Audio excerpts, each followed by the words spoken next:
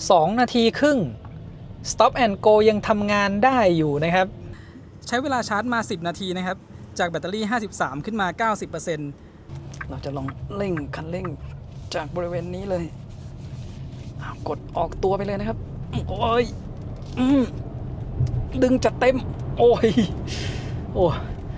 ลองมานั่งที่เบาะหลังนะคะพอพับเบาะแบบนี้เนี่ยก็ทำให้รู้สึกว่าเปลี่ยนห้องโดยสารเนี่ยให้กลายเป็นห้องนั่งเล่นเลยนะคะซึ่งก็จะเห็นว่าวิวสวยด้วยนะเราสามารถที่จะมองวิวออกไปได้เนี่ยรอบทิศทางเลยรวมไปถึงตัว Panoramic Glass Roof ด้วยนะคะซึ่ง Panoramic Glass Roof ของคันนี้เนี่ยพื้นที่ใหญ่มากนะคะตอนนี้เราอยู่บนทางหลวงดอยขุนตาลนะคะก็ขึ้นลงมาสักระยะหนึ่งแล้วคันนี้เนี่ยก็เป็นอีกคันหนึ่งที่ขับแล้วรู้สึกว่าค่อนข้างมั่นใจเลยนะคะสวัสดีค่ะตอนนี้คุณอยู่กับช่อง CG Go ค่ะแล้ววันนี้เชนกับก๊อฟอยู่กับรถไฟฟ้า 100% จากค่าย XPeng G6 Minor Change ปี 2025 เป็น Long Range Rear Wheel Drive ขับเคลื่อนล้อหลังคันที่อยู่กับเรานะคะราคา 1,349,000 บาทและเพิ่มเงินอีก 140,000 บาทเนี่ยคุณจะได้รุ่น Performance All Wheel Drive ขับเคลื่อน4ล้อแรงมากๆด้วยนะเพราะว่าก๊อฟเขาได้ลองแล้วเดี๋ยวในคลิปนี้เนี่ยมีเปรียบเทียบการใช้พลังงานกันด้วยเพราะฉะนั้นตัว All Wheel Drive เนี่ยก็จะราคาอยู่ที่ 1,489,000 บาทและสำหรับตัว Long Range Rear Wheel Drive เนี่ยจุดเด่นของ Minor Change ที่สำคัญมากคือชาร์จแรงขึ้นมากๆเลยนะคะซึ่งคันนี้เนี่ยเคลมว่าจากแบตแค่ 10% นะคะชาร์จให้ได้ 80% เนี่ยใช้เวลาเพียง 12 นาทีเท่านั้นฟังไม่ผิดนะคะน้อยกว่า 15 นาทีอีกอันนี้ก็ต้องขึ้นอยู่กับสถานีชาร์จด้วยนะคะว่าต้องเป็นสถานีที่ชาร์จแรงนะคะเพราะว่ารถเนี่ยรองรับได้แล้วสถานีชาร์จก็ต้องปล่อยกระแสไฟมาได้แรงด้วยนะแต่อันนี้ก็ถือว่า impressive มากเลยนะสำหรับ DC เนี่ยเขารองรับกระแสไฟได้สูงสุดถึง 451 กิโลวัตต์และสำหรับ AC เนี่ยอยู่ที่ 11 กิโลวัตต์แบตเตอรี่ที่ให้มาเนี่ยเป็นลิเธียมไอออน LFP นะคะขนาด 80.8 กิโลวัตต์อเวอร์และชาร์จแรงแล้วเนี่ยก็ยังวิ่งได้ไกลด้วยนะคะเพราะว่าตามมาตรฐาน NEDC เนี่ยคันนี้วิ่งได้ 600 กิโลเมตรเพราะฉะนั้นการขับทางไกลเนี่ยไม่ใช่ปัญหาอีกต่อไปวิ่งไกลแวะชาร์จก็แป๊บเดียวด้วยนะคะมาพูดถึงเรื่องสมรรถนะกันบ้างคันนี้เนี่ยแรงม้าให้มาที่ 296 แรงม้าแรงบิดสูงสุด 440 นิวตันเมตรสามารถทำความเร็วนะคะจาก 0 กิโลเมตรต่อชั่วโมงเนี่ยไปที่ 100 กิโลเมตรต่อชั่วโมงได้ภายในเวลาเพียง 6.7 วินาที แล้วก็ Max Speed อยู่ที่ 202 กิโลเมตรต่อชั่วโมง แล้วก็ปกติเวลาเปิดคลิปมาเนี่ยเราจะต้องเริ่มต้นถ่ายกันที่ด้านหน้าของตัวรถนะ วันนี้มาถ่ายที่ท้ายรถแทนเพราะว่าฝนตกทั้งวันเลยนะคะ ก็ยังไงเดี๋ยววันนี้ตั้งแต่ออกเดินทางก็น่าจะได้ลองเรื่องของฟีลการขับขี่ในช่วงที่ถนนเปียกฝนตกด้วยเลยนะคะ มาพูดถึงเรื่องของความเหมือนและก็ความแตกต่างนะคะของระหว่าง2รุ่นนี้สำหรับตัว Performance All Wheel Drive เนี่ยพละกำลังที่ให้มาเนี่ยเยอะกว่ามากนะคะก็ตอนที่กอล์ฟได้ขับนี่ก็รู้สึกว่าขนาดเหยียบคันเร่งยังไม่สุดเนี่ยก็พุ่งแล้วนะคะส่วนเรื่องของแบตเตอรี่ที่ให้มาเนี่ยทั้งรุ่น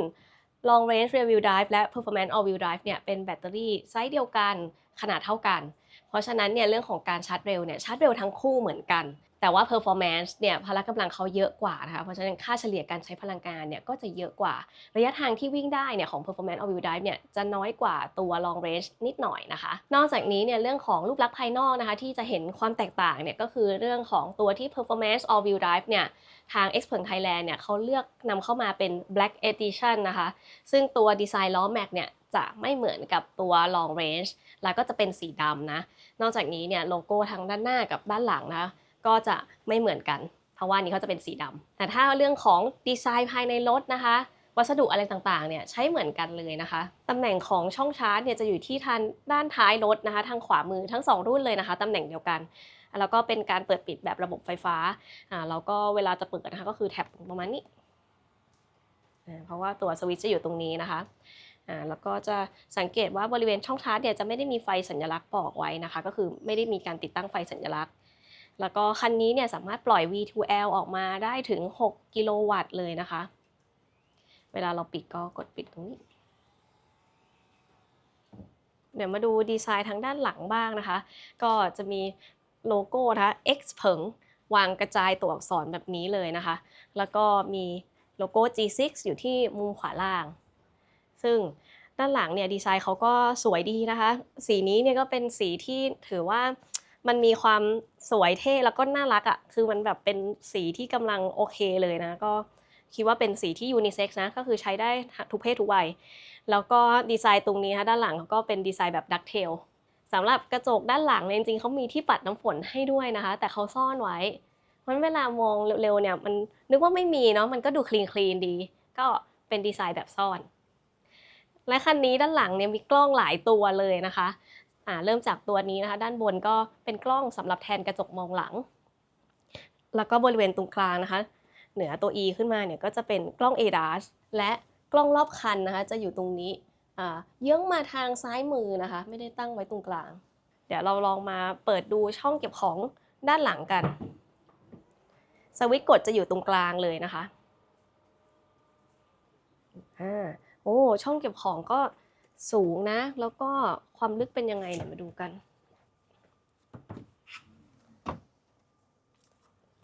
ลึกพอสมควรนะคะจะเห็นว่าด้านในเนี่ยขนถุงปูนมาแล้วด้วยนะ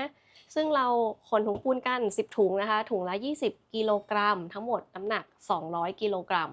อันนี้ก็เพื่อจำลองสถานการณ์เหมือนกับเรานั่งกันไปเต็มคันนะคะเพราะวันนี้เราไปกัน2คนนะถุงปูนก็จะเติมเข้าไปเป็นน้ำหนักของการนั่ง 4-5 คนพร้อมสัมภาระ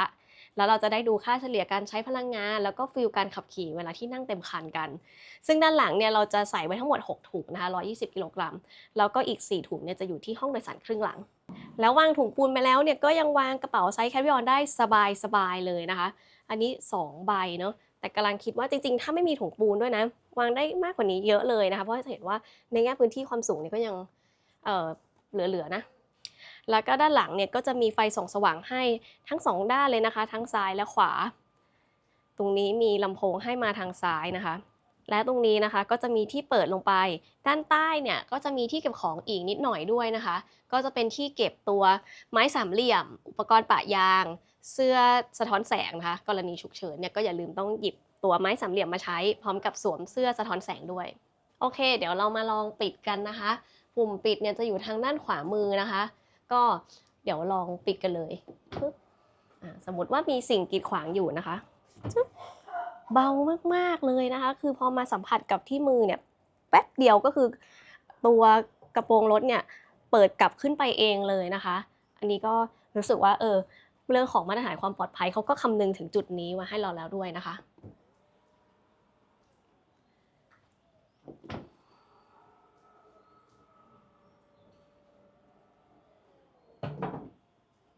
สำหรับความแตกต่างที่สังเกตเห็นได้ง่ายๆเลยนะคะระหว่างรุ่น G6 Minor Change 2025 กับรุ่นเก่าเนี่ยก็คือบริเวณด้านหน้ารถนะคะซึ่งถ้าเป็นรุ่นเก่าเนี่ยตัวไฟ Daytime Running Light เนี่ยเขาจะเป็นเส้นยาวเนี่ยจากซ้ายไปขวาแล้วจะถูกขั้นตรงกลางเนี่ยด้วยโลโก้ X ของ X เผิงแต่ถ้าเป็นตัว Minor Change 2025 เนี่ยเขาขยับตัวโลโก้ X เนี่ยขึ้นไปข้างบนนะคะเพื่อให้ตัวเส้นไฟเนี่ยสามารถที่จะยาวจากซ้ายไปขวาได้เลยโดยที่ไม่มีอะไรกั้นกลางและคลิปนี้นะคะเราจะพาเดินทางไกลแล้วก็ขับขึ้นเขากันด้วยนะจากกรุงเทพไปเชียงใหม่ขอบคุณทาง X เผิง Thailand นะคะที่ให้เรานำรถมารีวิวให้ได้ชมกันและก่อนออกเดินทางนะคะให้กำลังใจพวกเราด้วยการกดไลค์คลิปนี้กดติดตามช่อง CG Go ในทุกช่องทางเลยนะคะทั้ง YouTube Facebook และก็ TikTok นะคะ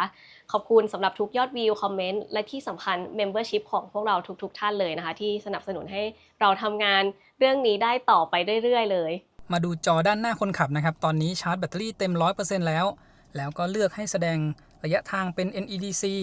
ตอนที่เต็ม 100% เลยมันจะเป็น600กิโลเมตรนะครับอันนี้เราเปิดแอร์ไว้แป๊บนึงระยะทางเลยลดลงมา2กิโลเมตรแล้วก็ข้อมูลที่โชว์ทั้งด้านซ้ายแล้วก็ด้านขวาเราสามารถปรับเปลี่ยนได้นะครับโดยการกดที่ปุ่มตรงนี้ค้างไว้มีทั้งซ้ายและขวานะครับผมจะลองกดค้างไว้ให้ดูฝั่งซ้ายนะครับมันจะเป็นจุดขึ้นมาแบบนี้เราหมุนเปลี่ยนได้เลยนะครับมีแรงดันลมยางอันนี้เป็นกราฟการใช้พลังงานนะครับทริประยะทางตั้งแต่เริ่มต้นบอกเวลาแล้วก็ค่าเฉลี่ยการใช้พลังงานโอโดมิเตอร์จะอยู่ด้านล่างนะครับแล้วก็บอกระยะทางหลังจากชาร์จตรงทริประยะทางตั้งแต่เริ่มต้นเนี่ยจะรีเซ็ตเมื่อเราล็อกรถนะครับแล้วก็โชว์เป็นแผนที่ได้ด้วยกลับมาตรงนี้ก็จะโชว์มีเดียที่เราใช้งานนะครับ Apple CarPlay ก็โชว์บนนี้ได้ทั้งฝั่งซ้ายและฝั่งขวาสามารถเปลี่ยนได้เหมือนกันเลยนะครับแล้วก็ถ้าเราเปลี่ยนเป็นข้อมูลอย่างอื่นเมื่อกี้สังเกตไหมครับว่า เกียร์ P เนี่ยจะขึ้นมาอยู่ด้านบนแทนแล้วก็ความเร็วจะอยู่ที่ตำแหน่งตรงนี้นะครับด้านบนจะบอกตำแหน่งเกียร์แทนเพราะว่าเราเปลี่ยนข้อมูลด้านซ้ายและขวาเป็นอย่างอื่นแทนนะครับแล้วก็เดี๋ยวผมเปลี่ยนกลับมาเหมือนเดิมพอเปลี่ยนกลับมาเป็นแบบนี้เกียร์แล้วก็ความเร็วที่แสดงด้านบนก็จะกลับลงมาอยู่ตรงนี้นะครับแถบที่เห็นตรงนี้จะบอกการใช้พลังงานฝั่งซ้ายจะเป็นสีเขียวนะครับการรีเจนแล้วก็พอเร่งคันเร่งจะเป็นขึ้นมาทางขวาตรงนี้นะครับด้านใต้เนี่ยจะเป็นบอกออโต้พาร์กิ้งนะครับคราวนี้เราลองเปลี่ยนมาตรฐานของระยะทางดูนะครับมาที่หน้าจอกลางกดที่รูปรถนะครับแล้วก็มาที่การชาร์จและการจ่ายไฟเลื่อนลงมาด้านล่างจะมี WLTP Dynamic แล้วก็ NEDC นะครับตอนนี้เนี่ยโชว์อยู่บนหน้าจอกลางด้วยพอเปลี่ยนเป็น WLTP เหลือ523กิโลเมตรนะครับตอน 100% เต็มๆเนี่ยคือ525 Dynamic อันนี้จะคำนวณจากการใช้งานล่าสุดของเรานะครับแต่ในซอฟต์แวร์เวอร์ชันล่าสุดนี้นะครับ 5.8.0.8904 เวลาที่ผมตั้งให้เป็น NEDC ไว้ล็อกรถแล้วกลับมาขับใหม่เนี่ยมันจะกลับไปเริ่มต้นอยู่ที่ WLTP นะครับแต่จริงๆแล้วเนี่ย WLTP มันก็จะใกล้เคียงการใช้งานที่สุดตรงนี้แค่แจ้งไว้นะครับเผื่อว่าใครเปลี่ยนเป็นแบบอื่นแล้วเนี่ยกลับมาขับใหม่มันจะกลับมาที่ WLTP นะครับมาดูที่แผนที่นะครับผมจะลองกดนำทางไปโรงแรมที่เชียงใหม่ตรงนี้อันนี้เป็นข้อมูลเดิมที่เซิร์ชไว้แล้วนะครับพอกดนำทางเนี่ยจะมีบอกนะครับว่าระยะการชาร์จ1ครั้งโดยประมาณถ้าผมลองกดเริ่มเขาจะคำนวณเส้นทางให้ก่อนนะครับแล้วก็จะมีตัวเลือกขึ้นมาให้3เส้นทางนะครับว่าเราจะไปทางไหนแต่จะมีข้อความเขียนบอกนะครับว่าระยะไม่เพียงพอก็คือแบตเตอรี่ไม่พอในการขับจากต้นทางถึงปลายทางนั่นเองเราจะต้องกดที่เครื่องหมายตรงนี้นะครับเพื่อให้เขาหาสถานีชาร์จให้เราคือเขาจะยังไม่เพิ่มสถานีชาร์จเข้ามาในเส้นทางจะต้องกดที่ปุ่มเมื่อกี้ก่อนนะครับตรงจุดนี้ก็ดีนะครับถ้าแผนที่เนี่ยมีการบอกแบตเตอรี่เมื่อไปถึงปลายทางเวลาที่เราขับไปเนี่ยเราจะได้ประเมินได้ถูกนะครับตอนนี้เขาเพิ่มสถานีชาร์จเข้ามาแล้วนะครับที่นครสวรรค์แล้วก็ที่เชลจังหวัดตากก็จะบอกเลยนะครับแวะชาร์จที่จุดนี้8นาทีแล้วก็ไปชาร์จที่เชลที่ตากอีก20นาทีนะครับตรงจุดนี้ก็ดีเลยนะครับทำให้เวลาที่เราขับเนี่ยเราขับเร็วขึ้นการคำนวณมันจะเป็นแบบไดนามิกนะครับถ้าเราขับเร็วเปอร์เซ็นต์แบตที่จะไปถึงมันก็จะลดลงถ้าขับช้าลงเปอร์เซ็นต์แบตที่จะไปถึงก็จะเยอะขึ้นนะครับทำให้เวลาที่เราขับเนี่ยไม่ได้กังวลมากนะครับว่าไปถึงแบตเตอรี่จะเหลืออยู่กี่เปอร์เซ็นต์แล้วก็ในซอฟต์แวร์เวอร์ชันล่าสุดนะครับเขาจะบอกเปอร์เซ็นต์แบตที่ไปถึงแล้วนะถ้าเป็นก่อนหน้านี้เขาจะบอกเป็นระยะทางนะครับว่าไปถึงเนี่ยระยะทางจะเหลือเท่าไหร่หมายถึงแบตเตอรี่ที่จะวิ่งได้นะครับแต่ในซอฟต์แวร์เวอร์ชันล่าสุดนี้บอกเปอร์เซ็นต์แบตเตอรี่แล้วนะครับว่าเราไปถึงจุดแรกที่จะแวะชาร์จแบตเหลือ 50% ระยะทางจะเหลือ213กิโลเมตรนะครับวันนี้ออกเดินทาง3โมงนะครับตอนนี้แค่ขึ้นทางด่วนมาเนี่ยก็เจอรถติดเลยฝนตกตั้งแต่เช้าเลยนะครับวันนี้แล้วก็ผมลองใช้ระบบช่วยขับนะครับ Lane Centering แล้วก็ Adaptive Cruise Control ในรุ่นใหม่นี้นะครับเซ็นเซอร์ที่พวงมาลัยเนี่ยจะเป็นเซ็นเซอร์แบบสัมผัสนะครับเดี๋ยวลองดูนะผมปล่อยมือไม่จับไปสักแป๊บหนึ่งเนี่ยไม่เกิน15วินาทีนะครับเดี๋ยวจะมีเตือนขึ้นมาแต่พอเป็น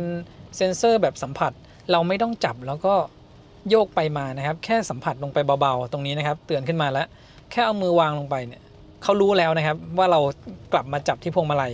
ถ้าเป็นในรุ่นเก่าหรือ X9 ก่อนหน้านี้นะครับจะต้องจับพวงมาลัยแล้วก็ต้องโยกไปมานิดนึงหรือรถบางคันเนี่ยที่เซ็นเซอร์ตัว Torque Sensor เขาอะมันต้องหมุนแบบหมุนเยอะหน่อยนะครับถึงรถจะรู้อะพอเป็นแบบนั้นอะแทนที่เราขับทางไกลแล้วจะรู้สึกสะดวกกลายเป็นพอรถขับทางตรงนิ่งๆจะต้องคอยหมุนพวงมาลัยอยู่นี้นะครับ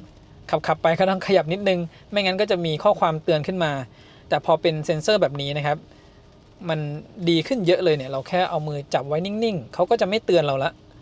แล้วก็สำหรับระบบช่วยขับในซอฟต์แวร์เวอร์ชันล่าสุดนี้นะครับที่ผมได้ลองใช้งานในรุ่น Performance แล้วก็มาลองใช้งานในรุ่น Long Range ซึ่งมันก็คือซอฟต์แวร์ตัวเดียวกันอยู่นะครับยังไม่ได้มีอัปเดตใหม่ออกมารู้สึกว่าเวลาใช้งานในเมืองเนี่ยเวลารถติดนะครับบางทีบางจังหวะมันจะรู้สึกว่าการเบรกเนี่ยมันยังไม่ค่อยสมูทสักเท่าไหร่คือเขาอัปเดตในส่วนอื่นเข้ามามากกว่านะครับถ้าเป็นการขับทางไกลเดี๋ยววันนี้ที่จะลองให้ดูนะครับช่วงถนนสายเอเชียที่มีรถบรรทุกแบบนั้นเนี่ยอาการหน้าทิ่มเนี่ย ไม่ค่อยมีแล้วนะครับเรียกว่าแทบจะไม่เจอเลยแต่ว่าถ้าเป็นการขับในเมืองหรือเวลาที่ขับตามรถคันหน้าเขาชะลอเราจะรู้สึกได้ถึงเวลาที่เขาชะลอเบรกนะครับมันยังไม่ได้แบบเนียนไปเลยเนี่ยถ้าเป็นแบบนี้เนี่ยอันนี้ยังช้าอยู่ถ้าช้าๆเนี่ยยังพอโอเคนะครับแต่ถ้าแบบเร็วแล้วก็ช้าเร็วแล้วก็ช้ามันจะเหมือนเราเร่งเข้าไปใส่ข้างหน้าแล้วก็เหมือนเรากดเบรกลงไปแบบแรงไปหน่อยหนึ่งนะครับมันรู้สึกไม่ค่อยสมูทสักเท่าไหร่และในเวอร์ชันล่าสุดของซอฟต์แวร์นี้นะครับเขามีการอัปเดตระบบช่วยขับเข้ามาเพิ่มนะครับตรงนี้เวลาที่ผมหมุนพวงมาลัยอยู่เนี่ยจะมีขึ้นมาว่าโหมดการขับขี่แบบร่วมมือภาษาอังกฤษก็ co-driving นะครับก็คือระบบของรถเนี่ยช่วยขับไปด้วยแล้วก็เราสามารถควบคุมรถไปด้วยได้เลยนะครับปกติแล้วในรถรุ่นอื่นๆหรือ X เผิงเองเนี่ยถ้าเป็นซอฟต์แวร์เวอร์ชันเก่านะครับบางทีว่าเราหักพวงมาลัยเนี่ยก็จะออกจากระบบเลนเซนเตอร์ลิงไปก่อนนะครับแต่อันนี้สังเกตว่าผมหักพวงมาลัยเนี่ยเส้นถนนที่เป็นสีฟ้าก็ยังคงอยู่นะครับแล้วก็ถ้าเราไม่ได้ฝืนพวงมาลัยเขาก็ช่วยขับอยู่เหมือนเดิมนะครับบังคับรถให้อยู่กลางเลนไปแบบนี้เลยนะครับอันนี้ก็ทำให้สะดวกสำหรับการใช้งานขึ้นนะครับบางยี่ห้อเนี่ยหักพวงมาลัยนิดนึงจะต้องกด activate ระบบ centering กลับมาใหม่นะครับอันนี้คือทำงานร่วมกันไปได้เลยนะครับแล้วก็ระหว่างที่ฝนตกนะครับ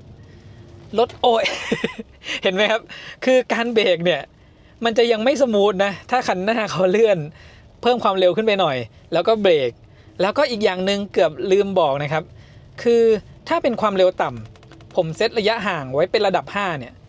คันนี้เขาก็ไม่ได้เว้นระยะห่างให้ไกลมากนะครับถ้าความเร็วต่ำแบบนี้ก็เว้นในระยะที่โอเคเลยแต่ถ้าความเร็วเพิ่มขึ้นหน่อยแล้วเนี่ยเขาจะเว้นระยะเอาไว้ห่างเกินนะครับซึ่งเราก็ต้องคอยกดกลับมาให้เป็นระยะห่างแบบเลเวล1เหมือนเดิมถ้าเป็นการใช้งานแบบ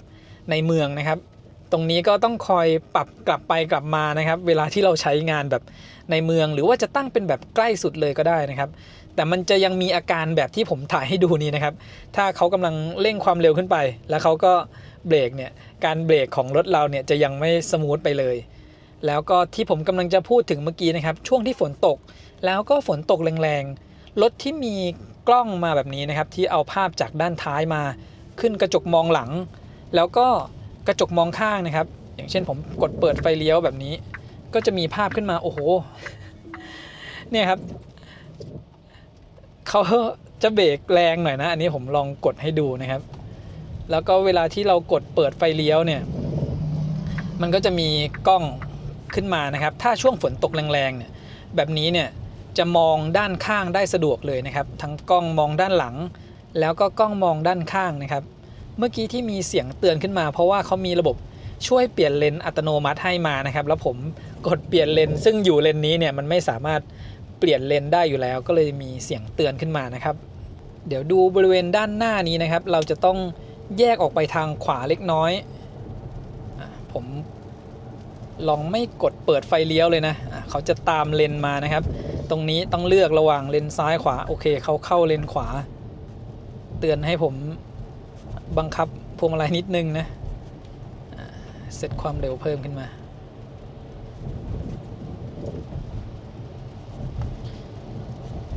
ถ้ารถแบบโล่งๆนะครับไม่ได้รถเยอะเนี่ยผมว่าก็โอเคอยู่นะครับการใช้งานแต่ถ้าเป็นการใช้งานในเมืองแบบรถติดเนี่ยยังเบรกได้ไม่ค่อยสมูทนะครับช่วงเข้าโค้งแบบนี้ถ้าเราต้องการจะบังคับเองเนี่ยก็สามารถบังคับไปได้เลยนะครับทำงานร่วมกันนะครับทั้งระบบช่วยขับแล้วก็เราบังคับได้ด้วยนะครับโอ้โหเร่งเข้ามาหาคันข้างหน้าแรงมากเลยนะผมต้องเหยียบเบรกเองนะครับเมื่อกี้เนี่ยอาจจะเป็นเพราะว่าผมเซตระยะห่างจากคันหน้าให้เป็นแบบใกล้นะครับเพราะว่าก่อนหน้านี้มันรถติดเราก็เลยเซตให้ใกล้แล้วทีนี้พอความเร็วสูงรถก็จะพยายามเร่งความเร็วเข้าไปให้ใกล้คันด้านหน้านะครับเทียบความเร็วบนหน้าจอกับ GPS นะครับที่ความเร็ว100กิโลเมตรต่อชั่วโมงบน GPS จะอยู่ประมาณ 96.8 ถึง 97.2 กิโลเมตรต่อชั่วโมงนะครับขับมาได้47กิโลเมตรแล้วนะครับตอนนี้แบตเตอรี่เหลืออยู่ 90% พอดีเลยค่าเฉลี่ยการใช้พลังงานอยู่ที่ 15.9 กิโลวัตต์ชั่วโมงต่อ100กิโลเมตรนะครับแล้วก็ความเร็วที่ใช้ขณะขับมาเนี่ยจะอยู่ในช่วง 80 ถึง 100 กิโลเมตรต่อชั่วโมงนะครับมีรถติดช่วงทางด่วนพระราม 3 อยู่สัก 10 ถึง 15 นาที เรียกว่าแบตเตอรี่ 10% แรกเนี่ยถ้าคิดออกมาเป็น 1% ก็ได้ประมาณ 4.7 ถึง 4.8 กิโลเมตรต่อแบตเตอรี่ 1% นะครับขับอยู่ถนนสายเอเชียแล้วนะครับเพิ่งเลยหน้าเซ็นทรัลอยุธยามาได้แป๊บเดียวเองแบตเตอรี่เหลืออยู่ 85% นะครับแล้วก็ระยะทางที่ขับมาโชว์บนหน้าจอคือ 78.7 กิโลเมตรนะครับค่าเฉลี่ยการใช้พลังงานอยู่ที่ 15.4 กิโลวัตต์อเวอร์ต่อ 100 กิโลเมตรอุณหภูมิภายนอกวันนี้อยู่ที่ 28 องศานะครับที่ต้องแจ้งอุณหภูมิเนี่ยเพราะว่าวันที่ขับรุ่น Performance มาอุณหภูมิภายนอกจะอยู่ประมาณ 33-34 องศานะครับอันนี้ก็อาจจะมีผลเล็กน้อยในการเทียบเรื่องการใช้พลังงานในรุ่น Performance เนี่ยวันนั้นผมก็บรรทุกน้ำหนักมาด้วยนะครับให้ใกล้เคียงกับผู้โดยสารนั่งเต็มคันมีถุงปูนทั้งหมด12ถุงนะครับ240กิโลกรัมวันนี้เอามาทั้งหมด10ถุงแล้วก็เชงมาด้วยนะครับก็น้ำหนักรวมแล้วก็ใกล้เคียงกันนะครับที่บรรทุกเพิ่มนะแต่ว่าคันนั้นเนี่ยจะมีมอเตอร์เพิ่มมาอีกตัวหนึ่งแปลว่าน้ำหนักตัวรถเปล่าๆทั้ง2รุ่นเนี่ยรุ่น Performance ก็จะต้องหนักกว่ากันอยู่อีกนิดนึงนะครับวันนั้นที่แวะชั่งน้ำหนักเนี่ยรวมแล้ว 2,510 กิโลกรัมนะครับเดี๋ยวดูว่าวันนี้เนี่ยที่รวมบรรทุกมาแล้วน้ำหนักจะได้กี่กิโลกรัมนะครับและตอนนี้เนี่ยผมกดนำทางไปด้วยนะครับไปที่จุดชาร์จใหม่อยู่เลยเลี่ยงเมืองนครสวรรค์ไปประมาณ10กิโลเมตรเป็นของ Spark EV นะครับอยู่ในปั๊มบางจากหนองเบนจะเป็นตู้หัวเว่ยที่ชาร์จกำลังไฟได้สูงสุด400กิโลวัตต์ต่อตู้นะครับกำลังไฟรวมทั้งสถานีเนี่ย600กิโลวัตต์มีทั้งหมด6หัวชาร์จนั่นแปลว่าถ้าชาร์จพร้อมกัน6คันเลยนะครับและดึงกำลังไฟแบบเท่าๆกันเนี่ยอย่างน้อยๆเนี่ยก็จะรับได้100กิโลวัตต์นะครับในแผนที่เนี่ยบอกว่าจะไปถึงประมาณ6โมงนะครับซึ่งถ้าไปถึง6โมงเนี่ยไม่แน่ใจว่าร้านอาหารจะเหลือเปิดอยู่กี่ร้านนะครับถ้ายังเหลือร้านอาหารเนี่ยก็ได้ชาร์จไปด้วยแล้วก็กินข้าวให้เรียบร้อยเลยนะครับช่วง6โมงเย็นเดี๋ยวดูนะครับที่ในแผนที่บอกเนี่ยว่าไปถึงแบตเตอรี่เราเหลือ 51% ขับไปถึงจริงๆแล้วเนี่ยจะเหลือ 51% ตามที่เขาคำนวณไว้ให้หรือเปล่านะครับผมใช้ระบบ X Pilot เข้ามาให้รถหยุดบริเวณไฟแดงนะครับแล้วจะลองจับเวลาดู Stop and Go รถหยุดนิ่งแล้วในรุ่น Performance ที่ได้ทดสอบไปอันนั้นมันประมาณ 30-45 วินาทีนะครับรถก็ยังเคลื่อนที่ออกไปให้เองได้เวลาที่เราใช้ระบบช่วยขับอยู่นะครับเดี๋ยวลองดูจุดนี้เผื่อจะได้เวลานานกว่าเดิมนะครับข่าวก่อนนี้พอติดไฟแดงเนี่ยไม่เกิน1นาทีก็ไฟเขียวแล้วนะครับเราสามารถเห็นรถได้รอบคันเลยนะครับเพราะว่ารถคันนี้เนี่ยเขาให้กล้อง ADAS มาแบบครบเลยรอบด้านนะครับ50วินาทีนะครับรถยังเคลื่อนตัวออกไปให้ได้ก็ถือว่านานอยู่นะครับจริงๆก็อาจจะนานกว่านี้อีกนะไม่รู้ว่าได้นานสุดที่กี่นาทีนะครับนี่เกือบนาทีแล้วก็ยังสามารถ stop and go ให้ได้นะครับอันนี้ก็ดีเลยเวลารถหยุดนิ่งระบบก็ทำงานต่อเนื่องให้เลยขับมาถึงนครสวรรค์แล้วนะครับระยะทางรวมอยู่ที่207กิโลเมตรแบตเตอรี่เหลืออยู่ 61% นะครับส่วนค่าเฉลี่ยการใช้พลังงานเนี่ยพอดีว่าเมื่อกี้จอดแวะปั๊มแล้วมันรีเซ็ตไปนะครับคันนี้เนี่ยถ้าเราเผลอกดล็อกรถแป๊บเดียวเนี่ยทริปตั้งแต่เริ่มที่มันจะบอกค่าเฉลี่ยการใช้พลังงานรวมตั้งแต่เราเริ่มขับนะครับมันจะรีเซ็ตไปทันทีเลยแต่ว่าผมก็ถ่ายเก็บไว้อยู่นะครับเดี๋ยวค่อยเอาตัวเลขเนี่ยไปรวมกันแล้วค่อยหารเฉลี่ยอีกทีหนึ่งนะครับก็วันนี้กว่าจะได้ทดสอบความเร็วต่างๆจนครบนะครับเพื่อดูค่าเฉลี่ยการใช้พลังงานเนี่ยก็ขับมาเกือบ200กิโลเมตรเลยนะครับช่วงทดสอบความเร็ว120เนี่ยพอทดสอบเกือบจะได้เดี๋ยวก็มีรถช้าบ้างเดี๋ยวก็มีรถแทรกบ้างนะครับค่าเฉลี่ยการใช้พลังงานที่ความเร็ว80กิโลเมตรต่อชั่วโมงเนี่ยอยู่ประมาณ 11.2 ถึง 11.5 กิโลวัตต์อเวอร์ต่อ100กิโลเมตรนะครับเรียกว่าประหยัดกว่าในรุ่น Performance อยู่แค่นิดเดียวเองนะครับในรุ่น Performance เนี่ยก็จะอยู่ประมาณ 11.8 ถึง 12 ต้นๆนะครับคือในรุ่น Performance เนี่ยถ้าเป็นโหมด Comfort เนี่ยก็จะอยู่ประมาณ 12.2 ถึง 12.5 แต่ในคันนี้นะครับในโหมด Comfort เหมือนกันเนี่ยก็จะอยู่ประมาณ 11.2 ก็ต่างกันอยู่ประมาณ1กิโลวัตต์อเวอร์ต่อ100กิโลเมตรนะครับแต่ถ้าเป็นรุ่น Performance แล้วขับในโหมด Eco ก็จะสามารถทำตัวเลขประมาณ 11.8 กิโลวัตต์อเวอร์ต่อ100กิโลเมตรได้ก็เรียกว่าต่างกันอยู่นิดเดียวเองนะครับคือในรุ่น Performance เนี่ยได้ความแรงแล้วยังจัดการพลังงานได้ดีด้วยทีนี้ที่ความเร็ว100กิโลเมตรต่อชั่วโมงค่าเฉลี่ยการใช้พลังงานของรุ่น Long Range อยู่ที่ประมาณ15กิโลวัตต์อเวอร์ต่อ100กิโลเมตรนะครับที่ความเร็ว100กิโลเมตรเนี่ยก็จะวิ่งได้ระยะทางประมาณ500กิโลเมตรส่วนถ้าเป็นรุ่น Performance ค่าเฉลี่ยการใช้พลังงานก็จะอยู่ประมาณ16กิโลวัตต์อเวอร์ต่อ100กิโลเมตรนะครับต่างกันอยู่ประมาณ1กิโลวัตต์อเวอร์ต่อ100กิโลเมตรเหมือนกันเลยนะทั้งความเร็ว80แล้วก็ความเร็ว100กิโลเมตรต่อชั่วโมงนะครับระยะทางที่ขับได้เนี่ยก็จะต่างกันอยู่นิดนึงนะครับต่างกันอยู่ไม่เยอะเหมือนกับสเปคที่เขาเคลมมาเลยนะครับที่เขาเคลมว่ารุ่น Long Range 600กิโลเมตร NEDC ส่วนรุ่น Performance 575กิโลเมตร NEDC มันก็ประมาณนั้นเลยนะครับประมาณ 30-50 กิโลเมตรสำหรับระยะทางที่วิ่งได้นะครับและที่ความเร็ว120กิโลเมตรต่อชั่วโมงนะครับค่าเฉลี่ยการใช้พลังงานอยู่ที่ 19.7 ถึง 20 กิโลวัตต์อเวอร์ต่อ100กิโลเมตรนะครับเรียกว่าการใช้พลังงานเนี่ยก็อยู่ใกล้เคียงกันกับรุ่น Performance เลยนะครับรุ่น Performance เนี่ยก็จะอยู่ประมาณ20 ถึง 20.5 กิโลวัตต์อเวอร์ต่อ100กิโลเมตรหรือถ้าเราอาจจะคำนวณแบบเผื่อๆเลยก็ได้นะครับก็ในรุ่น Long Range ก็อยู่สัก 19.5 ในรุ่น Performance ก็ประมาณสัก 20.5 นะครับผมตีว่ามันน่าจะต่างกันประมาณสัก1กิโลวัตต์อเวอร์ต่อ100กิโลเมตรเหมือนกันระยะทางที่วิ่งได้เนี่ยก็ต่างกันนิดเดียวเลยนะครับตามสเปคที่เขาเคลมมาเลยถ้าเป็นแบบนี้เนี่ยถือว่าในรุ่น Performance เนี่ยการจัดการพลังงานนี้ทำได้ดีเลยนะครับพละกำลังมากกว่ากันเกือบ200แรงม้าแต่การใช้พลังงานเนี่ยต่างกันเพียงนิดเดียวเองนะครับตอนนี้ก็ใกล้ๆจะถึงเลี่ยงเมืองนครสวรรค์นะครับแต่ลองกดดูจากในแผนที่แล้วเนี่ยน่าจะมีอุบัติเหตุนะครับวันนี้อาจจะต้องวิ่งตรงเข้าไปทางเมืองนครสวรรค์ทางนี้แทนนะครับตอนแรกผมก็งงนะกดนำทางตอนแรกเนี่ยบอกว่าเราจะไปถึงปั๊มบางจากสักประมาณ6โมงไม่เกิน6โมงครึ่งนะครับขับมาเรื่อยๆเนี่ยเวลาที่จะถึงเพิ่มขึ้นทั้งที่ความเร็วที่ขับก็อยู่ในช่วง120กิโลเมตรต่อชั่วโมงเพิ่งลองดูจากแผนที่นะครับว่าน่าจะมีอุบัติเหตุอยู่แถวๆเลี่ยงเมืองนครสวรรค์นะครับระยะทางที่ต่างกันเนี่ยต่างกันอยู่ประมาณ3กิโลเมตรนะถ้าเราขับเข้าไป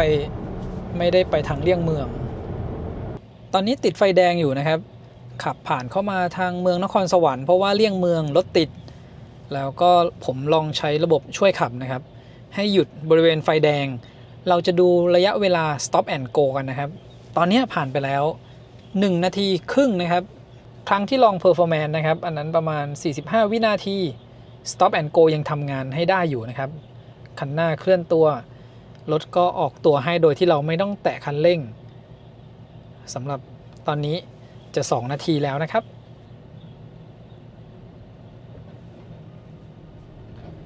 2นาทีครึ่ง stop and go ยังทำงานได้อยู่นะครับเรียกว่าปล่อยมือได้นานๆเลยนะเวลาที่ติดไฟแดงแล้วก็ยังไม่ต้องแตะคันเร่งนะครับตอนนี้เขาเตือนให้เราจับพวงมาลัยแล้วสำหรับเรื่องจับพวงมาลัยเนี่ยแค่15วินาทีก็เตือนแล้วนะครับแต่ถ้าเป็นช่วงที่รถจอดอยู่เนี่ยตอนนั้นจะยังไม่นับเวลานะครับช่วงที่รถจอดสนิทเราสามารถปล่อยมือได้เลยเหมือนเมื่อกี้ที่ผมถ่ายให้ดู stop and go นะครับ2นาทีครึ่งรถก็เคลื่อนตัวออกให้แล้วก็พอรถเคลื่อนที่ออกไปเนี่ยเขาก็จะเริ่มนับ15วินาทีถ้าเรายังไม่จับพวงมาลัยระบบก็จะเตือนขึ้นมาบนหน้าจอนะครับ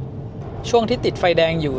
ในเมืองนครสวรรค์เมื่อกี้ผมก็ลืมบอกเปอร์เซ็นต์แบตเตอรี่นะครับทุกครั้งเนี่ยจะไม่ได้ขับผ่านเข้ามาในเมืองแบตเตอรี่เนี่ยเหลือประมาณ 56% นะครับถ้าเราขับรุ่น Long Range จากกรุงเทพนะครับแถวพระราม3ขับมาถึง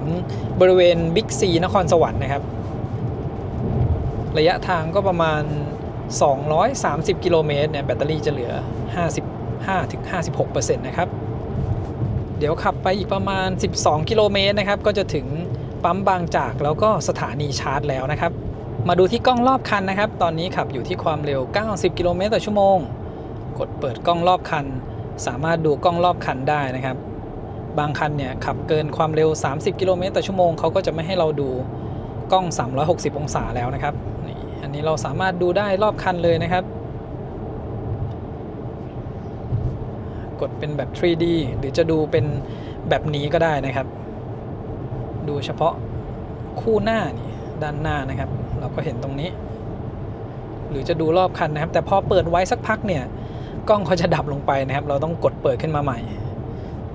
ตอนนี้ใช้ระบบช่วยขับอยู่นะครับผ่านจุดกลับรถมีอาการเอียงขวาออกไปตามเส้นที่พื้นนิดนึงนะนอกจากกล้องรอบคันแล้วนะครับคือเขามีกล้องเวลาที่เราเปิดไฟเลี้ยวนะครับเช่นเปิดไฟเลี้ยวขวาก็มีกล้องขึ้นมาข้างนอกเนี่ยมืดแล้วนะครับจะเห็นว่าพอเราเปิดไฟเลี้ยวเนี่ยภาพที่เรามองจากกล้องที่ถ่ายมาเนี่ยก็ถือว่าชัดดีนะครับแล้วเป็นแบบ High Dynamic Range นะครับคือ noise อาจจะเยอะหน่อยถ้าเป็นตอนกลางคืนแต่ว่า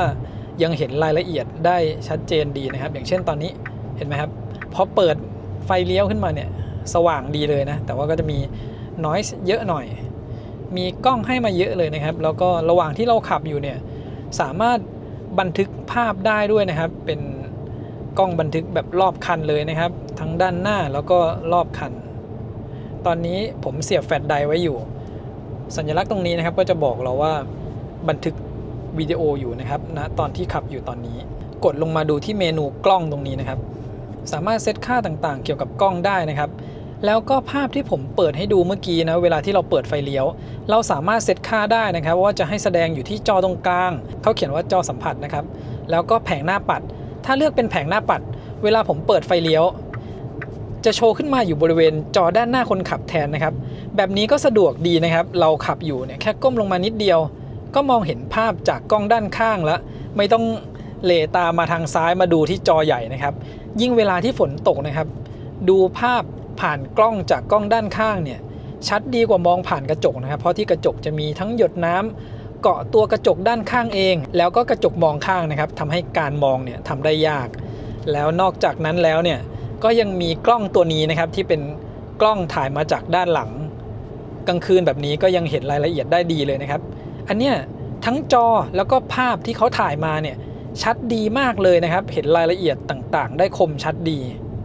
อันนี้มันมืดมากๆนะครับด้านหลังตอนนี้ก็เลยเห็นเป็นแบบนี้แต่ในกล้องอาจจะไม่เห็นรายละเอียดเท่ากับตาที่ผมเห็นอยู่ตอนนี้นะครับถือว่ากล้องเขาละเอียดดีมากเลยอันนี้ถ้าเป็นช่วงใช้งานในเมืองอาจจะรู้สึกแปลกๆนิดนึงนะครับเวลาที่มีมอเตอร์ไซค์อยู่ด้านหลังเราจะเห็นหน้าคนขับมอเตอร์ไซค์เนี่ยชัดเจนมากเลยเพราะว่าตำแหน่งเนี่ยมันอยู่บริเวณหลังคานะครับสูงขึ้นไปหน่อยแล้วก็บางทีเนี่ยก็จะเห็นเข้าไปชัดถึงหน้าคนขับรถคันด้านหลังเลยนะครับเวลาจอดติดไฟแดงสำหรับกล้องที่บันทึกการขับขี่นะครับถ้าเราเลื่อนลงมาแล้วเนี่ย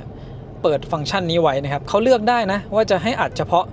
มุมด้านหน้าหรือจะอัดรอบคันนะครับที่ผมบอกไปเมื่อกี้ถึงปั๊มบางจากที่บอกแล้วนะครับปั๊มบางจากหนองเบนคือพอพ้นเลี่ยงเมืองนครสวรรค์มาเนี่ยให้สังเกตเลยนะครับสักไม่เกิน10 กิโลเมตรเห็นปั๊มเชลเนี่ยถัดมาก็คือปั๊มบางจากนะครับตอนนี้มีสถานีชาร์จของ Spark EV เป็นตู้หัวเว่ยฟาสต์ชาร์จนะครับกำลังไฟรวม600 กิโลวัตต์และที่ผมลองเช็คดูเมื่อกี้นะครับยังไม่มีใครมาชาร์จเลยนะตอนนี้เราน่าจะรับกำลังไฟได้เต็มๆเลยนะครับตอนนี้ก็ถือว่าแบตเหลือเยอะไปหน่อยนึงนะเหลือตั้ง 53% เลยนะครับแล้วก็วันก่อนที่ผมขับมาเนี่ยในรุ่น Performance แบตเตอรี่เหลือ 49% นะครับเรียกว่าต่างกันอยู่แค่นิดเดียวเองนะครับชาร์จตู้ไหนดีตู้ตรงนี้แล้วกันนะครับแต่ถ้ามาถึงค่ำหน่อยนะครับ6 โมงเนี่ยร้านอาหารส่วนใหญ่จะปิดแล้วนะครับต้องมาถึงสัก5 โมงร้านอาหารจะยังเยอะอยู่แล้วก็มีมินิบิ๊กซีนะครับผมลืมไปอย่างหนึ่งนะคันนี้เนี่ยจริงๆแล้วเขามีระบบถอยจอดอัตโนมัตินะครับเนี่ยขึ้นมาแล้วใช่แต่เป็นอีกช่องหนึ่งนะการถอยของเขาก็เนียนอยู่นะแต่นี้ผมก็ดันลืมครับ มัวแต่โม้เรื่องตู้ดูที่หน้าจอนะครับแบตเตอรี่เหลืออยู่ 53% ระยะทางที่เป็น NEDC เหลือ320 กิโลเมตรระยะทางที่ขับมาที่โชว์บนหน้าจอนะครับให้ดูจากหลังจากชาร์จก็คือผมชาร์จจากที่บ้านเต็ม 100% มานะครับ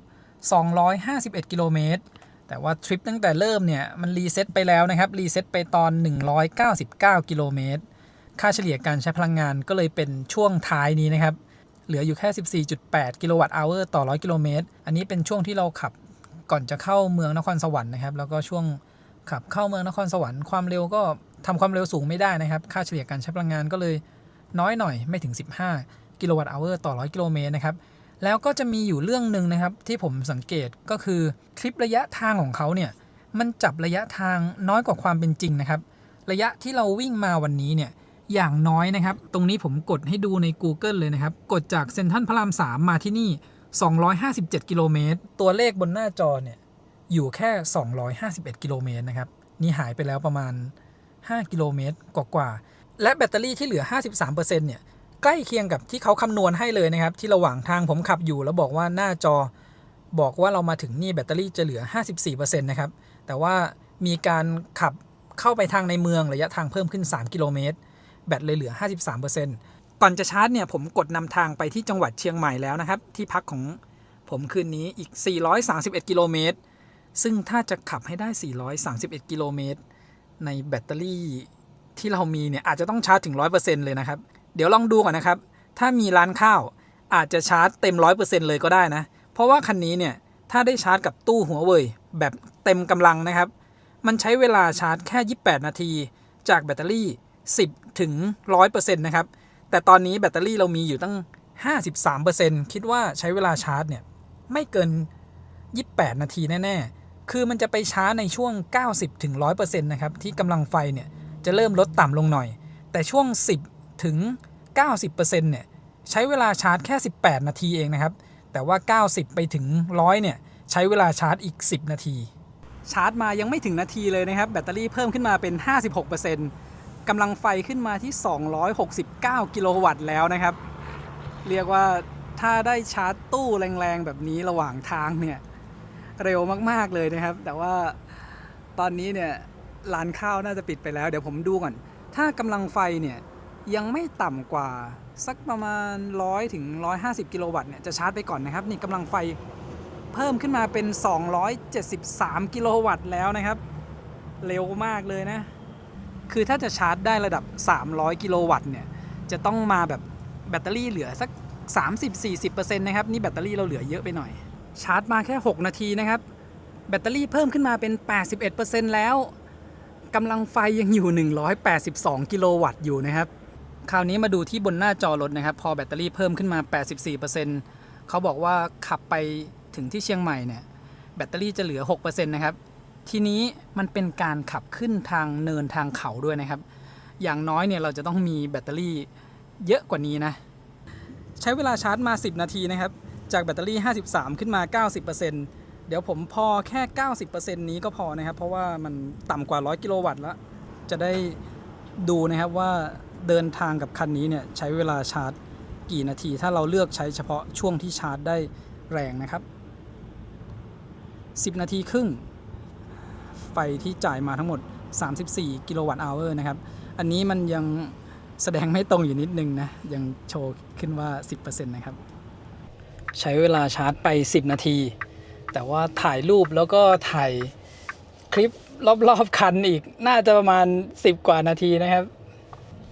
แบต 90% เนี่ยอาจจะขับไปไม่ถึงนะก็อาจจะต้องแวะชาร์จอีกนิดหน่อยนะครับระหว่างทางหรือเราอาจจะไปชาร์จอีกทีที่เถินนะครับกับตู้150 กิโลวัตต์ถ้าเป็นตู้150 กิโลวัตต์เนี่ยแล้วรับได้เต็มๆนะครับ1 นาทีเนี่ยเราจะได้แบตเพิ่มประมาณ 2.5% ชาร์จสัก5 นาทีก็ได้ขึ้นมา10 กว่าเปอร์เซ็นต์แล้วนะครับระยะทางที่เราขับมาถึงปั๊มบางจากหนองเบนเมื่อกี้นะครับมันก็ประมาณ260 กิโลเมตรเราใช้แบตยังไม่ถึง 50% เลยนะครับถ้าคำนวณเป็นต่อ 1% เนี่ยก็แสดงว่า 1% วิ่งได้ระยะทางประมาณ5 กิโลเมตรนิดๆนะครับถ้าเราชาร์จเต็ม 100% ที่จุดเมื่อกี้ซึ่งมันจะใช้เวลาผมว่าไม่เกิน20 นาทีนะมีสิทธิ์ขับไปถึงเชียงใหม่ได้เลยนะครับถ้าไม่ได้ใช้ความเร็วสูงมากช่วงต้นเนี่ยเราใช้ความเร็วส่วนใหญ่รวมๆอยู่100-120เนี่ยมันเลยยังได้เปอร์เซ็นต์เยอะอยู่นะครับมาถึง EV Hub ที่จังหวัดกำแพงเพชรแล้วนะครับจุดนี้เดี๋ยวผมแวะเข้ามาเช็คพอยต์นิดนึงนะครับทุกทีเราจะต้องมาเช็คพอยต์ที่จุดนี้ เป็นระยะ300กิโลเมตรนะครับจริงๆระยะตรงเนี้ยเหมาะกับการชาร์จสำหรับรถที่แบตเตอรี่ไซส์ใหญ่แบบนี้นะครับถ้าสำหรับจุดที่ผมแวะเมื่อกี้เนี่ยถ้าเป็นรถที่วิ่งได้สักไม่เกิน500กิโลเมตร NEDC อ่ะยังไงถึงนั่นแบตก็จะเหลือประมาณสัก 20-30% นะครับแต่ถ้าเป็นรถพวกไซส์แบตใหญ่ๆแล้วก็ประหยัดพลังงานหน่อยเนี่ยถึงนั่นก็อย่างที่เห็นนะครับแบตยังเหลือประมาณ 50% อยู่เลยหรือถ้าใครขับออกจากกรุงเทพแบต 80% น่ะถึงที่ปั๊มบางจากก็พอดีเลยนะครับแบตน่าจะเหลือสักประมาณ 30% แบตเตอรี่เหลืออยู่ 82% นะครับจากปั๊มบางจากที่หนองเบนขับมานี่ระยะทางประมาณ40กิโลเมตรนะครับตรงนี้บอกอยู่46กิโลเมตรนะครับหลังจากชาร์จซึ่งเราใช้แบตเตอรี่ไปทั้งหมด 8% นะครับถ้าเราขับจากกรุงเทพจนมาถึงจุดนี้เลยเนี่ยแบตเตอรี่จะเหลือประมาณ 45% นะครับเอา 53% ที่จุดนั้นลบออกจาก 8% ที่เราใช้ไปณตอนนี้นะครับและระยะทางที่ขับมาจากกรุงเทพมาถึงจุดนี้ทริปเนี่ยเขาแสดงบนหน้าจอว่า297กิโลเมตรนะครับอันนี้เนี่ยก็น้อยไปนิดนึงนะอย่างที่ผมบอกไปอย่างน้อยต้องมี300กิโลเมตรนะครับและวันนี้อย่างที่บอกไปนะครับเดี๋ยวผมต้องรอขับไปจนถึงที่เชียงใหม่นะครับค่อยเอาระยะทางทั้งหมดเนี่ยมาบวกรวมกันอีกครั้งหนึ่งก่อนที่ค่าตัวนี้มันจะรีเซ็ตไปรอบแรกนะครับที่ระยะประมาณ199กิโลเมตรก็ได้ถ่ายระยะและการใช้พลังงานไว้แล้วนะครับและตอนนี้เราขับมาจากจุดนั้นอีก98กิโลเมตรค่าเฉลี่ยการใช้พลังงานอยู่ที่ 14.9 กิโลวัตต์อเวอร์ต่อ100กิโลเมตรโดยความเร็วที่ใช้นะครับรวมๆเนี่ยก็อยู่ประมาณ120กิโลเมตรต่อชั่วโมงนะครับส่วนใหญ่จะอยู่ในช่วง100 ถึง 110เพราะว่ารถยังเยอะอยู่นะครับและมาดูที่แผนที่นะครับตอนนี้ยังนำทางไปที่โรงแรมที่เชียงใหม่นะครับเขายังบอกว่าไปถึงแบตเตอรี่จะเหลือ 12% อยู่นะครับซึ่งผมยังขับอยู่ในช่วง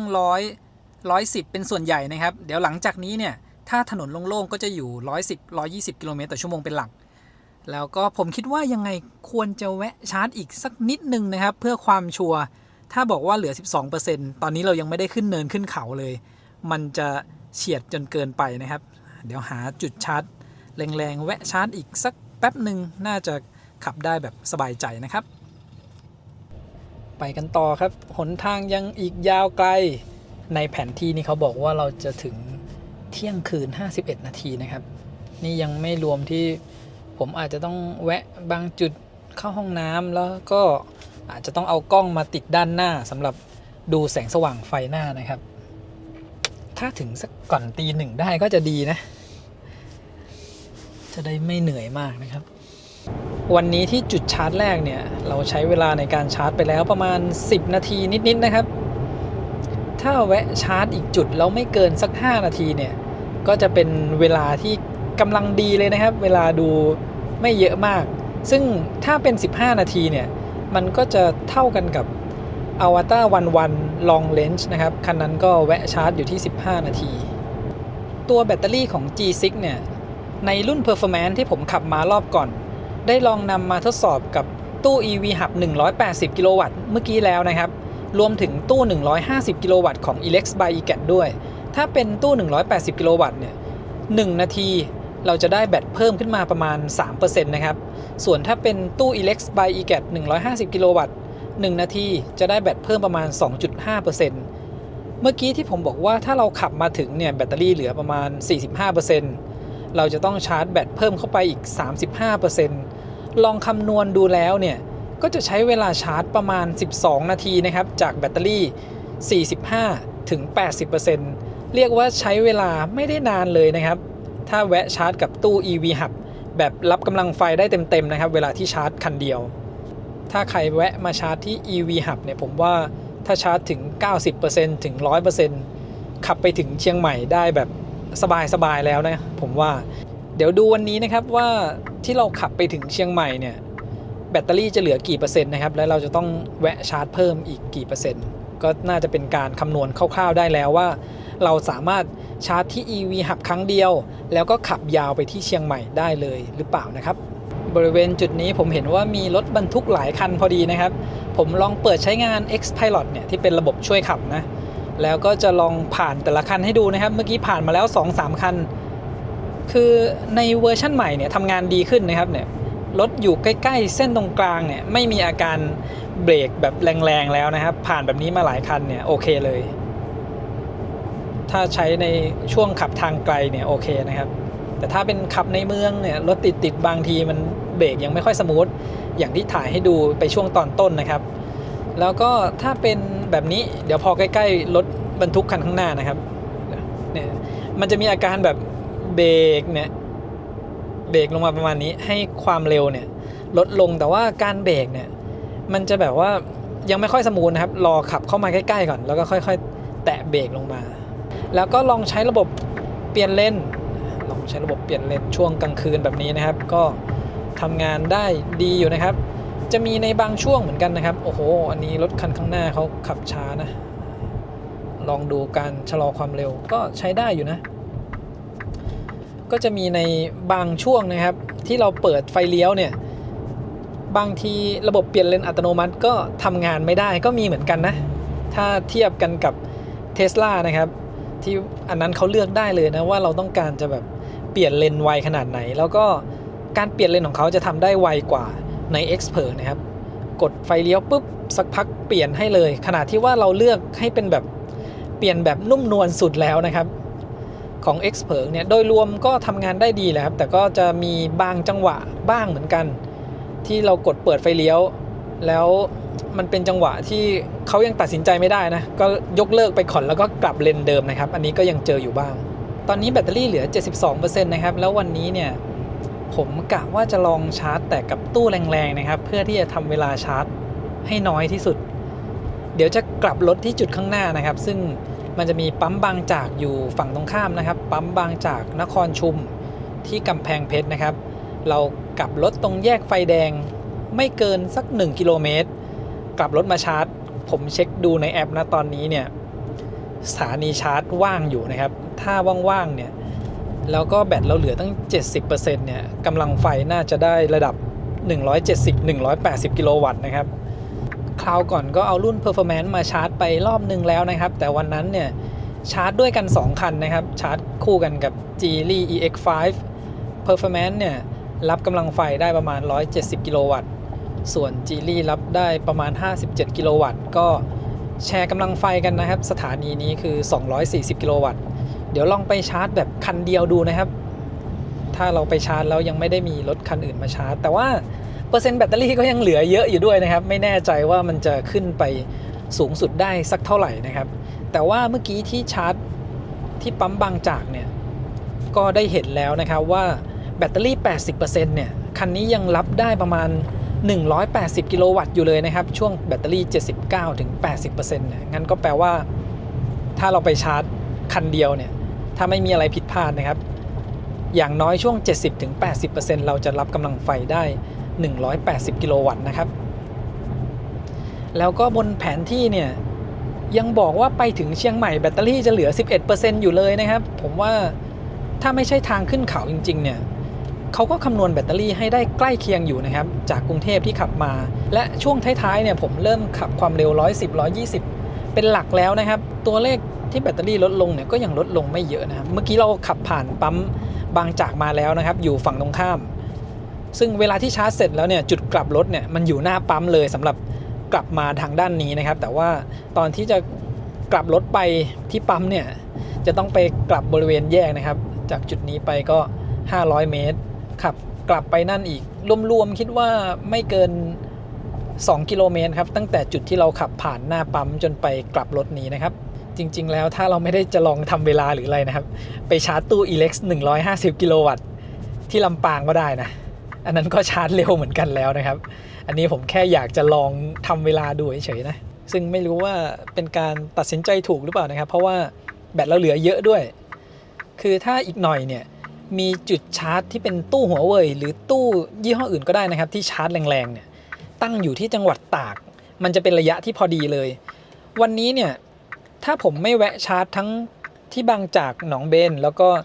ที่ EV Hub ผมว่าคันนี้เนี่ยขับไปถึงที่จังหวัดตากได้สบายๆเลยนะครับคำนวณจากแบตเตอรี่ที่เหลือที่ EV Hub จังหวัดกำแพงเพชรระยะทาง300กิโลเมตรแบตเตอรี่เหลือ 45% ผมคำนวณแบบขับเร็วขึ้นมาหน่อยนะครับแบตเตอรี่ 1% วิ่งได้สัก4กิโลเมตรเนี่ย ขับไปถึงที่จังหวัดตากก็ประมาณ100 กิโลเมตรใช้แบตเตอรี่เต็มที่ก็อีกไม่เกิน 25% นะครับเอาแบบเยอะๆเลยก็ได้ใช้ 30% ขับไปถึงที่จังหวัดตากแบตเหลือสัก 15% นะครับและถ้าเราได้ชาร์จกับตู้แรงๆมันใช้เวลาชาร์จแค่แป๊บเดียวเองนะครับคันนี้ชาร์จจาก 10% ถึง 90% ภายใน 18 นาทีนะครับนี่นะครับกลับรถมาแป๊บเดียวมาถึงที่นี่แล้ว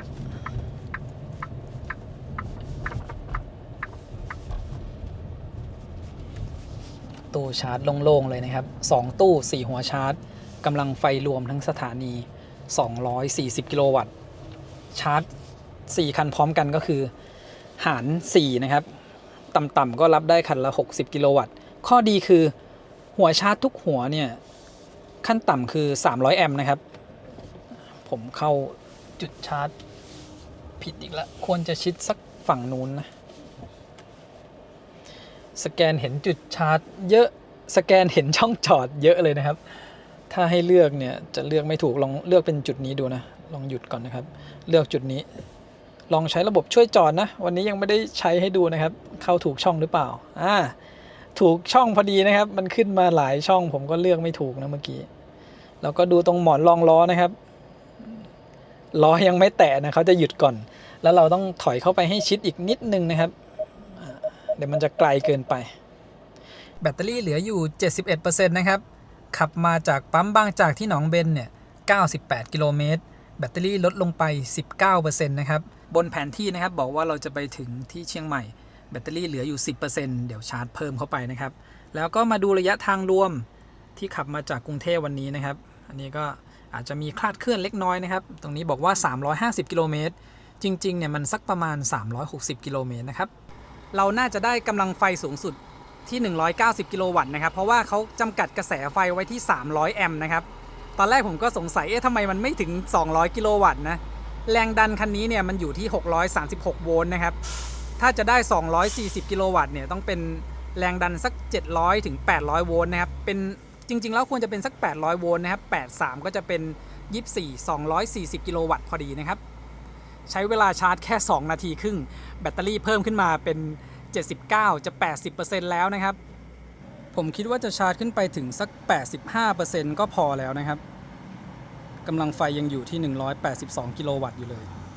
ชาร์จจาก71ขึ้นมา 85% ใช้เวลาชาร์จไป4นาที39วินาทีนะครับชาร์จเรียบร้อยนะครับตอนนี้หน้าจอบอกว่าแบตเตอรี่จะเหลือ 25% เมื่อไปถึงเชียงใหม่นะครับก็มาลุ้นกันดูนะผมคิดว่าเหลือ 25% บนหน้าจอน่าจะไว้ใจได้นะถ้าเราใช้ความเร็วไม่เกิน120กิโลเมตรต่อชั่วโมงนะครับจุดกลับรถเนี่ยมันอยู่ใกล้ๆตรงนี้เราก็ต้องรอสักพักหนึ่งนะครับคือมันจะมีช่วงที่เป็นไฟแดงรถที่มาจากทางด้านขวาเนี่ยก็จะน้อยลงนะครับนี่เป็นช่วงที่รถมาติดต่อกันพอดีรอจังหวะนิดนึงตรงนี้เนี่ยก็คือผมลองชาร์จให้ดูนะครับเผื่อว่าพอในอนาคตแล้วเนี่ยมันมีตู้ชาร์จแรงๆตั้งอยู่ระหว่างทางโดยที่ไม่ต้องกลับรถนะครับเราก็จะเห็นว่าการชาร์จระหว่างทางเนี่ยมันใช้เวลาน้อยมากเลยนะครับแต่ตอนนี้เดี๋ยวไว้ดูก่อนไปถึงเชียงใหม่แบตเตอรี่เราจะเหลือเท่าไหร่นะครับตอนนี้โมไว้เยอะต้องดูนะครับว่าจะไปถึงแล้วแบตเหลือกี่เปอร์เซ็นต์นะครับเนี่ยจุดกลับรถหลังจากเราชาร์จเสร็จแล้วมันใกล้นิดเดียวเองนะครับตอนที่เราวิ่งจากตรงเนี้ยไปกลับรถก็อาจจะเสียเวลาสัก5นาทีแล้วกันตีว่าติดไฟแดงนะครับก็จะนานนิดนึงมาดูที่โหมดการขับขี่นะครับสำหรับการเปลี่ยนโหมดการขับขี่เนี่ยจะมีปุ่มลัดอยู่บริเวณตรงนี้ด้วยนะครับมีประหยัดสะดวกสบายสปอร์ตกำหนดเองมีลอนช์มาด้วยเหมือนกันนะครับผมยังไม่ได้ดูเมนูนี้เลยนะเข้าใจว่ามีลอนช์เฉพาะในรุ่น Performance นะครับเดี๋ยวดูนะความเร็ว100มันก็ดึงอยู่นะแต่ว่าไม่ขนาดรุ่น Performance นะครับแต่ว่าการตอบสนองต่อคันเร่งเนี่ยมันจะไวขึ้นนะครับเรียกว่าแลกไทม์น้อยมากแล้วก็ลองเทียบกันกับโหมดสปอร์ตธรรมดาเนี่ยต่างกันอยู่นิดนึงนะครับสปอร์ตเนี่ยยังรู้สึกว่ามีแลกไทม์เข้ามานะเวลาที่กดคันเร่งลงไปคือก่อนจะถ่ายให้ดูเนี่ยผมยังไม่ได้ลองกดดูโหมดการขับขี่เลยนะครับเราจะต้องกดมาที่รูปรถตรงนี้ แล้วก็เข้าไปที่โหมดการขับขี่นะครับผมกดมานี่ก่อนคือโหมดหลักๆนี่ก็คือประหยัดสะดวกสบายสปอร์ตแล้วก็กำหนดเองก็คือมีทั้งหมด4โหมดนะครับผมลองโหมดประหยัดเราลองกดคันเร่งตรงนี้เนี่ยเร่งแซงนะคือแม้จะเป็นในรุ่น long range นะครับโหมดประหยัดเนี่ยกดคันเร่งลงไปลึกนิดนึงเนี่ยมันก็เร่งแซงได้สบายๆแล้วนะครับเมื่อกี้ผมลองเร่งความเร็วแล้วก็แซงรถบรรทุกขึ้นมาใน Xpeng นี้นะครับที่โหมดการขับขี่ต่างๆเราสามารถเปลี่ยนค่าพวงมาลัย power ตั้งค่าแป้นเบรกนะครับแล้วก็ในส่วนของ Regen เนี่ยมันจะไม่ได้ยึดติดตามโหมดไหนนะครับเราสามารถเลือกแยกกันได้เลยแต่ว่าเรื่องพวงมาลัยแล้วก็น้ำหนักเบรกเนี่ยเขาสามารถเซตได้ทุกโหมดเลยนะครับแต่ว่าเขาจะทำเป็นพรีเซตสำเร็จไว้ก่อนเปลี่ยนเป็นโหมดคอมฟอร์ตวันนี้ที่ขับมานะครับส่วนใหญ่ก็ใช้ในโหมดคอมฟอร์ตนี้นะครับสะดวกสบายค่าทุกอย่างก็จะอยู่ในระดับกลางนะครับยกเว้นรีเจนจะไม่เปลี่ยนตามนะครับในโหมดคอมฟอร์ตนี้นะครับลองดูตรงจุดนี้นะความเร็ว90นะครับกดเร่งคันเร่งลงไปก็จะต้องกดลึกลงไปนิดนึงนะครับรถก็จะพุ่งออกไปเลยแล้วก็ในโหมดสปอร์ตที่เมื่อกี้เราได้ลองดูกันนะครับเนี่ยกดคันเร่งปึ๊บมันก็จะดึงออกไปตรงนี้มันขึ้นเนินอยู่พอดีนะครับขึ้นเนินอยู่นิดนึงแล้วก็ถ้าเราเปิดเป็น launch ก็จะมีข้อความขึ้นมาบอกนะครับถ้าอ่านดูก็จะบอกว่าเดี๋ยวขอกดดูอีกนิดนึงนะครับถ้าในรุ่น performance เขาก็จะบอกว่าเพิ่มแรงบิดขึ้นมา10 นิวตันเมตรเหมือนกันเลยนะครับผมนึกว่ามีเฉพาะ performance เนี่ยความเร็ว100แล้วผมจะแตะคันเร่งลงไปแบบเร็วๆนะครับปุ๊บก็ยังรู้สึกดึงนะถึงขนาดว่าอยู่ความเร็ว100นะครับถ้าจะดึงแบบแรงขึ้นหน่อยเราต้องลองจากความเร็วต่ำๆนะครับอันนี้แค่ลองคร่าวๆให้ดูเนี่ยเป็นแบบนี้เลยนะก็ยังแบบว่าเร่งให้ได้สนุกนะครับเปิด launch mode เนี่ยถ้าต้องการแบบอัตราเร่งแบบตอบสนองไวๆนะครับก็โอเคเลยนะผมว่าถ้าไม่ได้ต้องการแบบแรงมากนะครับแล้วก็โหมดกำหนดเองเราจะสามารถตั้งค่าพวกการใช้พลังงานต่างๆทีเนี้ยตั้งเองได้หมดเลยนะครับแล้วแต่เราอยากจะเซตไว้คือในโหมดสปอร์ตเนี่ยถ้ากดกลับไปเนี่ยผมกดให้ดูนะถึงแม้เราจะเปลี่ยนมาเป็นพวงมาลัย power หนักแล้วผมกดกลับไปสปอร์ตแล้วก็กลับมาเอ้าเขาก็จำไว้นี่นะผมนึกว่าจะไม่จำไว้นะนี่กดให้ดูแบบเรียวๆเลยนะครับไม่ได้เตรียมมาก่อนนะส่วนการรีเจนเดี๋ยวเรามาดูการรีเจนนะครับผมต่อกับค่าสแกนเนอร์ไว้เพื่อที่จะได้ดูค่าในการรีเจนเพราะว่าบนหน้าจอของคนขับเนี่ยจะบอกแค่เป็นขีดๆเราจะต้องประมาณเอานะครับไม่มีตัวเลขบอกว่ากี่เปอร์เซ็นต์หรือกี่กิโลวัตต์นะครับแต่ว่าในค่าสแกนเนอร์พอจะดูค่าได้อยู่นะครับเราจะขับกันในโหมดคอมฟอร์ตนะครับแล้วก็เดี๋ยวใช้ความเร็วประมาณ100 กิโลเมตรต่อชั่วโมงแล้วก็ดูค่ารีเจนนะครับเดี๋ยวรอช่วงทางตรงกว่านี้นิดนึงนะครับที่ความเร็วเอาเป็น100นะครับน่าจะพอได้อยู่100ยกเท้าจากคันเร่งรีเจนประมาณ-13 -14 กิโลวัตต์นะครับที่การรีเจนแบบต่ำสุดตอนนี้เจอฝนตกหนักเลยนะครับเรามาดูค่ารีเจนกันต่อนะครับที่ความเร็ว100 กิโลเมตรต่อชั่วโมงรีเจนปานกลางยกเท้าจากคันเร่งรีเจน-42 กิโลวัตต์เลยนะครับเพิ่มจาก-13มาเป็น-42 กิโลวัตต์และมาดูที่ค่ารีเจนแบบสูงนะครับแบบหนักสุดละใช้ความเร็วที่100 กิโลเมตรต่อชั่วโมงนะครับยกเท้าจากคันเร่งลงเนินด้วยนิดนึงนะครับรีเจน-70 กิโลวัตต์นะครับสำหรับการรีเจนแบบสูงและเมนูท้ายสุดเลยนะครับก็คือ X Pedal ตัว X Pedal เนี่ยจะคล้ายๆกันกับ One Pedal Drive นะครับแต่ว่าเขาจะชะลอความเร็วลงจนความเร็วต่ำแล้วรถก็ยังไหลไปอยู่นะครับจะไม่ชะลอจนหยุดนิ่งแล้วก็จะเป็นรีเจนแบบหนักสุดแล้วนะครับเรามาดูการรีเจนในโหมด X Pedal นี่นะครับความเร็วประมาณ100นะครับยกเท้าออกจากคันเร่งโอ้โหอันนี้รู้สึกว่ารีเจนหนักสุดประมาณ-90 กิโลวัตต์นะครับก็เรียงมาเลยนะจากต่ำสุด-13แล้วก็ปานกลาง-40สูงประมาณ70แล้วก็ X Pedal เนี่ย-90 กิโลวัตต์เลยนะครับถือว่ารีเจนแรงมากเลยทีเดียวตอนนี้นี่ฝนตกหนักมากเลยนะครับสำหรับกล้องตรงนี้เริ่มมีน้ำมาเกาะบ้างแล้วนะแต่ยังมองเห็นด้านหลังได้ชัดอยู่นะครับเวลาที่เราเปิดไฟเลี้ยวเนี่ยตรงนี้คือมืดเลยนะครับเรายังเห็นเป็นรางๆอยู่บ้างนะแต่ถ้าเป็นจุดที่มันมีไฟถนนนะครับอย่างน้อยเนี่ย มันจะมองได้ชัดกว่าเวลาเรามองผ่านกระจกด้านข้างนะครับเพราะว่ามันไม่มีน้ำมาเกาะตัวกล้องเนี่ยเขาจะยุบเข้าไปข้างในนิดนึงคือน้ำเนี่ยมันจะไม่มาอาบบริเวณหน้าเลนนะครับแต่ว่าถ้ากล้องจากด้านหลังเนี่ยตรงนี้มันไม่ได้เข้าไปลึกน้ำเลยมาเกาะอยู่บ้างแต่เรายังมองเห็นภาพด้านหลังอยู่นะครับพอดีว่ามันมืดสนิทเลยนะข้างหลังเนี่ยในกล้องตอนนี้ก็เลยมองไม่ค่อยเห็นเท่าไหร่เดี๋ยวดูตรงจุดด้านหน้าที่มีไฟนะครับผมจะลองเปิดไฟเลี้ยวให้ดูอีกครั้งหนึ่งว่าเวลาที่เรามองผ่านกล้องเนี่ยมันก็มองได้สะดวกดีนะครับยิ่งตอนกลางวันเนี่ยมองเห็นได้ชัดเจนดีนะครับจุดนี้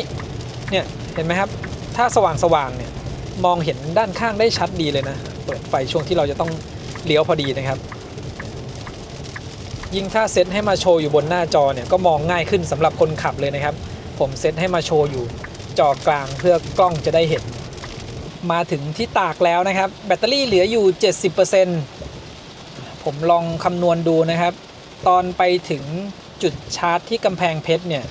แบตเตอรี่เราใช้ไปแล้ว 19% แล้วก็จากกำแพงเพชรที่เราชาร์จล่าสุดมาถึงนี่แบตเหลือ 70% นะครับเอามารวมกันใช้แบตไปแล้ว 34% นะครับแล้วก็เทียบกับตอนที่อยู่ EV Hub แบตเตอรี่เนี่ยจะเหลือ 45% ถ้าวันนี้เราวิ่งมายาวๆเลยนะครับจากกรุงเทพมาถึงจุดนี้เนี่ยแบตเตอรี่จะเหลือประมาณ 11% นะครับก็เป็นปกตินะครับสำหรับรถที่มีระยะ NEDC อยู่ประมาณ600กิโลเมตร NEDC เนี่ยจริงๆคันนี้ถือว่าเหลือเยอะอยู่นิดนึงนะครับปกติถ้าเป็นอย่างเช่นซีลเนี่ยแถว650กิโลเมตร NEDC มาถึงตากแบตเตอรี่ก็จะเหลือประมาณ 10% แถวๆนี้นะครับแล้วก็อย่างที่บอกไปนะครับในอนาคตถ้ามีจุดชาร์จแบบแรงๆนะครับอยู่ที่ตากกับรถที่รับกำลังไฟได้สูงๆแบบนี้นะครับเราชาร์จจากแถวๆ 10% ไปถึง 80 หรือ 90% ภายในระยะเวลาไม่ถึง 20 นาทีเลยนะครับแวะชาร์จกินข้าวเนี่ยแบตเตอรี่เต็ม 100% ก่อนเลยนะครับหรือถ้าไม่ได้รีบนะเราก็แวะชาร์จกับตู้ EV Station 120 กิโลวัตต์ตู้ Elex ก็มีนะครับที่นี่150 กิโลวัตต์ชาร์จที่ตากเนี่ยขับถึงที่เชียงใหม่ได้สบายๆอยู่แล้วนะครับตอนนี้เนี่ยแบตเตอรี่เราเหลืออยู่ 70% กับบนแผนที่คำนวณไว้ว่าไปถึงเชียงใหม่จะเหลือ 22% นะครับนี่เรายังไม่ได้เริ่มแบบขึ้นให้เป็นขึ้นเขาเลยนะแต่ 20% ยังพอไว้ใจได้นะครับพอดีว่าฝนเริ่มตกความเร็วที่ใช้เนี่ยก็จะอยู่ในช่วงแถว80 100 110นะครับไม่ได้เร็วมากกว่านี้เพราะว่าเจอฝนตกหนักตั้งแต่ก่อนเข้าจังหวัดตากนะครับโอ้ยเนี่ยอย่างเงี้ย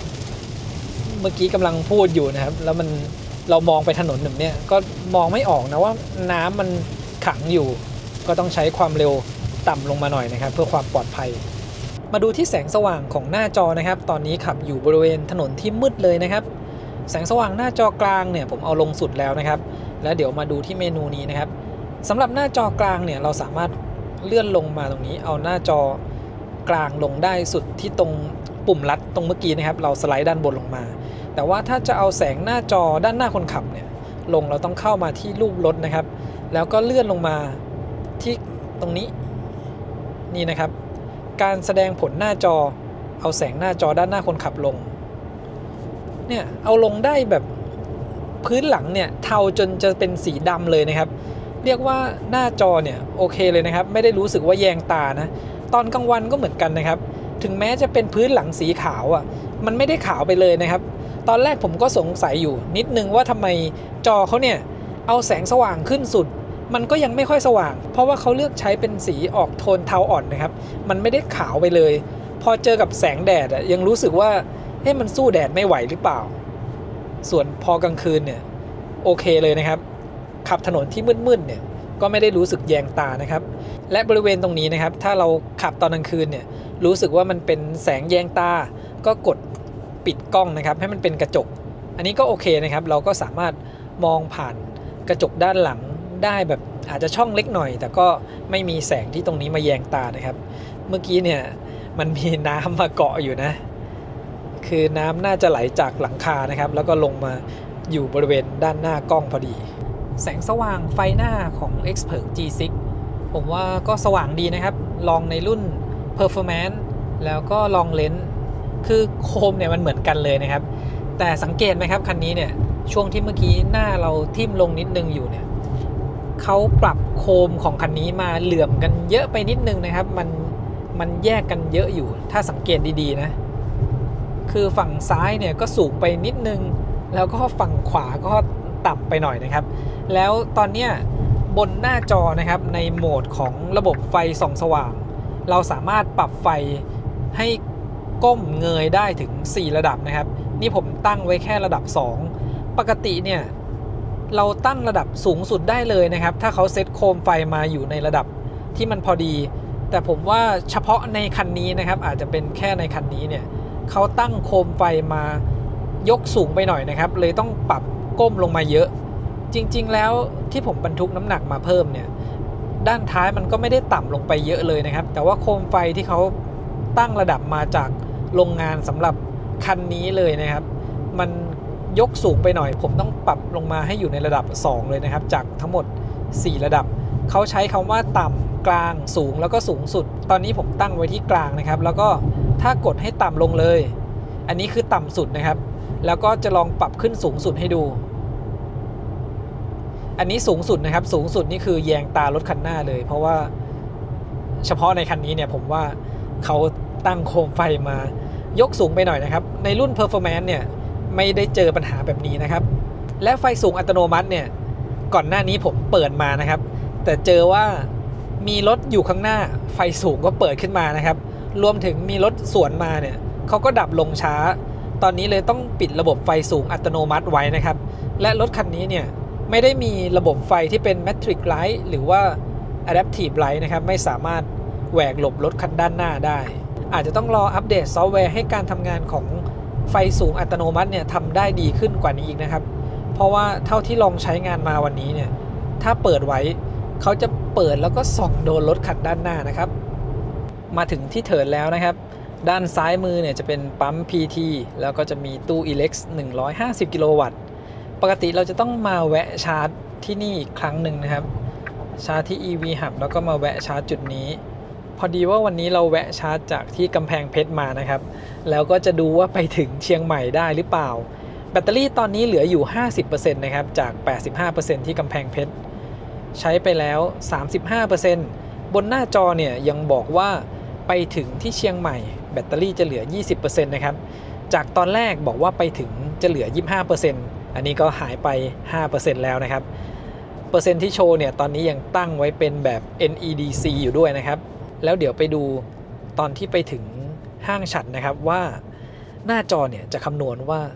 ไปถึงเชียงใหม่แบตเตอรี่เหลือกี่เปอร์เซ็นต์นะครับไม่แน่ว่าเราอาจจะต้องแวะชาร์จแถวห้างฉัตรหรือเปล่านะครับนี่บอกว่าไปถึงแบตจะเหลือ 20% นะครับ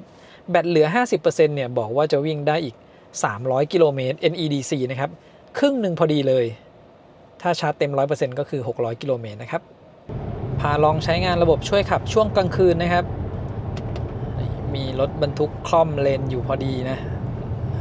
มีการชะลอนิดนึงตรงนี้ไม่นิดแล้วนะช่วงเข้าโค้งผมไม่แน่ใจนะครับเห็นรถบรรทุกด้านหน้าด้วยหรือเปล่าเดี๋ยวเซตความเร็วขึ้นไปสัก110ก่อนนะตรงจุดนี้ผมเหยียบคันเร่งไว้ด้วยนะครับโอเวอร์ไลน์ความเร็วยังไม่ให้เขาลดความเร็วเดี๋ยวรอช่วงทางตรงนิดนึงตรงจุดนี้นะครับระบบช่วยขับนี้ก็จะเป็นการทำงานระหว่าง Adaptive Cruise Control แล้วก็ Lane Centering ร่วมกันนะครับดูช่วงเข้าโค้งให้รถเข้าโค้งนะครับผมเอามือไว้ใกล้แบบใกล้ที่สุดเลยนะเผื่อว่าหลุดออกจากระบบช่วงเข้าโค้งนะครับก็สามารถเข้าโค้งด้วยความเร็ว110ได้อยู่นะครับแต่การเข้าโค้งช่วงโค้งเนี่ยอาจจะไม่ได้สมูทมากนักนะครับจะเหมือนว่าเราหักพวงมาลัยทีละนิดทีละนิดทีละนิดเพื่อให้อยู่ในโค้งนะครับไม่ได้แบบว่าโค้งแบบสมูทไปเลยช่วงจุดกลับรถตรงนี้ไม่มีปัญหานะครับแต่ก่อนหน้านี้เนี่ยที่ลองใช้มาบางจุดนี่คือแทบจะเอียงขวาออกตามเส้นที่จะออกไปจุดกลับรถเลยนะครับก็ต้องระวังเวลาที่ใช้งานระบบนี้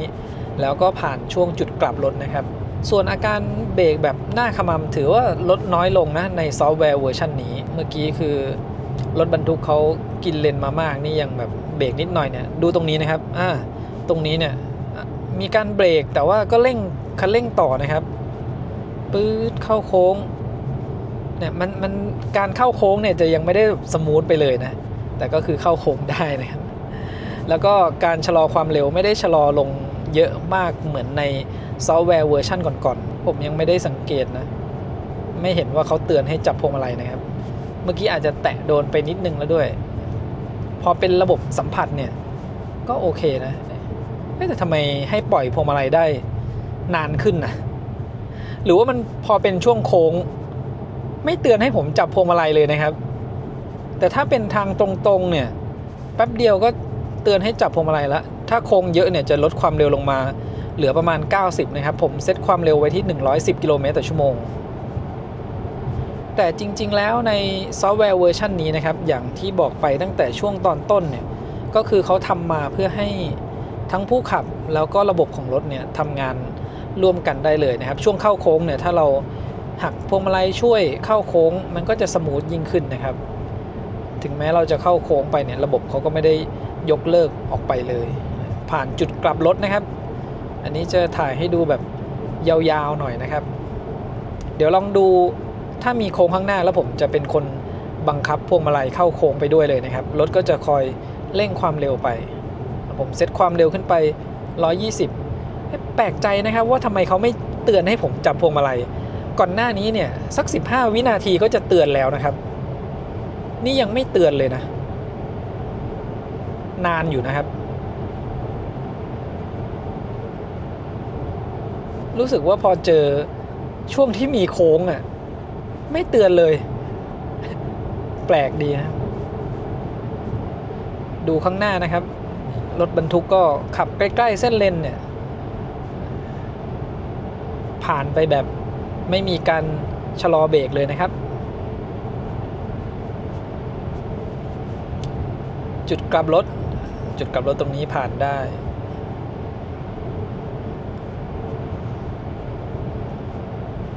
ไม่รู้ว่าทำไมเขาไม่เตือนแล้วอะผมสามารถปล่อยมือได้ยาวๆเลยนะครับแต่ต้องเอาไว้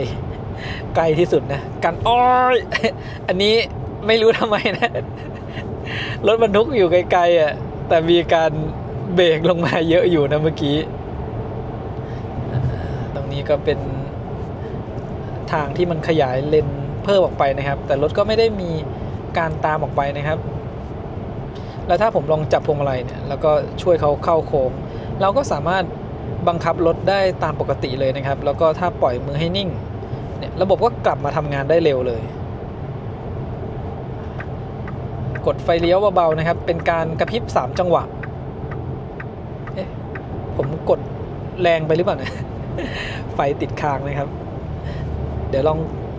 กดเปิดไฟเลี้ยวให้ดูอีกครั้งหนึ่งนะครับจริงๆเราแค่กดเบาๆเนี่ย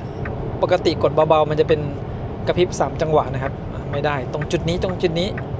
โอเคผมกดเปิดไฟเลี้ยวพอดีนะแล้วมันเป็นจุดที่รวมเลนพอดีนะครับนี่รถยังบังคับอยู่นะแต่ว่าเข้าโค้งหนักนะครับก็ชะลอความเร็วลงมาเหลือประมาณ90กิโลเมตรต่อชั่วโมงอันนี้ก็ลองทดสอบให้ดูนะครับใครอาจจะชอบใช้งานหรือว่าไม่ค่อยได้ใช้งานชอบขับเองมากกว่าแต่ลองระบบช่วยขับให้ดูถ้าโค้งหนักๆเนี่ยจะลดความเร็วลงเยอะนะครับผมลองกดคันเร่งค้างไว้โอ้โหทำไมเขา ขับกินเลนเข้าไปเมื่อกี้ผมไม่ได้เป็นคนหักพวงมาลัยให้กินเลนเข้าไปนะครับแต่ว่ารถเข้าไปลึกจังอาจจะเป็นเพราะว่าผมกดคันเร่งลงไปด้วยหรือเปล่าอันนี้ไม่แน่ใจนะครับถ้ายกเลิกระบบเราดันคันเกียร์ขึ้นไป1ทีก็ยกเลิกระบบนะครับหรือจะแตะเบรกเบาๆก็จะเป็นการยกเลิกโดยรวมแล้วระบบช่วยขับเนี่ยก็ทำงานได้ดีขึ้นกว่าเดิมนะครับทางตรงเนี่ยไกลๆก็ไว้ใจได้แต่ถ้าเป็นทางโค้งนะครับก็จะมีการเข้าโค้งแบบยังไม่ได้สมูทมากเท่าไหร่แต่โดยรวมเนี่ยทำงานได้ดีขึ้นกว่าเวอร์ชั่นก่อนหน้านี้นะครับแวะด่านชั่งน้ำหนักนะครับ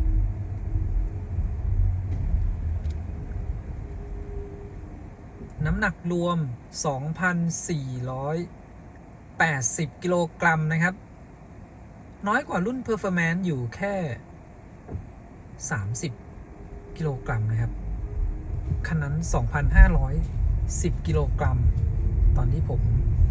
ขับไปกำแพงเพชรนะครับมาถึงห้างฉัดแล้วนะครับแบตเตอรี่เนี่ยเหลืออยู่ 30% พอดีเลยแล้วก็ระยะทางที่เราจะวิ่งไปอีกประมาณ80กิโลเมตรนะครับถึงโรงแรมที่เชียงใหม่ตอนนี้หน้าจอเนี่ยคำนวณว่าไปถึงแบตเตอรี่จะเหลือ 15% นะครับและเรายังไม่ได้ผ่านดอยขุนตาลความเร็วที่ใช้มาก่อนหน้านี้เนี่ยจะอยู่ที่110กิโลเมตรต่อชั่วโมงเป็นหลักเลยนะครับตั้งแต่ขับออกจากจังหวัดตากมาถึงลำปางแต่จะมีช่วงที่ลัดมาออกห้างฉัดนี้นะครับระยะทางประมาณเกือบ20กิโลเมตรนะครับที่ใช้ความเร็วอยู่60ถึง80กิโลเมตรต่อชั่วโมงเพราะว่ามันเป็นทางลัดแล้วก็วิ่งผ่านเมืองวิ่งผ่านหมู่บ้านนะครับเดี๋ยวดูว่าพอลงจากดอยขุนตาลแล้วเนี่ยจะประเมินว่าแบตเตอรี่เหลือกี่เปอร์เซ็นต์นะครับแต่ตอนนี้ประเมินว่าเหลือ 15%ถ้าผมไม่ได้ขับเกินกว่า120กิโลเมตรต่อชั่วโมงเนี่ยคิดว่าไม่น่าจะมีปัญหานะครับพอไปถึงที่โรงแรมเนี่ยก็เสียบชาร์จ AC กับของโรงแรมคันนี้รับได้11กิโลวัตต์ตื่นมาช่วงเช้าสายๆแบตก็น่าจะเต็ม 100% พอดีนะครับตรงนี้ก็แล้วแต่การเดินทางของแต่ละคนนะครับบางคนเนี่ยอาจจะไปถึงเชียงใหม่ขับรถเที่ยวต่อนะครับถ้าออกมาจากกรุงเทพตั้งแต่เช้าช่วงที่เราแวะชาร์จก่อนหน้านี้นะครับอาจจะชาร์จที่ตากหรือที่เถินเนี่ยก็อาจจะชาร์จนานหน่อยให้แบตเตอรี่เหลือเยอะไปถึงเชียงใหม่และยังขับเที่ยวต่อได้นะครับหรือถ้าใครมีบ้านอยู่ที่เชียงใหม่ก็แปลว่าขับไปถึงเนี่ยแบตเหลือน้อยๆก็ไม่เป็นปัญหานะครับไปถึงแล้วเราก็เสียบชาร์จที่บ้านตอนนี้อยู่ช่วงดอยขุนตาลนะครับความเร็วที่ใช้ก็จะอยู่ในช่วง110กิโลเมตรต่อชั่วโมงช่วงเข้าโค้งเนี่ยก็ให้ความรู้สึกมั่นใจดีอยู่นะครับเขาเซตช่วงล่างมาแบบเฟิร์มนะครับนุ่มแน่นการเข้าโค้งอาการโยนน้อยนะครับในความเร็วประมาณ110กิโลเมตรต่อชั่วโมงและช่วงนี้เรากำลังขึ้นเขาอยู่นะครับตอนนี้ประเมินว่าถึงปลายทางแบตเตอรี่จะเหลือ 13% แล้วนะครับยังอยู่ในหลักประมาณ 10% เนี่ยยังสบายใจอยู่นะแบตเตอรี่เหลืออยู่ 25% นะครับระยะทางที่จะต้องขับไปอีกประมาณ65กิโลเมตรลองเปิดไฟสูงให้ดูนะครับตรงจุดนี้ไฟสูงก็สว่างดีนะครับมาถึงแยกดอยติลำพูนนะครับแบตเตอรี่เหลืออยู่ 18% แล้วก็บอกว่าเราจะไปถึงที่โรงแรมแบตเหลือ 12% นะครับตรงนี้เนี่ย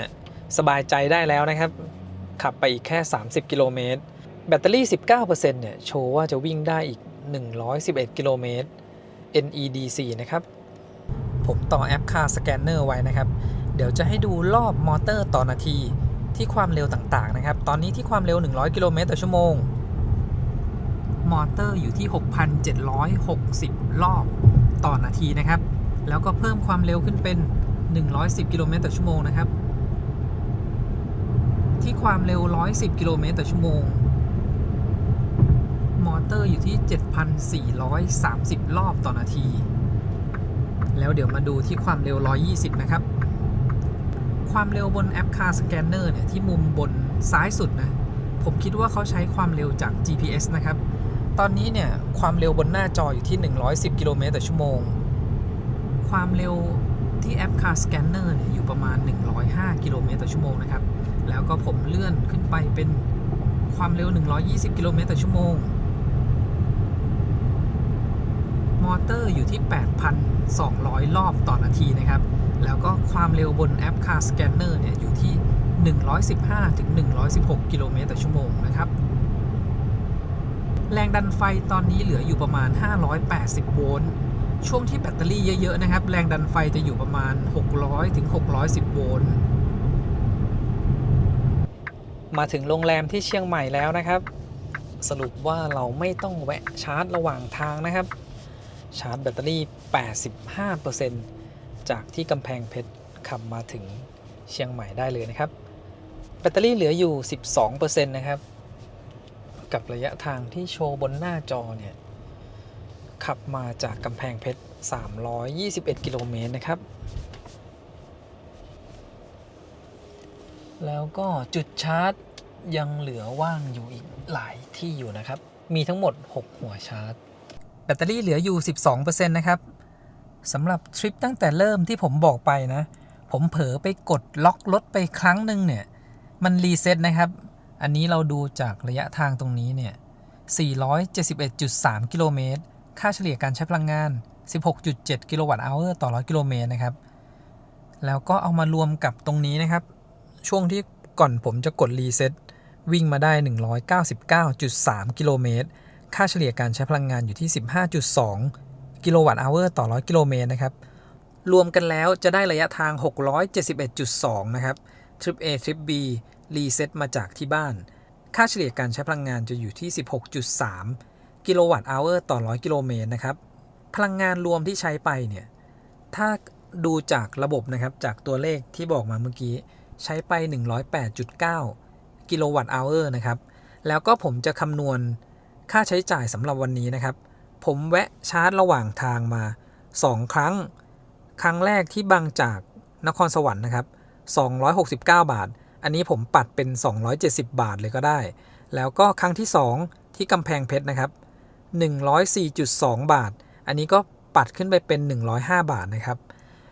ทีนี้เดี๋ยวผมจะชาร์จที่โรงแรมที่นี่นะครับเป็นการคิดแบบเหมาจ่าย350 บาทชาร์จได้ทั้งคืนนะครับจนแบตเตอรี่เต็มเลยนะจาก 12% ถึง 100% เนี่ยรวมกันทั้งหมดนะครับตั้งแต่ค่าชาร์จระหว่างทางรวมกับค่าชาร์จโรงแรมเนี่ย725 บาทนะครับหารกับระยะทางที่วิ่งมาตรงนี้เนี่ยผมจะปัดขึ้นเป็น680 กิโลเมตรเลยนะครับพอเอา725 บาทค่าชาร์จไฟรวมทั้งหมดหารกับระยะทางที่วิ่งทั้งหมด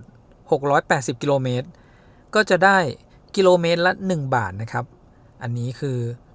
เรารวมค่าชาร์จระหว่างทางไปด้วยแล้วนะแล้วก็รวมที่ชาร์จโรงแรมมันก็จะเหมือนกับเราเริ่มต้นออกจากกรุงเทพนะครับขับมาถึงปลายทางรวมค่าชาร์จจนแบตเตอรี่กลับขึ้นไปเต็ม 100% เหมือนเดิมถ้าเป็นการชาร์จเฉพาะตู้ชาร์จระหว่างทางอย่างเดียวค่าชาร์จก็จะสูงกว่านี้อีกนิดนึงนะครับอันนี้มาได้ค่าชาร์จเหมาจ่ายที่ปลายทาง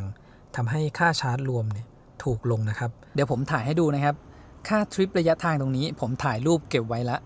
ก่อนหน้านี้ผมเข้าใจว่าถ้าเราเปิดพวกเพจโหมด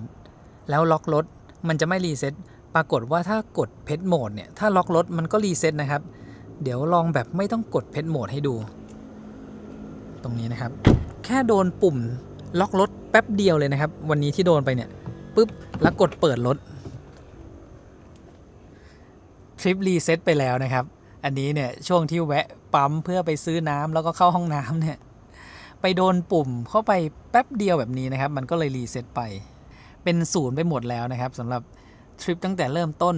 โดยปกติแล้วเนี่ยถ้าเป็นรถยี่ห้ออื่นๆนะครับบางยี่ห้อเนี่ยก็จะมีเวลาสัก5 นาทีถึงรีเซ็ตบางคันเนี่ยก็อาจจะเป็น1 ชั่วโมง2 ชั่วโมงค่อยรีเซ็ตนะครับอันนี้คือถ้าเผลอกดล็อกรถเมื่อไหร่เนี่ยรีเซ็ตทันทีเลยนะครับแล้วก็พวกทริป A ทริป B ก็ดันไม่ให้ค่าเฉลี่ยการใช้พลังงานมาก็หวังว่าในซอฟต์แวร์เวอร์ชันหน้าๆเนี่ยอยากให้แก้ตรงจุดนี้มาหน่อยนะครับค่าชาร์จ350 บาทต่อครั้งถ้าจะชาร์จให้คุ้มเนี่ยมาถึงให้แบตเหลือน้อยๆนะครับและยิ่งเป็นรถที่แบตเตอรี่ขนาดใหญ่เนี่ยยิ่งคุ้มเลยนะครับอย่างเช่นคันนี้เนี่ยแบตขนาด80สมมุติเรามาถึงแบตเหลือน้อยๆเลยนะเอาค่าชาร์จแบบค่าชาร์จจุดข้างนอกนะครับหน่วยละ7 บาทคูณสัก70 กิโลวัตต์อเวอร์ก็ได้นะครับ77ก็49แล้ว490แล้วอ่ะอย่างวันนี้ที่มาถึงแบตเหลือ 12% นะครับพวกที่เป็นแบต100แล้วช่วงที่ผมทำทริปนะครับจากเชียงใหม่ถึงกรุงเทพเนี่ยชาร์จ350 บาทกับรถที่เป็นแบตขนาด100 กิโลวัตต์อเวอร์นะครับขับไปถึงกรุงเทพได้เนี่ยเท่ากับค่าเดินทางตลอดทริป350 บาทนะครับเดี๋ยวถ่ายให้ดูบนหน้าจอตอนนี้กำลังไฟที่เข้าก็อยู่10.6 กิโลวัตต์นะครับถ้าเราดับเครื่องเนี่ยมันก็จะสูงขึ้นกว่านี้อีกนิดนึงกดให้ดูผ่านแอปนะครับระหว่างที่เสียบชาร์จไว้กับของทางโรงแรมกำลังไฟเข้าอยู่ที่ 10.6 กิโลวัตต์นะครับอีก6 ชั่วโมง 48 นาทีแบตเตอรี่จะเต็ม 100% นะครับเราสามารถปรับผ่านแอปได้นะครับว่าจะให้ชาร์จถึงแบตเตอรี่กี่เปอร์เซ็นต์ตอนนี้ตั้งไว้ที่ 100% นะครับกดหยุดชาร์จจากในแอปตรงนี้ก็ได้วันนี้เดี๋ยวพาขับไปอ่างขางนะครับเช้ามาเนี่ยแบตเตอรี่เต็ม 100% ตั้งแต่ 9 โมงแล้วนะครับเราจะออกจากโรงแรมช่วงประมาณเที่ยงครึ่งนี้นะครับสังเกตที่ตรงนี้นะครับพอเราดับเครื่องล็อกรถกลับมาขับใหม่เนี่ย ระยะทางจะเป็น WLTP นะครับ 100% คือ525กิโลเมตรผมจะลองกดนำทางไปที่ไร่ส้มชมัยพรนะครับแล้วเดี๋ยวเราดูวันนี้ที่เราขับไปถึงไร่ส้มชมัยพรเนี่ยแบตเตอรี่จะเหลือประมาณกี่เปอร์เซ็นต์นี่เปลี่ยนเป็น WLTP ละบอกว่าจะไปถึงแบตเตอรี่เหลือ 79% นะครับเปอร์เซ็นต์แบตเตอรี่ที่เขาคำนวณคร่าวๆเนี่ยก็พอเชื่อถือได้นะครับถ้าเราไม่ได้ขับเร็วเกิน110กิโลเมตรต่อชั่วโมงเมื่อวานที่ผมขับมาเซตให้นำทางแบบนี้เนี่ยแต่ตั้งเป็น NEDC นะครับถ้าไม่ใช่ทางขึ้นเขาช่วงตากลำปางมาเนี่ย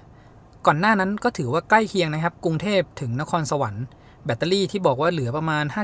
53-54% ความเร็วที่ใช้เนี่ยส่วนใหญ่ไม่เกิน110กิโลเมตรต่อชั่วโมงไปถึงปลายทางแบตเตอรี่ก็เหลือใกล้เคียงกับที่เขาคำนวณให้เลยนะครับแบตเตอรี่ 99% นะครับผมจะทดสอบดูการรีเจนช่วงแบตเตอรี่สูงเลยนะครับตอนนี้เปิดการรีเจนเป็น X pedal ความเร็ว60กิโลเมตรต่อชั่วโมงยกเท้าออกจากคันเร่งรีเจน-52กิโลวัตต์เลยนะครับความรู้สึกในการหน่วงเนี่ยยังถือว่าแรงอยู่นะเมื่อคืนที่ทดสอบช่วงความเร็วประมาณ90-100นะครับอันนั้นรีเจนประมาณ-90กิโลวัตต์เรียกว่าแบตเตอรี่ 99% การรีเจนยังแรงอยู่เลยนะครับลองแบบรีเจนต่ำดูรีเจนต่ำเนี่ยจะเหลือประมาณ-6กิโลวัตต์นะครับครึ่งหนึ่งพอดีนะถ้าเทียบกับความเร็วประมาณ90เดี๋ยวผมลองเร่งความเร็วตรงจุดนี้นะครับโอ้โหเสียงถุงปูนไหลความเร็ว80นะครับรีเจน-72กิโลวัตต์รีเจนได้แรงเลยนะครับนี่แบตเตอรี่ 99% อยู่นะผมดูจากค่าสแกนเนอร์นะครับสำหรับค่าการรีเจนถ้าดูจากหน้าจอเนี่ยตรงนี้ก็ขึ้นไปประมาณ40เกือบ50% นะครับสำหรับแถบการรีเจนแต่เมื่อกี้เป็นช่วงที่ความเร็วต่ำลงมาหน่อยนะครับ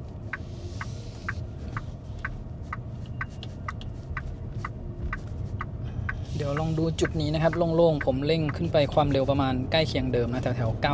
90-101แบบเมื่อคืนนี้นะครับความเร็ว90รีเจน-83กิโลวัตต์ผมว่ารีเจนเนี่ยใกล้เคียงกับตอนที่แบตเตอรี่เหลือน้อยๆเลยนะครับ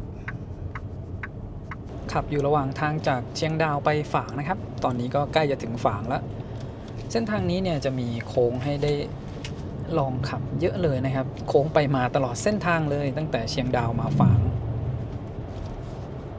การเข้าโค้งคันนี้ทำได้ดีเลยนะครับช่วงล่างเซตมาออกแนวนุ่มแน่นแล้วก็เฟิร์มแป้นเบรกเนี่ยสามารถตั้งได้3ระดับนะครับถ้าเป็นเส้นทางโค้งแบบนี้นะครับผมตั้งไว้ที่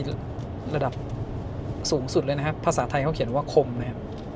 คือมันจะต้องมีการเร่งแซงแล้วก็เบรกบ่อยๆพอตั้งไว้เป็นระดับนี้นะครับการเบรกเนี่ยทำได้มั่นใจการเข้าโค้งก็เช่นกันนะครับอาการโครงของตัวรถเนี่ยน้อยแล้วก็ผมบรรทุกน้ำหนักมาด้วยนะครับเหมือนนั่งเต็มคันเวลาเข้าโค้งก็ยิ่งรู้สึกมั่นใจยิ่งขึ้นนะครับเวลาที่ต้องเบรกนะครับช่วงเข้าโค้งแบบนี้เนี่ยแต่เบรกลงไปเบาๆนะครับคือมันให้ความรู้สึกมั่นใจว่าเบรกอยู่แน่ๆเนี่ยช่วงเบรกเพื่อลดความเร็วแบบนี้นะครับ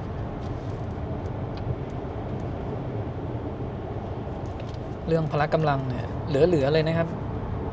เดี๋ยวเราจะได้ไปทดลองกันในช่วงขับขึ้นดอยอ่างขางนะครับแต่ผมขับใช้งานมาเนี่ยใช้งานโหมดคอมฟอร์ตเป็นหลักเลยนะครับภาษาไทยก็เขียนว่าสะดวกสบายอัตราเร่งแซงเนี่ยทำได้ทันใจเลยไม่ต้องเปลี่ยนเป็นโหมดสปอร์ตเลยนะครับ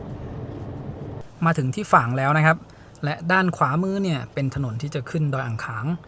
แบตเตอรี่เหลืออยู่ 70% นะครับขับมาถึงจุดนี้ระยะทางที่โชว์บนหน้าจอ142กิโลเมตรค่าเฉลี่ยการใช้พลังงาน 16.1 กิโลวัตต์อเวอร์ต่อ100กิโลเมตรนะครับเส้นทางที่ขับมาเนี่ยมันจะเป็นโค้งเยอะความเร็วที่ใช้ได้ส่วนใหญ่เนี่ยมันจะไม่เกิน80กิโลเมตรต่อชั่วโมงนะครับช่วงจากเชียงดาวแล้วก็มาชัยปราการมาฝางนะครับคราวนี้มาดูที่แผนที่นะครับก่อนออกเดินทางกดนำทางแล้วแผนที่บอกเราว่าไปถึงที่ผมนำทางไปเนี่ยไร่ส้มชมัยพรแบตเตอรี่จะเหลือ 79% นะครับแต่พอดีว่าเส้นทางที่ขับมาเนี่ยมันเป็นเส้นทางขึ้นเขานะครับแบตเตอรี่ก็เลยเหลือน้อยกว่าที่เขาประเมินไว้ถึง 10% เลยทีเดียวแล้วก็ผมมีจอดรถไว้ประมาณสักครึ่งชั่วโมงด้วยนะครับจอดรถไว้แต่ว่าไม่ได้ดับเครื่องนะครับเปิดแอร์ไว้ในรถแบบนี้จริงๆก็อาจจะเหลือมากกว่าสัก 1% เดี๋ยวช่วงที่ขับผ่านไร่ส้มชมัยพรดูกันอีกทีนะครับแบตเตอรี่จะเหลือกี่เปอร์เซ็นต์คร่าวๆเนี่ยผมว่าถ้าขับเส้นทางที่เป็นขึ้นเขานะครับอาจจะเผื่อแบตเตอรี่ไว้สัก 20% เลยก็ได้นะครับเพื่อความสบายใจแล้วก็มาดูที่โหมดการขับขี่นะครับช่วงที่ขับขึ้นเนี่ยเดี๋ยวผมก็ลองเปลี่ยนเป็นโหมด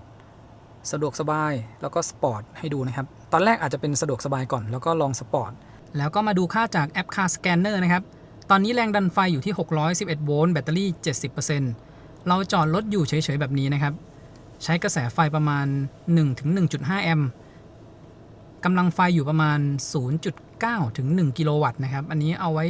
ประเมินคร่าวๆได้เลยนะครับถ้าจอดกลางแดดร้อนๆแบบนี้แอร์ทำงานอยู่ใช้ไฟอยู่ประมาณ 0.9 กิโลวัตต์คันนี้แบตเตอรี่ 80.8 กิโลวัตต์เอาร์นะครับถ้าเราหารออกมาเป็นต่อเปอร์เซ็นต์เนี่ยมันก็ประมาณเปอร์เซ็นต์ละ 0.8 กิโลวัตต์เอาร์ก็แปลว่าถ้าจอดแดดร้อนๆแบบนี้เนี่ยแบตเตอรี่ก็จะหายไปประมาณชั่วโมงละ 1% นะครับแต่ว่าถ้าอากาศเย็นกว่านี้แอร์ไม่ได้ทำงานหนักก็จะใช้ไฟน้อยกว่านี้แบตเตอรี่ก็จะลดลงน้อยกว่านะครับสำหรับอุณหภูมิมอเตอร์เนี่ยไม่มีค่าที่เราดึงมาดูได้และมาดูที่ค่า power นะครับผมตั้งให้เขาจำมินแม็กซ์ไว้ด้วยต่ำสุดนะครับลบ154กิโลวัตต์อันนี้เป็นค่ารีเจนนะครับช่วงที่ขับมาเนี่ยมันมีช่วงลงเนินแล้วต้องเหยียบเบรกนะครับถือว่ารีเจนแรงเลยนะครับขึ้นไปถึงลบ154กิโลวัตต์แล้วก็กำลังไฟที่ใช้สูงสุด200กิโลวัตต์ก็อาจจะเป็นช่วงเร่งขึ้นเนินนะครับเดี๋ยวเราดูหลังจากที่ขึ้นดอยอ่างขางแล้วเนี่ยกำลังไฟที่ใช้สูงสุดเนี่ยมันจะเกิน200กิโลวัตต์ขึ้นไปเท่าไหร่นะครับแล้วก็จะมีอุณหภูมิของแบตเตอรี่ที่เป็นอุณหภูมิที่สูงที่สุดนะครับถ้าขับขึ้นทางลาดชันแบบนี้ส่วนใหญ่อุณหภูมิแบตเตอรี่จะไม่ได้สูงขึ้นมากสักเท่าไหร่นะครับที่จะสูงคืออุณหภูมิมอเตอร์แต่เราไม่สามารถดูค่าอุณหภูมิมอเตอร์ตรงๆได้นะครับจากจุดนี้นะครับข้ามห้วยแม่งอนมาแล้วเนี่ยก็จะเป็นการขึ้นเนินชันแล้วนะครับเราทดสอบในโหมดคอมฟอร์ตหรือสะดวกสบายก่อนนะครับผมจะลองชะลอแล้วก็หยุดบริเวณเนินชันตรงนี้ด้านหลังยังไม่มีรถตามมานะครับลองจุดนี้ก่อนความเร็วเป็นศูนย์รถไหลถอยหลังนะครับถ้าแบบนี้เราต้องเหยียบเบรกให้รถหยุดนิ่งถ้าย้ำลงไปจะเป็นออโต้โฮนะครับรถก็จะไม่ไหลถอยหลังเร่งขึ้นบริเวณเนินชันนะครับพอความเร็วขึ้นมา40เนี่ยมันจะพุ่งขึ้นไปเลยคราวนี้เราลองในโหมดสปอร์ตดูบ้างนะครับโหมดสปอร์ตเนี่ยเขาตั้งค่ารีเจนไว้เป็นสูงนะเลยรู้สึกว่ามันหน่วงหน่อยลองหยุดตรงนี้อีกครั้งนะครับเราต้องเหยียบเบรกแล้วก็เร่งออกตัวก็ยังออกแบบนุ่มนวลนะครับถึงแม้จะเป็นโหมดสปอร์ตอันนี้เป็นปกติของรถที่เป็นมอเตอร์เดี่ยวนะครับทีนี้ผมจะลองเปิดใช้งานโหมดลอนช์นะครับมีรถตามมาด้านหลังทีนี้ความเร็ว40แล้วลองกดคันเร่งนี่นะครับถ้าโหมดลอนช์เนี่ยโอ้ยดึงหน้าเชิดเลยแต่พอดีว่ามีรถตามมาข้างหลังเดี๋ยวเราไปลองข้างหน้าอีกครั้งหนึ่งนะครับถ้าหยุดบริเวณเนินแล้วก็กดออกตัวโดยใช้โหมดลอนช์อยู่นะครับมันดึงแรงอยู่นะครับเวลาที่เปิดลอนช์เนี่ยแล้วก็แบตเตอรี่เหลือสูงอยู่นะครับ 70% ตอนนี้เหลือ 67% แล้วนะครับคือถ้าแบตเตอรี่เริ่มเหลือน้อยเนี่ยถ้าเราลองใช้ลอนช์ตอนนั้นน่ะอาการดึงมันก็จะแตกต่างนะครับน้อยกว่าช่วงที่แบตเตอรี่เยอะๆอยู่ลองบริเวณเนินนี้นะครับผมจะลองหยุดแล้วก็ออกตัวตอนนี้เราเปิดลอนช์ไว้แล้วเหมือนกันนะครับถ้าเริ่มจากความเร็ว0เนี่ยมันจะไม่พุ่งออกไปนะจะไม่เหมือนกับรถที่เป็น Dual Motor นะครับมอเตอร์2ตัวเนี่ยช่วยกันดึงช่วงออกตัวแต่ถ้าได้ออกตัวมาแล้วเนี่ยนี่ครับลองเร่งให้ดูคือพุ่งอย่างเดียวเลยนะครับถึงแม้จะเป็นการขึ้นเนินอยู่ความเร็วตรงนี้นะครับ60แล้วโอ้ยดึงแรงมากในโหมดลอนช์นี้นะครับเรียกว่าฟังก์ชันลอนช์ที่อยู่ในโหมดเริ่มต้นใช้เป็นแค่โหมดสปอร์ตธรรมดาก็พอนะครับนุ่มนวลลงมานิดนึง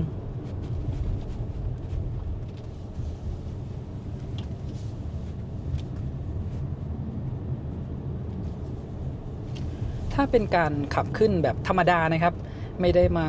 คอยหยุดแล้วก็ออกตัวเนินชันแบบนี้เนี่ย มันก็ไปได้เรื่อยๆนะครับอันนี้เป็นการทดสอบให้ดูเฉยๆนะครับว่าถ้าเราต้องหยุดตามเนินชันเนี่ยเราเหยียบคันเร่งออกไปเบาๆนะครับเดี๋ยวรถก็ค่อยๆออกตัวไปอันนี้ผมแค่ลองดูนะครับเลยต้องเป็นการลองกระทืบคันเร่งลงไป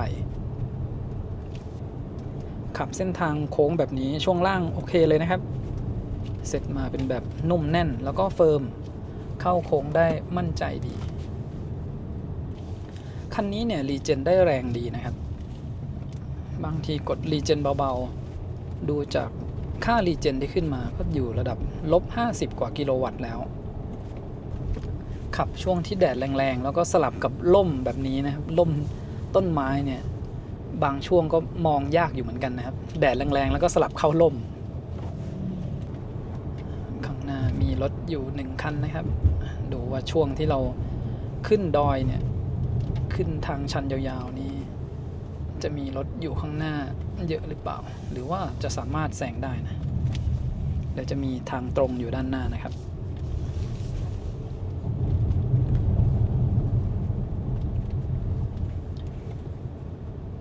ช่วงนี้เป็นช่วงหน้าฝนนะครับ2 ข้างทางเนี่ยต้นไม้ก็กินเข้ามาบริเวณไหลทางนะครับเดี๋ยวดูไร่ส้มชมัยพรด้านหน้านี้นะครับไม่แน่ใจว่าล่าสุดนี้บริเวณพื้นเขาเป็นยังไงละตอนนั้นนี่น้ำนี่ล้างดินออกมาหมดเนี่ยครับขวามือก็มีการเอาดินมาถมอยู่บ้างนะครับ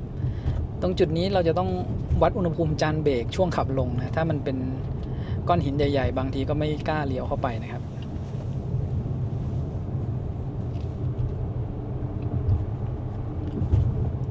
ทีนี้ถ้าเราแซงรถคันข้างหน้าเนี่ยช่วงที่ขึ้นตามเนินชันอาจจะไม่ได้หยุดตามเนินชันนะครับเดี๋ยวลองดูก่อนว่าจะมีจังหวะให้แซงได้หรือเปล่าจริงๆเมื่อกี้ก็ได้ทดสอบคร่าวๆดูแล้วนะครับไม่ว่าจะเป็น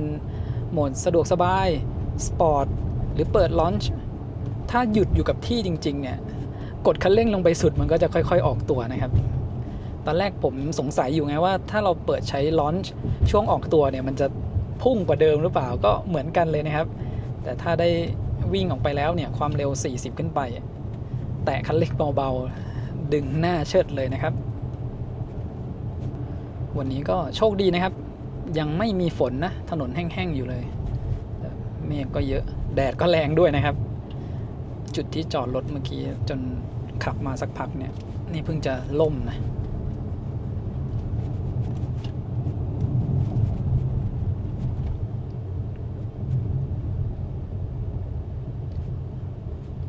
อันนั้นเขาตีวงกว้างหน่อยนะครับจะได้มีแรงส่งอันนี้ของเราเอาแบบเข้าโค้งชิดๆตรงนี้เลยแล้วก็เวลาเปิดไฟเลี้ยวนะครับมีกล้องจากด้านข้างลองดูจุดนี้นะครับ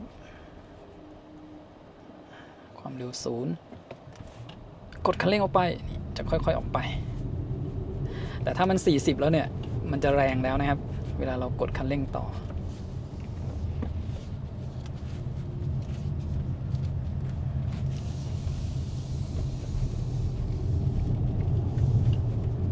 ในการขึ้นปกติเราก็ขึ้นไปแบบนี้เรื่อยๆนะครับก็ไม่ได้ต้องกดคันเร่งจัดเต็มอะไรนะถ้าขับเลี้ยงความเร็วขึ้นไปแบบนี้เรื่อยๆอันนี้จะไม่ได้โหลดมอเตอร์มากนะครับถ้าเทียบกันกับเวลาที่เราหยุดอยู่บริเวณเนินแล้วก็กดคันเร่งลงไปสุดคือเขาจะจ่ายไฟไปที่มอเตอร์เต็มที่เลยทีนี้พอกระแสไฟมันสูงๆเนี่ยมันก็ทำให้มอเตอร์อุณหภูมิสูงขึ้นได้ง่ายนะครับดูจากพละกำลังระหว่างที่ขับอยู่แล้วเนี่ยผมคิดว่าสบายๆนะครับในรุ่นปี 2024 ที่เป็นรุ่น Long Range ผมก็บรรทุกน้ำหนักมาแบบนี้เลยนะมาทดสอบขึ้นทางชันที่เดียวกันนี้เลยนะครับก็ขึ้นสบายๆนะตรงจุดนี้เราขับขึ้นไปเลยนะครับวันนี้เมื่อกี้ก็ทดสอบหยุดหลายเนินแล้วก็ไม่ต่างกันนะครับเนี่ยครับเวลาขับขึ้นจริงนี่ขนาดไม่ใช่เทศกาลนะครับมี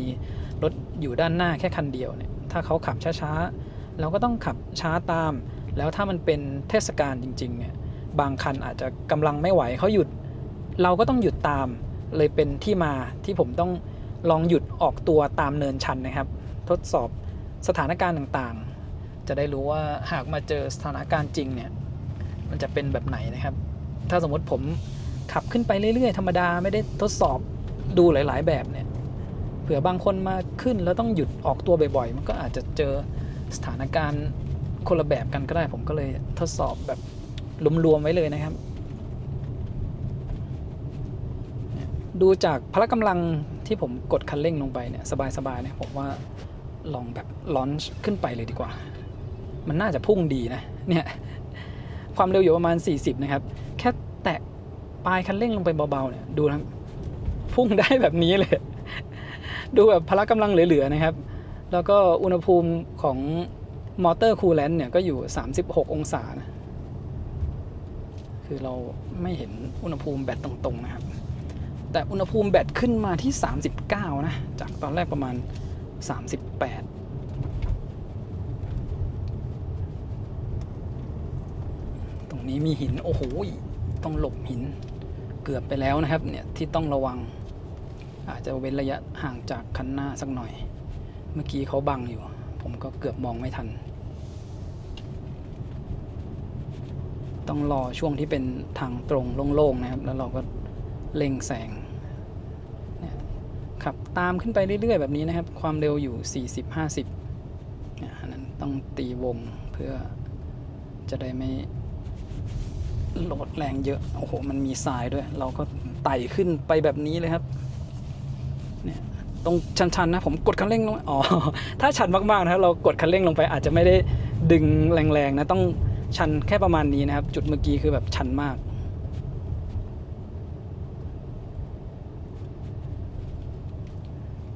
มาถึงจุดนี้แบตเตอรี่เหลืออยู่ 60% แล้วนะครับลดลงไปแล้ว 60%หลังจากผ่านจุดนี้นะจุดพักรถตรงที่ผ่านมาเดี๋ยวก็น่าจะเร่งแซงได้นะครับเราจะดูการเร่งแซงช่วงเนินชันนะครับจุดด้านหน้านี้นะครับไม่แน่ใจว่าจะมีหินหรือเปล่าไม่มีหินโอเคแบบนี้เนี่ยครับเร่งแซงได้สบายๆเลยนะครับต้องพยายามมองถนนดีๆนิดนึงกลัวแต่หินที่สุดเลยครับถ้าเส้นทางแบบนี้หินและหลุมโอ้อันนั้นเขาทำอะไรอะเทสมอเตอร์ไซค์หรือเปล่าเอาครับตรงนี้ก็เป็นอีกจุดชันหนึ่งนะครับโอ้โหแล้วก็ตรงนี้จะเป็นสเต็ปนิดนึงเราเบาๆแล้วก็เร่งความเร็วบริเวณจุดนี้นะผมจะลองเร่งโอ้ยเร่งเข้าไปโอ้โหดึงใช้ได้อยู่นะครับโอ้ยต้องดึงแล้วก็กั้นหายใจอยู่เลยพูดไม่ค่อยถนัดนะครับช่วงที่รถดึงแรงๆลองเสียงแต่นี่ก็ดังดีนะครับแต่จะออกเสียงแหลมๆหน่อยใกล้จะถึงแล้วนะครับสบายเลยนะสำหรับการขึ้นดอยนะครับบรรทุกน้ำหนักมาแบบเหมือนนั่งเต็มคันแล้วนะโอ้ยดึงแรงครับ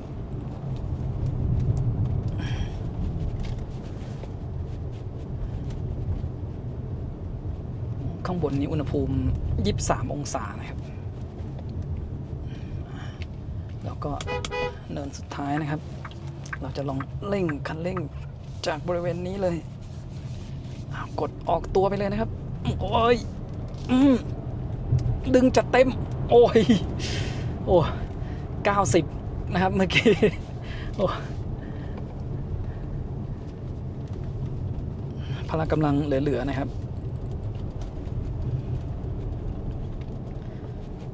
ขึ้นมาถึงแล้วไม่พบปัญหาใดๆนะครับอุณหภูมิคูลแลนต์ขึ้นมาอยู่ที่39องศาแต่ระหว่างขึ้นเนี่ยผมเห็นอุณหภูมิลดลงไปเหลือ35องศาเลยนะสำหรับอุณหภูมิคูลแลนต์นะครับตอนนี้แบตเตอรี่เหลืออยู่ 57% นะครับแรงดันไฟเริ่มลดลงมาเหลือประมาณ600โวลต์เกือบจะต่ำกว่า600แล้วนะครับพอแบตเหลือน้อยอย่างที่ผมบอกตอนต้นนะครับถ้าเป็นรถไฟฟ้าเนี่ยพอแบตเตอรี่เริ่มเหลือน้อยแรงดันไฟมันจะน้อยลงนะครับทีนี้กำลังไฟรวมที่ออกมาเนี่ยถ้าในระดับที่เรากดคันเร่งเท่าๆกันเนี่ย กำลังไฟมันจะน้อยลงต้องกดลงไปลึกขึ้นนะครับเราจะรู้สึกได้เลยนะถ้าเราเทียบกันขึ้นดอยช่วงแบตเตอรี่เยอะๆกับแบตเตอรี่แบบน้อยๆนะครับบางคันก็อาจจะกำลังไม่ไหวก็ได้นะครับวันนี้ขึ้นมาถึงแบบแดดเลยก่อนจะขึ้นนี่ก็ร้อนแดดมากเลยนะครับขับขึ้นมาถึงจุดชมวิวม่อนสนแบตเตอรี่เหลืออยู่ 57% นะครับวัดดูอุณหภูมิจานเบรกก่อนทดลองขับลงทางชันนะครับคันนี้มีระบบช่วยลงทางชันให้มาด้วยเดี๋ยวผมจะทดสอบให้ดูนะครับถ้าเราใช้ระบบช่วยลงทางชันเนี่ยอุณหภูมิจานเบรกมันจะร้อนนะครับเพราะว่าเป็นการใช้งานเบรกเป็นหลักเลยถ้าลงทางชันยาวๆเนี่ยไม่ควรใช้ระบบนี้นะครับอุณหภูมิก่อนขับลงนะครับ35 องศาโดยประมาณนะครับสำหรับล้อหน้าซ้ายแล้วก็ล้อหลังซ้ายนะครับไม่เกิน35 องศานะครับพอดีว่าด้านขวาเนี่ยตากแดดอยู่ก็เราวัดจากด้านนี้แล้วเดี๋ยวขับลงไปนะครับบริเวณจุดพักรถมาดูอุณหภูมิจานเบรกกันอีกทีนะครับรอบแรกทดสอบลงทางลาดชันโดยการใช้ Hill Descent Control ก่อนนะครับระบบคุมความเร็วลงทางลาดชันลงทางชันนะครับพอดีแสงแดดส่องอ่านไม่ค่อยชัดลองเปิดใช้งานดูนะครับพอเปิดใช้งานจะมีรูปรถลงทางชันขึ้นมาบริเวณด้านมุมซ้ายบนนี้นะครับพอระบบทำงานเนี่ยจะติดเป็นสีเขียวแต่ถ้าไม่ได้ทำงานก็คือแค่เปิดระบบจะติดเป็นสีเทานะครับช่วงทางราบแบบนี้เนี่ยระบบเขารู้นะครับว่าไม่ใช่เนินทางลงเนี่ยระบบก็จะตัดออกไปก่อนและถ้าขับลงบริเวณทางชันระบบก็จะกลับมาทำงานนะครับเริ่มจากบริเวณจุดนี้นะครับพอผมยกเท้าออกจากเบรกเนี่ยระบบควบคุมลงทางลาดชันทำงานนะครับไฟรูปสัญลักษณ์มันจะเป็นรูปรถลงทางลาดชันแบบนี้นะครับติดอยู่บริเวณมุมนี้แล้วก็ค่ารีเจนเนี่ยอยู่ประมาณ-1 กิโลวัตต์นะครับอันนี้เนี่ยชัดเลยว่าการชะลอความเร็วเนี่ยทำด้วยเบรกนะครับแล้วถ้าผมกดเบรกลงไปเพิ่มค่ารีเจนก็ไม่เพิ่มขึ้นนะครับแต่ถ้าเราเร่งความเร็วเพิ่มขึ้นมาแล้วสัญลักษณ์กลายเป็นสีเทานะครับบริเวณทางราบผมลองเหยียบเบรกอันนี้จะเป็นการรีเจนก่อนนะครับถ้าความเร็วสูงมาแล้วเราเหยียบเบรกให้รีเจนแต่พอเราขับความเร็วต่ำกว่า40-30 กิโลเมตรต่อชั่วโมงนะครับแล้วก็ยกเท้าออกจากเบรกระบบกลับมาทำงานนะครับค่ารีเจนเนี่ยอยู่ประมาณ-2 กิโลวัตต์เราลองดูต่อไปนะครับผมจะปล่อยให้ลงไปสักพักเลยแหละเราจะได้เทียบอุณหภูมิจานเบรกได้ชัดเจนขึ้นนะครับลองทดสอบให้ดูนะครับว่าลงแบบใช้ Hill Descent Control กับลงโดยการเหยียบเบรกลงปกติเนี่ยมันจะต่างกันขนาดไหนนะครับเราสังเกตจากขีดบนหน้าจอตรงนี้ก็ได้นะครับถ้าเราไม่ได้ต่อแอป Car Scanner ไว้เนี่ยคือถ้าต่อแอปมันดูได้ชัดเจนขึ้นนะครับว่ารถรีเจนอยู่แค่-2 กิโลวัตต์ส่วนถ้ามองขีดการรีเจนเนี่ยนิดเดียวเองนะครับที่เป็นสีเขียวๆถ้าความเร็วต่ำอยู่อย่างนี้แล้วเราเหยียบเบรกเพิ่มเนี่ยช่วงแรกค่ารีเจนจะยังไม่ขึ้นนะครับแต่พอระบบ Hill Descent Control ตัดออกไปแล้วอ่ะรีเจนถึงจะกลับมาทำงานนะครับด้านหลังมีรถตามลงมานะครับเดี๋ยวผมต้องหาจุดแอบให้เขาแซงไปก่อนนะเพราะว่าเรากำลังทดสอบลงแบบช้าๆอยู่นะครับ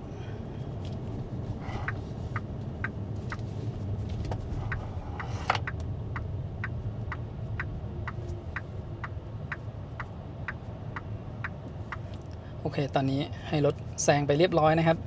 เนี่ยพอเป็นจุดชันๆแบบนี้นะครับระบบควบคุมความเร็วลงทางชันเนี่ยเขาก็ทำงานให้รถเนี่ยไหลลงช้าๆนะครับมันก็ปลอดภัยดีแหละครับแต่ว่าเป็นการใช้งานเบรกเป็นหลักนะครับแต่ผมสังเกตว่าตอนนี้เนี่ยค่ารีเจน-14 กิโลวัตต์เลยนะครับทั้งที่ระบบช่วยลงทางลาดชันเนี่ยทำงานอยู่เดี๋ยวลองเร่งความเร็วขึ้นไปหน่อยนะครับดูว่าสัก30ผมลองยกเท้าออกจากคันเร่งที่ความเร็ว30นะครับเขาจะรักษาความเร็วให้อยู่ความเร็วสุดท้ายที่เรายกเท้าออกจากคันเร่งนะครับก็ประมาณ29-30 กิโลเมตรต่อชั่วโมงค่าการรีเจนอยู่ประมาณ-10 กิโลวัตต์นะครับก็น่าจะเป็นการทั้งเบรกแล้วก็ใช้รีเจนช่วยชะลอความเร็วและพอเป็นช่วง ทางราบหน่อยตอนนี้ Hill Descent Control ยังทำงานอยู่นะครับจริงๆแล้วมันก็คงชันอยู่แหละครับแต่ว่าเรามองเนี่ยอาจจะเหมือนว่าไม่ชันละเพราะมันจะมีช่วงที่เป็นทางราบนะตัวสัญลักษณ์มันจะกลายเป็นสีเทานะครับถ้ากลายเป็นสีเทาแสดงว่าออกจากการทำงานอยู่ชั่วคราวค่ารีเจนอยู่ประมาณ-10 กิโลวัตต์นะครับตัวกระจกมองหลังเนี่ยทำให้ในกล้องเห็นด้านหลังได้ชัดเลยนะครับถ้าเป็นช่วงที่ไม่ใช่แดดแรงๆเนี่ยอันนี้มองได้ง่ายดีนะครับแต่ถ้า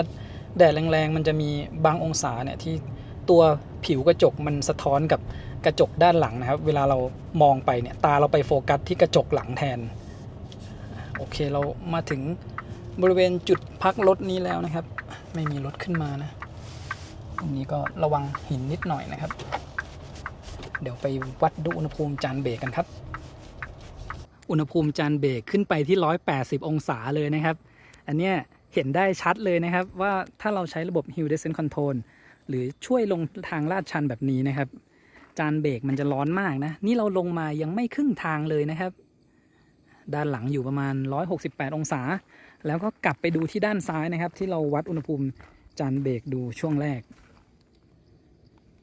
นี่ครับประมาณ158ถึง109องศาแล้วก็หน้าซ้ายนะครับหน้าซ้ายอยู่ประมาณ190เหมือนกันนะร้อนมากเลยนะครับด้านหน้าเนี่ยถ้าเป็นช่วงเราขับลงมันจะรับภาระมากกว่าด้านหลังนะครับทำให้อุณหภูมิจานเบรกเนี่ยสูงกว่าด้านหลังอยู่แล้วก็ด้านหลังอาจจะเพราะว่ามีมอเตอร์ช่วยรีเจนอยู่นิดนึงด้วยนะครับช่วงที่เราขับลงแล้วเห็นค่ารีเจนอยู่ประมาณ-10 กิโลวัตต์เนี่ยทำให้อุณหภูมิจานเบรกหลังไม่ได้ร้อนเท่ากับจานเบรกหน้านะครับคราวนี้ขับกลับขึ้นไปใหม่นะครับขึ้นด้วยโหมดคอมฟอร์ตนะครับรอบแรกเราขึ้นด้วยโหมดสปอร์ตดูแล้วลองขึ้นแบบธรรมดาเลยนะครับถ้าเรามาเที่ยวกันแบบครอบครัวนะครับหรือขับมาเที่ยวเนี่ยก็ขับขึ้นปกติแบบนี้นะครับไม่ต้องคอยเร่งแรงๆมันก็ไปได้เรื่อยๆนะครับขับแบบนี้เนี่ยจะไม่โหลดพละกำลังมอเตอร์มากนะครับความเร็วอยู่40-60เราก็เร่งไปเรื่อยๆมันก็ไปได้แบบสมูทเลยนะครับไม่ต้องพยายามแบบกดคันเร่งลงไปเลยถึงแม้จะไม่ใช่โหมดสปอร์ตนะครับยังขึ้นได้ง่ายๆเลยด้านหน้านี้เดี๋ยวลองเร่งแซงดูนิดหน่อยนะครับการเร่งแซงก็ทำได้ดีอาจจะต้องกดลงไปลึกกว่าโหมดสปอร์ตนิดนึงนะครับดูตรงบริเวณนี้ความเร็วสัก50นะครับกดคันเร่งลงไปลึกขึ้นเนี่ยมันความเร็วมันก็พุ่งออกไปเลยนะครับแป๊บเดียวเนี่ยขึ้นมา70-80แล้วนะครับอันนี้ก็พละกำลังเหลือๆนะครับการระบายความร้อนมอเตอร์ก็ทำได้ดีสังเกตว่าเมื่อกี้อุณหภูมิมอเตอร์ขึ้นไปถึง40องศานะครับพูดผิดอุณหภูมิคูลแลนต์แต่มันแปลกๆนะตัวเลขแปลกๆนะครับเมื่อกี้ขึ้นไป40แล้วก็ต่ำลงมาเหลือประมาณ27ตัวโปรไฟล์ตรงนี้เขาก็เป็นมีเขียนบอกไว้อยู่นะครับว่าเป็นในเวอร์ชันทดลองอยู่สำหรับโปรไฟล์ของ X เพิงนี้นะครับมาถึงจุดนี้ละเนี่ยขับได้สบายหายห่วงนะครับแม้จะขึ้นในโหมดคอมฟอร์ตบรรทุกน้ำหนักมาเหมือนนั่งเต็มคันแล้วนะครับไม่จำเป็นต้องโหมดสปอร์ตก็ได้นะครับตลอดระยะทางเลยนะครับที่ผมบอกว่าขับมาจากเชียงใหม่ผ่านเชียงดาวฝางในโหมดคอมฟอร์ตเนี่ยก็เร่งแซงสบายแล้วนะครับถ้าใครต้องการแบบความแรงแบบจัดเต็มก็เปิดเป็นโหมดสปอร์ตเปิดฟังก์ชันลอนช์เพิ่มอีกเนี่ยขนาดว่าไม่ใช่รุ่น Performance นะผมว่าอัตราเร่งเนี่ยมันก็เหลือแล้วนะครับสำหรับการใช้งานทั่วไปแบบนี้กลับมาถึงจุดชมวิวม่อนสนแล้วนะครับแบตเตอรี่เหลืออยู่ 54% นะครับระหว่างรอให้จานเบรกเย็นนะครับเดี๋ยวจะให้เชงพาดูภายในรถกันสักนิดนึงนะครับเมื่อวานก็น่าจะเห็นช่วงที่เราขับมาแล้วนะเห็นบรรยากาศรอบๆนะครับทั้งช่วงกลางวันแล้วก็กลางคืนของภายในรถช่วงประมาณตรงนี้นะครับที่ถ่ายให้เห็นในกล้องเดี๋ยวเริ่มจากทางฝั่งของคนขับเลยนะคะก็อย่างแรกเลยที่เห็นเนี่ยก็คือตัวเบาะคันนี้เนี่ยเป็นเบาะเนปป้านะคะตัวหนังนะครับหนังแท้เนปป้าแล้วก็รอบนี้เนี่ยให้มาทั้งเบาะนวดเบาะลมเย็นแล้วก็เบาะ เบาะอุ่นด้วยนะคะใช่ก็คือมีเบาะนวดเพิ่มเข้ามานะครับอันนี้ในเมนูแอร์เนี่ยจะเป็นการปรับเบาะลมเย็นแล้วก็เบาะอุ่นนะครับได้อย่างละ3ระดับและถ้าเป็นเบาะนวดนะครับเข้ามาที่เมนูเบาะตรงนี้นี่นะครับเลือกรูปแบบการนวดที่ตรงนี้ได้6รูปแบบนะครับทั้งคนขับและผู้โดยสารเลยนะครับก๊อฟเนี่ยนั่งคันนี้มาทั้งของ performance แล้วก็ตัว rear wheel drive เนี่ยรวมกันเกิน 1,000 กิโลเมตรแล้วก็โอเคนะครับเบาะคันนี้ทั้งรุ่น performance ขับไปกับกำแพงเพชรรวมถึงคันนี้ที่ขับมาถึงดอยอ่างขางนี้แล้วนะครับผมว่าการปรับให้ตำแหน่งโอเคเนี่ยทำได้ไม่ยากเลยนะฮะปรับนิดๆหน่อยๆก็พอดีตัวแล้วและเบาะเนี่ยมันยกได้สูงมากนะครับปกติแล้วรถคันอื่นผมต้องยกเบาะจนสุดเลยนะสำหรับคันนี้ผมเอาลงไปนิดนึงนะครับเดี๋ยวลองยกขึ้นไปอีกเนี่ยยังสูงขึ้นไปได้อีกนะครับสำหรับคนที่แบบตัวเตี้ยแบบผมเลย เนี่ยพอยกมันขึ้นมาสูงมากเลยนะผมว่าคันนี้เนี่ยยกเบาะขึ้นได้สูงมาดูที่บริเวณด้านหน้ากันบ้างนะคะสำหรับบริเวณหน้าจอของคนขับเนี่ยอันเนี้ยก็ขนาดใหญ่ขึ้นนะคะอยู่ที่ 10.25 นิ้วแล้วก็หน้าจอของการควบคุมตรงกลางเนี่ยอยู่ที่ 15.6 นิ้วเลยแล้วเข้ามาเนี่ยมีหน้าจอใหญ่ๆถึง2อันนะเมื่อวานนี้เราก็ขับรถเนี่ยในช่วงที่มีทางเนี่ยมืดสนิทเลยเป็นไงบ้างแสงแยงตาไหมแสงไม่แยงตานะครับถ้าเราปรับลงจนสุดที่ผมได้ถ่ายให้ดูช่วงกลางคืนนะผมว่าจอของ X เผิงที่เขาให้มามันไม่ได้สว่างมากจนแยงตานะครับในช่วงกลางวันเองเนี่ยตอนนี้ดูนะครับเอาแสงขึ้นแบบสุดผมจะชี้ให้ดูแบบชัดๆนะครับสีที่เขาใช้เนี่ยมันออกโทนเทาอ่อนนะครับแต่ว่าสีขาวจริงๆคือตรงนี้มันเลยให้ความรู้สึกเหมือนว่าจอมันไม่ได้สว่างมากเนี่ยสังเกตตรงนี้นะครับตอนแรกที่ผมใช้ผมก็รู้สึกว่าเอ๊ะทำไมจอมันสู้แสงไม่ค่อยไหวเพราะว่าเขาใช้โทนสีเป็นโทนสีเทานะครับถ้าเขาใช้เป็นโทนสีขาวเนี่ยมันจะสว่างขึ้นกว่านี้อีกนะครับแล้วก็ดีไซน์ของคันนี้นะคะสำหรับ Minor Change เนี่ยเขาให้ Ambient Light มาแล้วนะคะซึ่งช่วงกลางคืนเมื่อวานนี้ก็ถือว่าสวยทีเดียวนะคะดีไซน์ภายในเนี่ยเขาได้รับอินสปิเรชันหรือแรงบันดาลใจเนี่ยจาก Nebula นะคะก็ทำให้ข้างในเนี่ยตั้งใจดีไซน์ให้บริเวณคอนโซลกลางเนี่ยมันเหมือนลอยออกมาแล้วก็ตัว Ambient Light เนี่ยก็เหมือนเป็นการแบบดูดาวนะคะซึ่งก็จะมีเส้นแสงเนี่ยทั้งตรงบริเวณด้านหน้าแล้วก็ด้านข้างประตูด้วยนอกจากนี้เนี่ยดีไซน์ต่างๆภายในเนี่ยก็จะใช้เป็นลักษณะของรูปทรงเลขาคณิตหรือ geometry ด้วยจุดหนึ่งที่ชอบมากก็คือจริงๆแล้วคันนี้ไฮเทคมากนะหลายๆอย่างนี่มันต้องปรับนู่นนี่นั่นได้เยอะนะพูดถึงทั้งกล้องต่างๆรอบคันแต่สิ่งหนึ่งที่ของเขายังคีปแมนนวลไว้และชอบมากก็คือช่องแอร์นะคะมันทำให้ปรับง่ายไม่ต้องกดไปที่หน้าจอเลยนะคะแล้วก็ตำแหน่งช่องแอร์เนี่ยก็ถือว่าโอเคด้วยนะคะจากที่เรานั่งมาทางไกลเนี่ยก็แอร์เย็นดีแอร์เย็นดีมากด้วยนะดูครับอุณหภูมิที่ตั้งเนี่ยอยู่แถวๆ24นี่ขนาดวันนี้เนี่ยขับมาแดด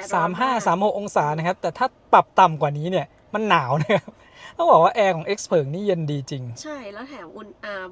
มพัดลมที่ใช้ความแรงลมเนี่ยใช้แค่เบอร์3เองนะคะเมื่อวานนี้นี่เราก็ใช้แค่บริเวณประมาณนี้เบอร์2เบอร์3ซึ่งไปได้ถึง10เบอร์เลยนะคะ10ระดับเนี่ยแอร์เสียงดังเลยนะเพราะว่าเป็นเบอร์10แล้วพอใช้เองเนี่ยประมาณเบอร์2เบอร์3นี่ก็เย็นโอเคแล้วอันเนี้ยมาพร้อมกับเงื่อนไขที่เมื่อกี้บอกว่าแอร์เย็นเนี่ยคือหลังคาเนี่ยพาโนรามิกก๊าซรูฟนะครับวันนี้แดดแรงมากพัดลมเบอร์3สำหรับเราก็รู้สึกว่าบรรยากาศในรถก็กำลังดีใช่ครับคือถ้าเป็นช่วงขับต่างจังหวัดมันมีลมมาระบายความร้อนบริเวณหลังคามันจะไม่ร้อนมากนะแต่ถ้าเป็นการขับในเมืองนะครับขับความเร็วต่ำๆรถติดไอ้แบบนั้นเนี่ยมันจะร้อนจากหลังคาลงมาก็อาจจะต้องหาพวกม่านมาติดปิดเข้าไปนะครับถ้าใช้งานในเมืองเป็นหลักแบบรถขับความเร็วต่ำๆแบบนั้นผมว่าอันนั้นอะร้อนลงมาแน่นอนถ้าแบบนี้สบายๆนะครับแล้วก็มีลมเย็นที่เบาะเนี่ยหนาวเลยคือถ้าเป็นรถคันอื่นๆปกติเราต้องตั้งอุณหภูมิสักประมาณ20นะครับถ้าใช้งานช่วงแดดร้อนๆแบบนี้ถัดจากช่องแอร์ลงมานะคะก็จะเป็นช่องวางโทรศัพท์ซึ่งอันนี้เนี่ยเขาให้ตัวไวเลสชาร์จเนี่ยมา2ช่องเลยนะคะแล้วก็ทั้ง2ช่องเนี่ยความแรงเนี่ยสูงสุดที่50วัตต์อันนี้ผมทดสอบเอาเครื่องทดสอบลองดูแล้วนะครับจ่ายกำลังไฟได้50วัตต์ทั้ง2ช่องเลยชาร์จแล้วนะครับแค่วางลงไปถัดมานะคะก็จะเป็นตัวช่องวางแก้วน้ ขนาดก็มาตรฐานทั่วไปนะไม่ได้เล็กไม่ได้ใหญ่ ถ้าใครใช้แก้วน้ำใหญ่พวกแก้วเยติอะไรแบบนี้จะต้องมาลองวางดูทีแล้วก็ตัวคอนโซลกลางเนี่ยก็จะมีตัวช่องเก็บของนะด้านบนเปิดขึ้นมาช่องเก็บของเนี่ยเปิดขึ้นมาแบบนี้บางทีมันก็เปิดลำบากอยู่เหมือนกันไม่สะดวกนิดนึงใช่ไอ้รุ่นที่เปิดตรงกลางแบบนั้นดูจะสะดวกกว่าแบบนั้นมากกว่านะเพราะตรงนี้มันจะติดมือนิดนึงเนี่ยมันจะต้องเปิดขึ้นมาติดแล้วก็ติดแขนตัวเองอย่างนี้เนี่ยถ้าเป็นคนเปิดแล้วค่อยล้วงใช่ตรงนี้ก็สามารถที่จะเก็บของได้พอสมควรนะคะมีความลึกเยอะอยู่แล้วด้านใต้เนี่ยก็ดีไซน์ให้มีชั้นข้างล่างเก็บของได้เพิ่มอีกนะคะนี่ก็สะดวกสบายเลยอย่างตอนนี้ก็วางตัวที่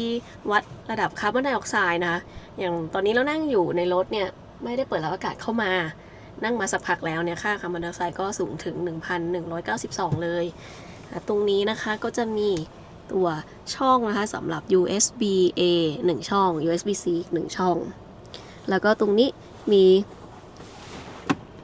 ช่องoutlet ออกมาอีก12 โวลต์นะคะอีก1ช่องตรงนี้มีฝาปิดด้วยโดยที่คันนี้เนี่ยเขามีช่อง USB A ให้1ช่องแล้วก็ USB C อีก3ช่องนะคะอีก2ช่องอยู่ด้านหลังนะครับ C 1ช่องอยู่ตรงนี้รวมกันเป็นทั้งหมด3ช่องแต่ว่า USB C ด้านหลังเนี่ยที่ผมทดสอบดูมันจ่ายกำลังไฟได้แค่10 วัตต์นะครับจะค่อยกว่าตัวด้านหน้านะด้านหน้านี้แรงกว่านะครับตรงนี้นะคะมีรอยขั้นอยู่ตอนแรกก็คิดว่ามีช่องเก็บของสรุปไม่มีนะคะอันนี้เป็นจุดหนึ่งที่แอบเสียดายนะว่าทำไมไม่ให้ช่องเก็บของด้านหน้ามาเดี๋ยวมาดูที่บริเวณประตูกันบ้างนะคะตรงไฟแอมเบียนไลท์ที่ประตูเนี่ยแม้ว่าจะเป็นช่วงกลางวันเนี่ยสีสันก็คือเห็นชัดเจนเลยแต่ว่าไม่แยงตาเพราะดีไซน์เนี่ยมันจะเป็นการทำแบบไฟซ่อนนะคะมันจะไม่สะท้อนไปที่กระจกแล้วก็เครื่องเสียงคันนี้ให้ลำโพงมาถึง18 ตัวเดี๋ยวยังไงเดี๋ยวเราลองเปิดเพลงฟังกันด้วยนะและด้านบนนะคะตรงที่วางแขนเนี่ยตรงนี้เป็นปุ่มสำหรับเปิดประตูตำแหน่งกำลังดีเลยนะคะพอใช้จริงเนี่ยง่ายแล้วก็สะดวกมากกดปุ๊บแล้วก็ดันประตูออกไปแล้วก็ตรงนี้ก็จะเป็นที่เปิดปิดกระจกนะคะคันนี้เนี่ยกระจกให้มาเป็นแบบดับเบิลเลเยอร์นะคะก็เป็นกระจก2ชั้นแล้ว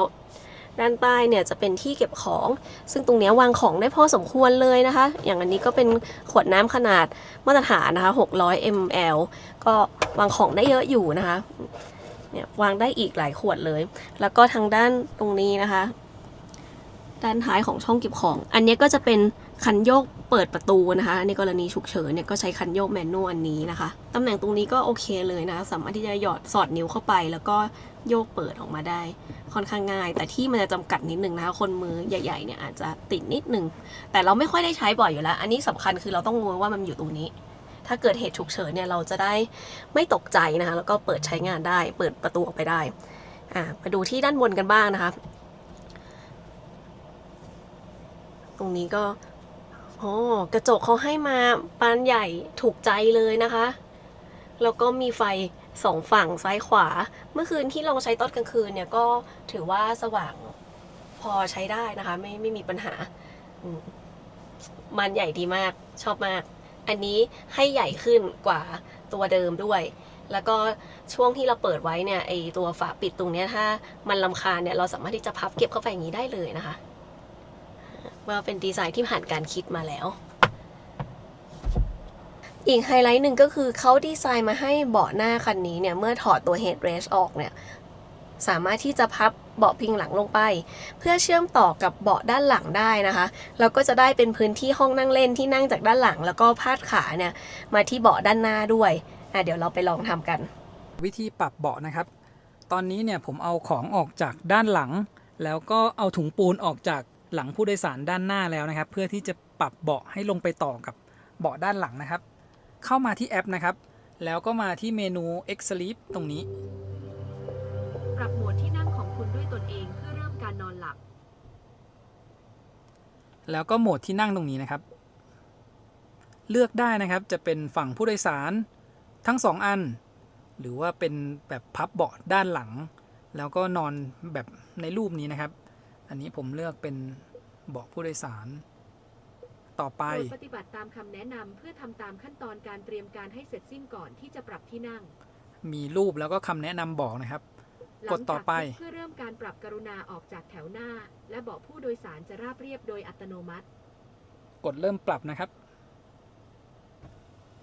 เบาะก็จะเริ่มปรับ ก็ต้องรอแป๊บหนึ่งนะครับ เบาะเขาจะค่อยๆปรับเลื่อนไปด้านหน้า แล้วก็ค่อยๆพับลงไปนะครับ เพื่อให้พนักพิงเนี่ยไปต่อกับที่นั่งด้านหลังนะครับ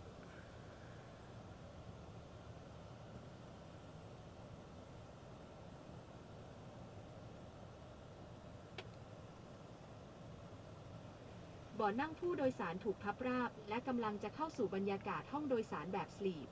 อันนี้ต่อกันเรียบร้อยแล้วนะครับ ก็จะเป็นในรูปแบบนี้ เราก็สามารถนั่งอยู่ด้านหลังตรงนั้นนะครับ แล้วก็วางขาพาดมาตรงนี้ได้เลย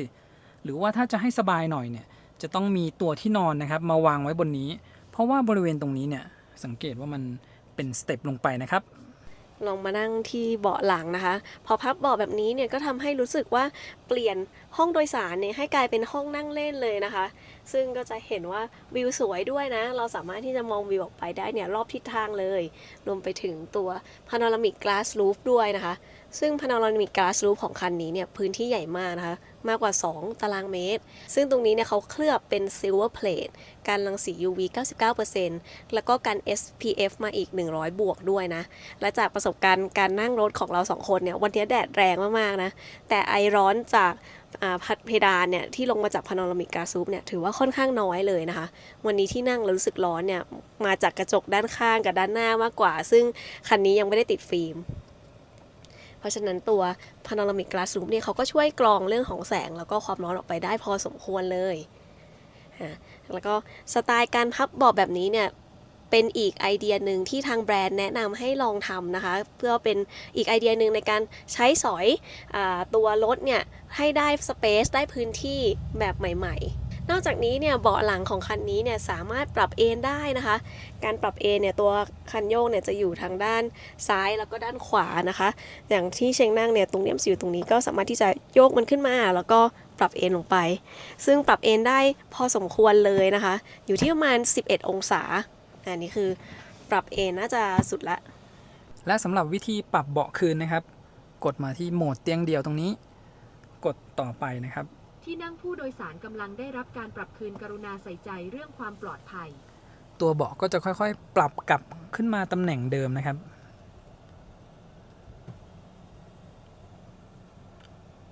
ต้องรอสักแป๊บหนึ่งแต่เราไม่ต้องไปกดปุ่มด้านข้างไว้นะครับ อันนี้ก็สะดวกดีนะค่อยๆปรับกลับขึ้นมาตำแหน่งเดิมนะครับจะสังเกตว่า Ambient Light เนี่ยขนาดว่าตอนกลางวันยังมองเห็นได้ชัดดีเลยนะครับ สมบูรณ์และกำลังจะออกจากบรรยากาศห้องโดยสารแบบสลีป ในโหมดนี้นะครับก็จะเซตพวกค่านาฬิกาปลุกเซตค่าแอร์ต่างๆได้นะครับมีให้เซตตรงนี้แล้วก็กดล็อกรถที่ด้านบนได้นะครับเอาไว้เวลาเราไปนอนแคมปิ้งเนี่ยก็เข้ามาใช้ในโหมดนี้นะครับคันนี้สามารถปล่อยกระแสไฟ V2L ได้นะครับและได้สูงสุดถึง6กิโลวัตต์อันนี้เดี๋ยวผมลองนำอุปกรณ์ V2L มาเสียบให้ดูนะครับเสียบตัวนี้เข้าไปอันนี้ก็จะเป็นสำหรับเสียบไฟ220โวลต์ได้เลยนะครับพอเสียบแล้วเนี่ยตัวรถก็ปล่อยกระแสไฟออกมานะครับไฟตรงนี้ติดแล้วก็เข้าไปดูบนหน้าจอรถบนหน้าจอรถเนี่ยมีกราฟิกขึ้นมาบอกนะครับกำลังจ่ายพลังงานบอกกิโลวัตต์นะครับบอกโวลต์แล้วก็บอกแอมป์หน้าจอกลางก็เหมือนกันนะครับวัดอุณหภูมิจานเบรกก่อนขับลงยาวๆนะครับอุณหภูมิจานเบรกไม่เกิน35องศานะครับสำหรับล้อหน้าแล้วก็มาดูที่อุณหภูมิจานเบรกล้อหลังไม่ถึง30องศาเลยนะครับเราจอดอยู่บริเวณตรงนี้สักเกือบชั่วโมงแล้วนะครับแล้วเดี๋ยวพาขับลงแบบใช้งานรีเจนตามปกติเลยนะครับขับลงแล้วก็เหยียบเบรกแล้วก็ตั้งรีเจนเป็นแบบหนักสุดนะครับก่อนขับลงแบตเตอรี่มีอยู่ 53% นะครับคราวนี้มาดูที่โหมดการขับขี่ตรงนี้นะครับถ่ายให้ดูใกล้ๆก่อนผมจะตั้งค่าการรีเจนเป็นแบบ X pedal เลยนะครับช่วงที่ขับลงเพราะว่าเมื่อวานที่ขับมาตัวนี้คือรีเจนแบบหนักสุดแล้วนะครับขับลงแบบใช้งาน X pedal นะครับการรีเจนแบบที่หนักสุดช่วงก่อนขับออกมาจากตัวเมืองเนี่ยได้ลองดูแล้วนะครับแบตเตอรี่ 99% ยังรีเจนได้ระดับ-80 กิโลวัตต์เลยความเร็ว28นะครับยกเท้าออกจากคันเร่ง รีเจนลบ20กิโลวัตต์นะครับรีเจนแบบแรงๆเลยนะขนาดความเร็วต่ำนะครับผมว่าคันนี้เนี่ยรีเจนได้แรงดีนะครับสำหรับ X Pedal นะครับถ้าเรายกเท้าออกจากคันเร่งจนสุดแล้วเนี่ยรถจะไหลไปที่ความเร็วประมาณ7กิโลเมตรต่อชั่วโมงนะครับแล้วก็ตอนนี้ลงเนินอยู่ด้วยรีเจนประมาณลบ3กิโลวัตต์นะครับคือมันคล้ายๆ One Pedal Drive แต่ว่ารถเนี่ยจะไม่หยุดนิ่งคือไหลไปค่อยๆแบบนี้นะครับส่วนถ้าเป็น One Pedal Drive ถ้าเรายกเท้าออกจากคันเร่งจนสุดเนี่ยรถจะชะลอความเร็วลงจนหยุดนิ่งเลยนะครับแล้วก็ดูที่ความเร็วต่ำแบบนี้นะครับประมาณไม่เกิน20กิโลเมตรต่อชั่วโมงยกเท้าออกจากคันเร่งรีเจนลบ14กิโลวัตต์นะครับรีเจนแรงเท่าๆกันกับเวลาที่เราใช้รีเจนต่ำและขับความเร็ว90ถึง100กิโลเมตรต่อชั่วโมงแล้วยกเท้าออกจากคันเร่งเลยนะครับพอลงเขาแบบนี้นะครับใช้งาน X Pedal นะครับรถก็ค่อยๆไหลลงไปนะครับคือไม่ต้องไปใช้งานระบบ Hill Descent Control เลยนะ Hill Descent Control เอาไว้ใช้เวลาที่เป็นพวกถนนลูกรังนะครับหรือเป็นหินที่ปนกันกับพวกหินทรายนะครับถ้าเราไม่ถนัดกับเส้นทางนั้นเนี่ยแล้วมันชันมากๆเราไปเหยียบเบรกแรงๆมันอาจจะลื่นถลายได้ก็ใช้ Hill Descent Control นะครับซึ่งจะเป็นระยะทางแค่สั้นๆเองนะครับแต่ถ้าลงทางลาดยางยาวๆแบบนี้เนี่ยไม่เหมาะกับการใช้งาน Hill Descent Control นะครับจะเห็นที่ผมทดสอบในช่วงแรกให้ดูอุณหภูมิจานเบรกขึ้นไปเกือบ200องศานะครับนี่ขนาดว่าเราลงอ่างขางยังไม่สุดเลยนะครับลงไปได้นิดเดียวเองดูบริเวณจุดนี้นะครับจุดที่ชันๆหน่อยแล้วผมยกเท้าออกจากคันเร่งรีเจนแรงดีนะคันนี้เนี่ยรถค่อยๆไหลลงไปนะครับความเร็วเพิ่มขึ้นมานิดหน่อย29ลดลงไปด้วยซ้ำนะครับ27 28 26นี่เป็นช่วงที่ชันหนักขึ้นด้วยนะความเร็วเพิ่มนะครับรีเจนลบประมาณ25กิโลวัตต์ถ้าเหยียบเบรกเพิ่มก็ขึ้นไปลบ30กิโลวัตต์นะครับก็ค่อยๆไหลลงนะด้วยความเร็วแบบรู้สึกว่าปลอดภัยอยู่นะครับ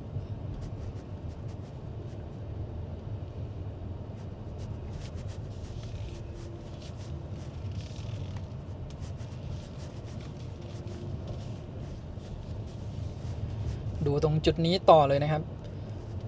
เราสามารถสังเกตได้จากขีดการรีเจนบนหน้าจอตรงนี้ได้นะครับหน้าจอตรงนี้ก็ได้สำหรับดูจากกล้องตัวนี้นะครับคันนี้ดีหน่อยว่า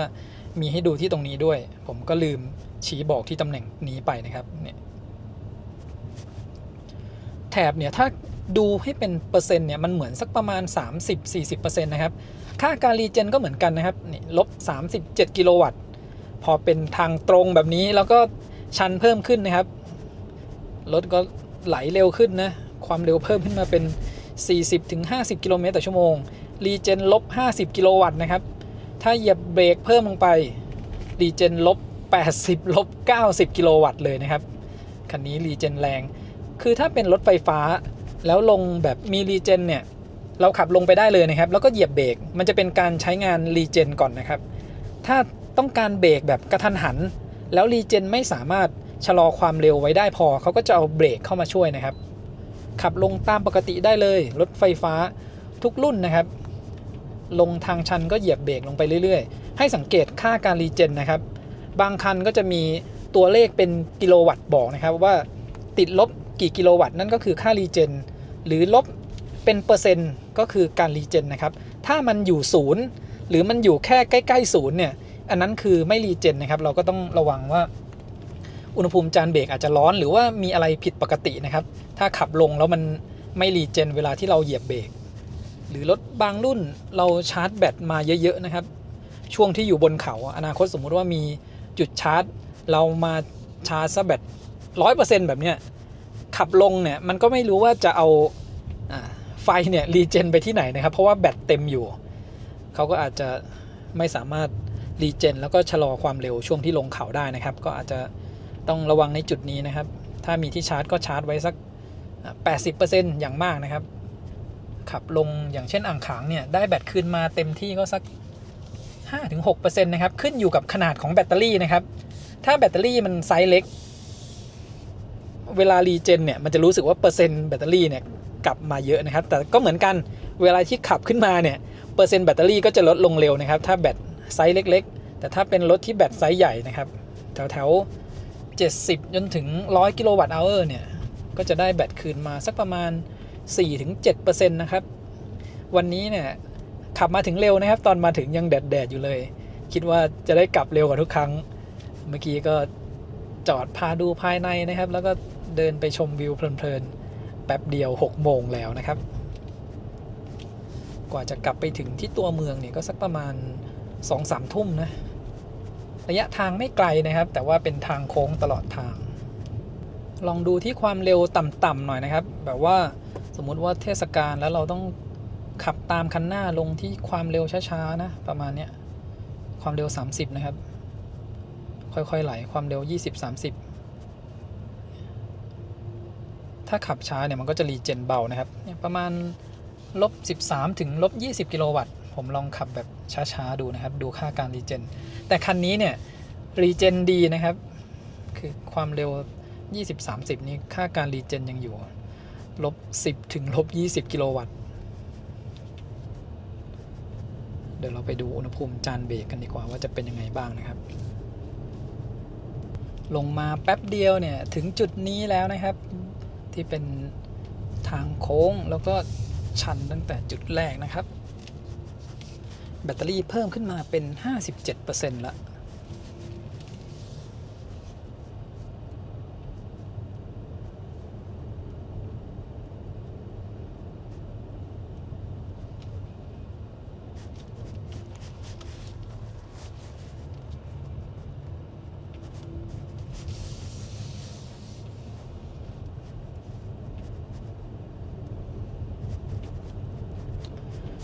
ตรงจุดนี้เป็นทางยาวๆนะครับลงเนินผมลองเร่งความเร็วขึ้นมาสักหน่อย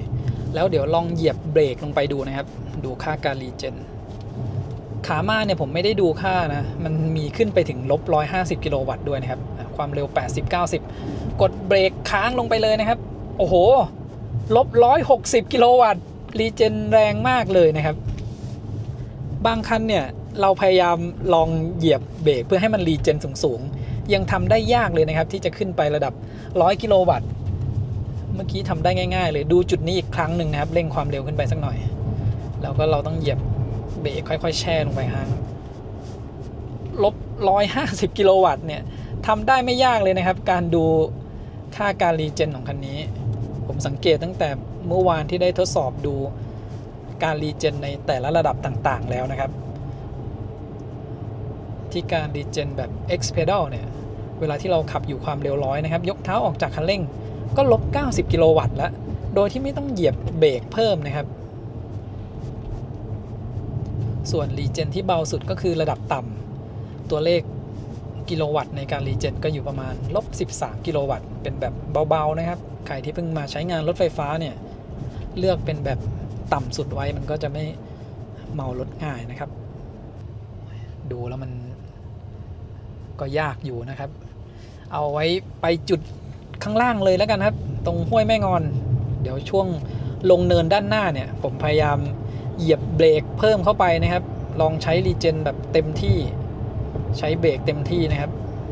ลองดูตรงนี้นะครับเป็นทางยาวๆพอดีแล้วผมก็เหยียบเบรก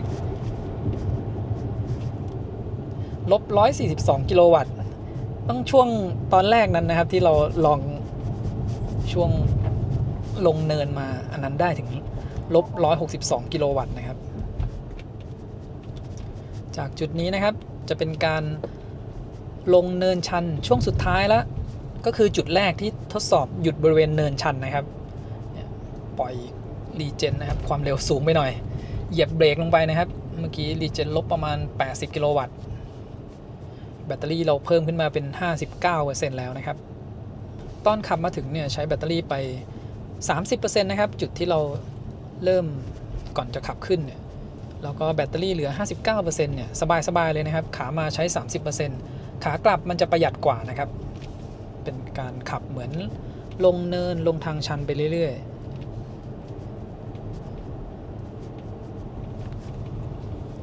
เนินสุดท้ายนะครับด้านหน้าเดี๋ยวแวะจอดวัดอุณหภูมิจานเบรกดูนะครับลงทางชันมาแบบยาวๆเลยนะ เทียบกับตอนแรกนะครับที่ใช้ Hill Descent Control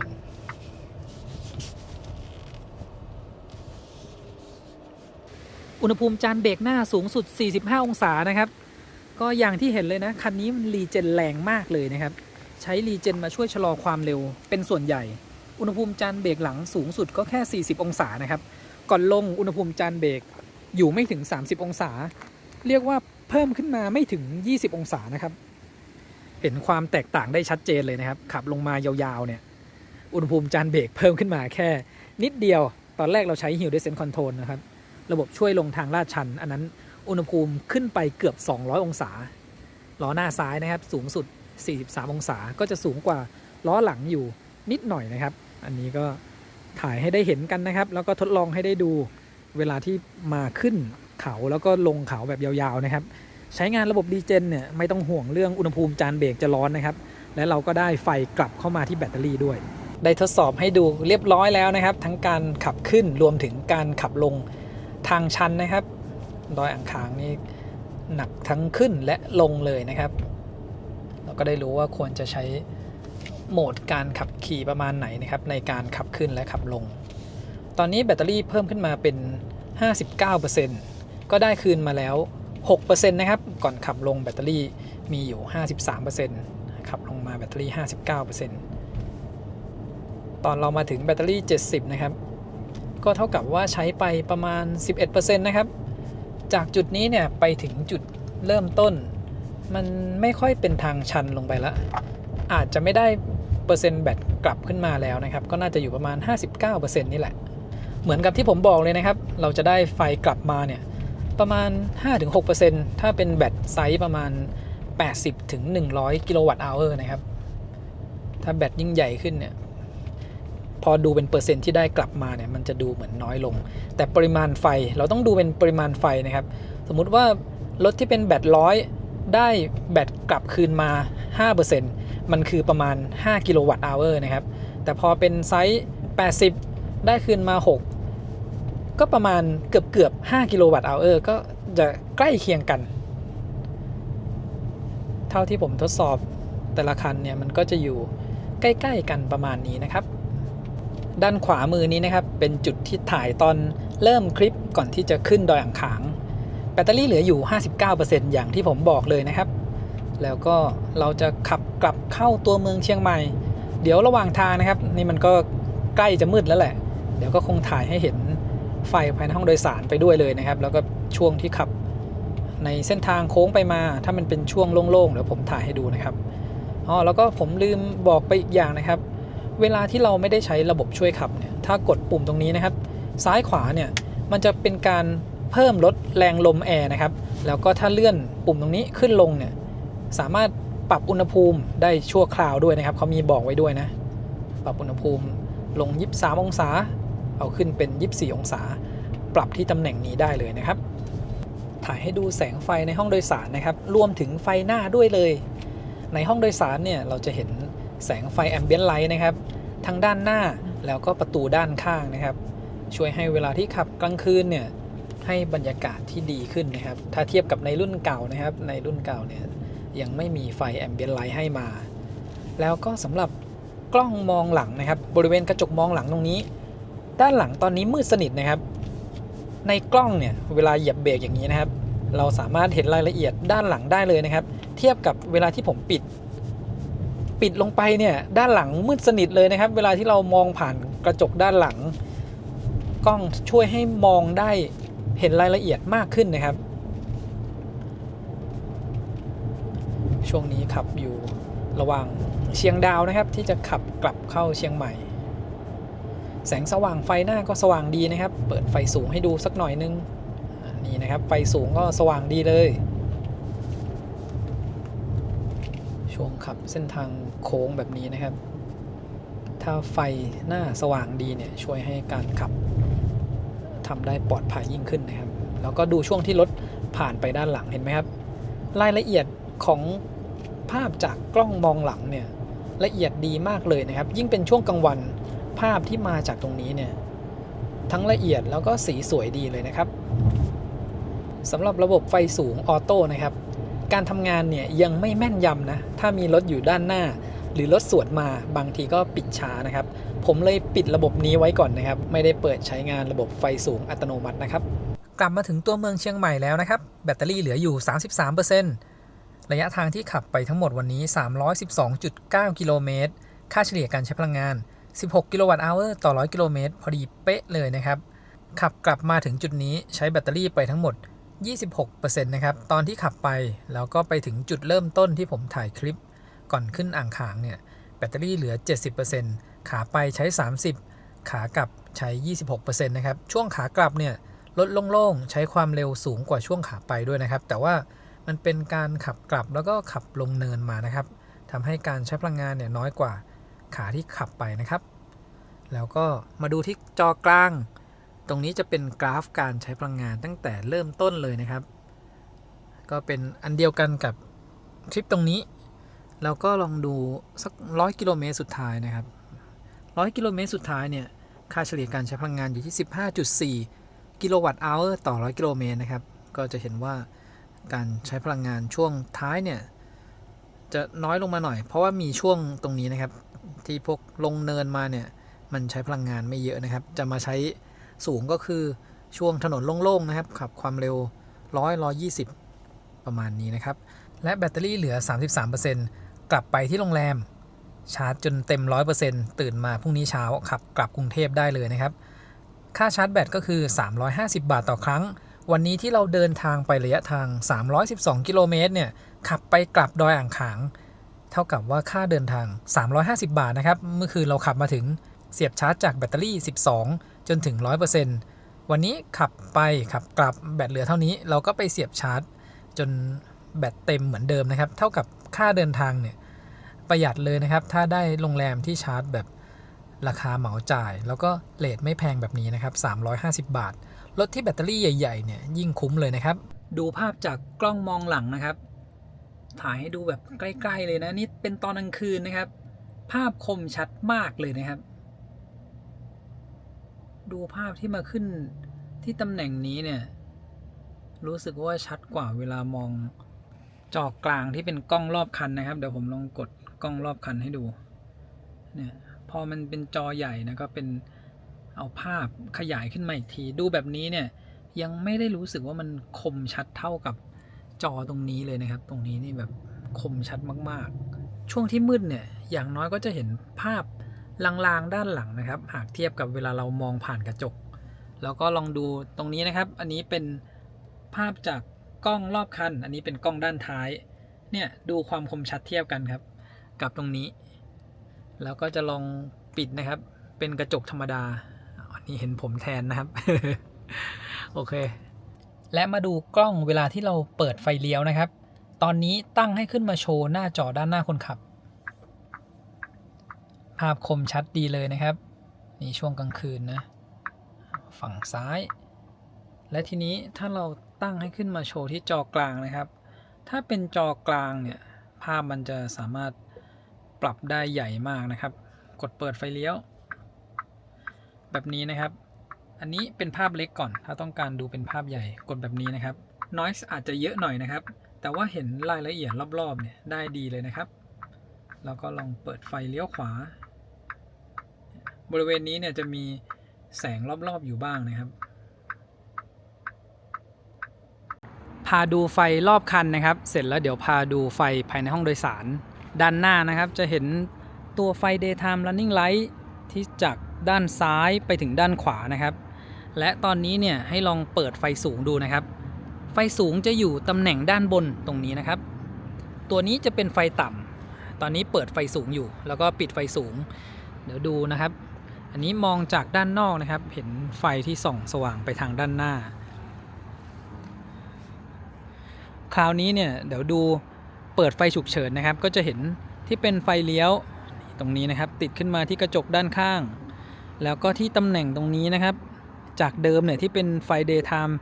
สีขาววิ่งจากซ้ายไปสุดขวาเนี่ยมันจะแบ่งเป็นไฟสีส้มอยู่บริเวณตรงนี้ซ้ายและขวานะครับเวลาที่เราเปิดไฟเลี้ยวแล้วก็เดี๋ยวไปดูที่ด้านหลังนะครับดูไฟเลี้ยวที่ด้านท้ายที่ตำแหน่งตรงนี้นะครับถ้ามองจากมุมนี้เนี่ยเราก็จะเห็นไฟเลี้ยว บริเวณกระจกมองข้างด้วยด้านท้ายเนี่ยจะเป็นไฟ sequential นะครับจากด้านในออกด้านนอกแล้วก็ไฟเบรกด้านบนแล้วก็ด้านล่างนะครับตำแหน่งตรงนี้ด้านใต้เนี่ยจะเป็นไฟตัดหมอกนะครับตอนนี้ตั้งให้เปิดไฟตัดหมอกไว้คราวนี้ดูไฟถอยนะครับตำแหน่งของไฟถอยเนี่ยก็จะอยู่ด้านใต้คู่กันกับไฟตัดหมอกเลยนะครับแล้วก็บริเวณตรงนี้จะเป็นไฟส่องป้ายทะเบียนนะครับที่เป็นสีขาวเดี๋ยวผมจะเปิดให้ดูด้านในนะครับพอเปิดด้านท้ายขึ้นมานะครับไฟที่ส่องบริเวณป้ายทะเบียนเนี่ยมันจะขึ้นไปกับฝาท้ายนะครับก็จะส่องมาบริเวณด้านท้ายรถบริเวณนี้นะถ้ามันมืดๆเนี่ยก็ช่วยให้มีแสงสว่างเพิ่มขึ้นมานะครับพอดีว่าตอนนี้เนี่ยเปิดไฟตัดหมอกอยู่ด้วยมันเลยส่องมาเป็นสีแดงบริเวณนี้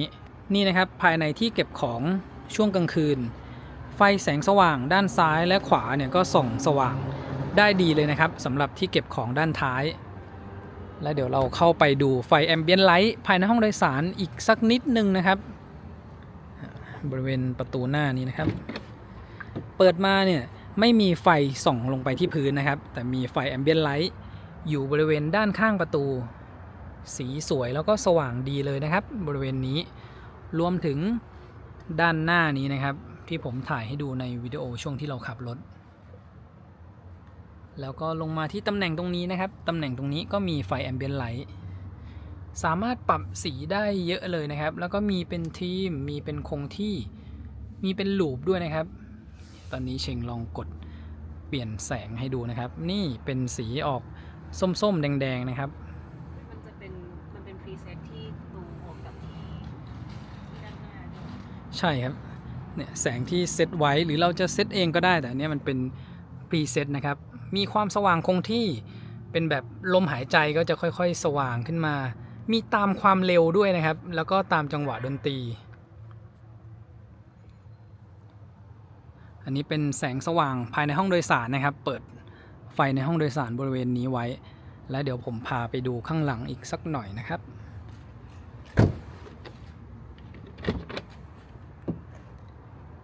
ที่ประตูหลังนะครับมีไฟแอมเบียนไลท์มาเหมือนกันและตอนนี้เซตไว้ให้เป็นแบบนี่นะครับแบบหายใจลมหายใจใช่ไหมมันจะค่อยๆสว่างขึ้นมาแบบนี้นะครับแล้วก็แสงสว่างภายในห้องโดยสารข้างหลังถึงแม้ภายในห้องโดยสารเนี่ยจะเป็นสีดาร์กเกรย์นะครับแต่ไฟแสงสว่างสีขาวก็ถือว่าสว่างดีอยู่นะครับให้ดูแบบรวมๆนะครับแล้วก็ถุงปูนของเรา4ถุงด้านในนะครับวางเรียงกันอยู่บริเวณนี้เช้านี้จอดรถไว้กลางแดดได้ประมาณ 2-3 ชั่วโมงแล้วนะครับถ่ายให้ดูอุณหภูมิจากภายนอกรถคันนี้จะเป็นสีม่วงอ่อนๆนะครับเพราะฉะนั้นสีตัวรถเนี่ยไม่ได้ดูดความร้อนมากแต่ส่วนที่ร้อนจริงๆเนี่ยก็จะเป็นส่วนที่มีสีดำนะครับบริเวณกระจก50กว่าองศานี้นะครับแล้วก็เดี๋ยวจะพาดูด้านในนะครับก่อนที่จะมาขึ้นรถเนี่ยผมสั่งเปิดแอร์ไว้รอแล้วนะครับเราสามารถสั่งเปิดแอร์ไว้ล่วงหน้าจากในแอปได้เลยนะครับให้แอร์ทำงานได้นานสุดถึง1ชั่วโมงหากว่าต้องการต่อเวลาก็ปรับได้จากในแอปเลยนะครับดูความเย็นแอร์ที่ออกจากช่องแอร์นะครับ9-10 องศาตอนนี้ปรับอุณหภูมิไว้ที่25องศานะครับแล้วก็กระจกหน้าเนี่ยไม่ได้ติดฟิล์มเลยบริเวณที่อุณหภูมิสูงสุด50กว่าองศาจะเป็นตามขอบที่เป็นสีดำนะครับบริเวณตรงกลางก็ประมาณ50องศาแล้วก็ดูที่เบาะนะครับตอนนี้เปิดลมเย็นที่เบาะไว้สีน้ำเงินเข้มๆนะครับจะเป็นบริเวณที่ลมเย็นเนี่ยขึ้นมาสำหรับคันนี้เนี่ยต้องเปิดสักประมาณเบอร์3นะครับถึงจะรู้สึกว่าแรงลมที่ขึ้นมาจากเบาะมันรู้สึกได้ถ้าเบอร์2เบอร์1มันค่อยไปหน่อยนะครับแล้วก็บริเวณพนักพิงนี่คือตำแหน่งที่แอร์ออกมาจากด้านหลังนะครับถ้าเทียบกันกับด้านใต้เนี่ยจะเห็นว่าด้านใต้เนี่ยมันกระจายบริเวณทั่วกว่านะครับด้านหลังจะออกมาน้อยกว่า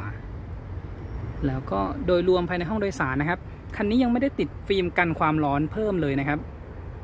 กระจกด้านข้างก็40กว่าองศาแล้วก็กระจกหลังคานะครับก็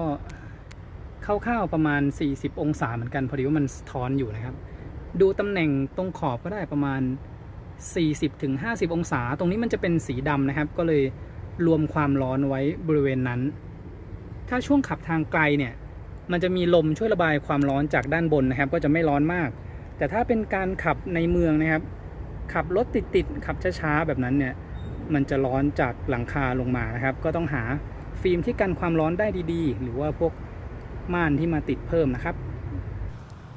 วันนี้เดินทางกลับกรุงเทพนะครับและตอนนี้เนี่ยเราชาร์จแบตเตอรี่เต็ม 100% ที่โรงแรมเรียบร้อยแล้วนะครับค่าชาร์จเป็นแบบคิดเหมาต่อครั้งนะครับมาถึงแบตเหลือน้อยๆเสียบชาร์จไว้กลางคืนเช้ามาแบตเต็มก็พร้อมจะออกเดินทางได้เลยนะครับเที่ยวรอบๆเชียงใหม่หรือเป็นการเดินทางกลับกรุงเทพแบบนี้สะดวกดีเลยนะครับค่าชาร์จถือว่าไม่แพงแล้วก็ไม่ต้องไปนั่งรอชาร์จอยู่ตามสถานีด้านนอกนะครับที่ชาร์จมีทั้งหมด6หัวชาร์จนะครับที่โรงแรมมูสโฮเทลเชียงใหม่แล้วก็โรงแรมนี้เนี่ยตั้งอยู่ติดกับซุปเปอร์ไฮเวย์เชียงใหม่เลยนะครับเดินทางมาถึงเชียงใหม่เลี้ยวเข้ามาก็ถึงโรงแรมเลยตรงนี้นะครับเผื่อว่าใครเดินทางมาเชียงใหม่เนี่ยแวะมาพักที่นี่ได้เลยนะครับสำหรับใครที่นำรถไฟฟ้าเดินทางมาจังหวัดเชียงใหม่นะครับเดี๋ยววันนี้เช็คมาลองขับ X เผิง G6 กันบ้างนะคะก็จะออกเดินทางจากเชียงใหม่นะคะที่โรงแรมไปที่ลำปางกันระยะทางเนี่ยประมาณ100 กว่ากิโลเมตรแล้วก็มีช่วงที่ขึ้นเขาลงเขาตรงดอยขุนตาลด้วยเดี๋ยวไปลองกันเลยค่ะก็ก่อนที่จะออกเดินทางเนี่ยได้ปรับตำแหน่งของเบาะแล้วนะคะตำแหน่งของเบาะคันนี้ปรับได้สูงมากเลยนะอันนี้ก็คือปรับขึ้นสูงสุดเนี่ยก็ทำให้ทัศนวิสัยเนี่ยค่อนข้างโอเคเลยนะคะแล้วก็การปรับองศาของกล้องมองข้างซ้ายขวาแล้วก็กล้องมองหลังเนี่ยทำได้ในองศาที่พอดี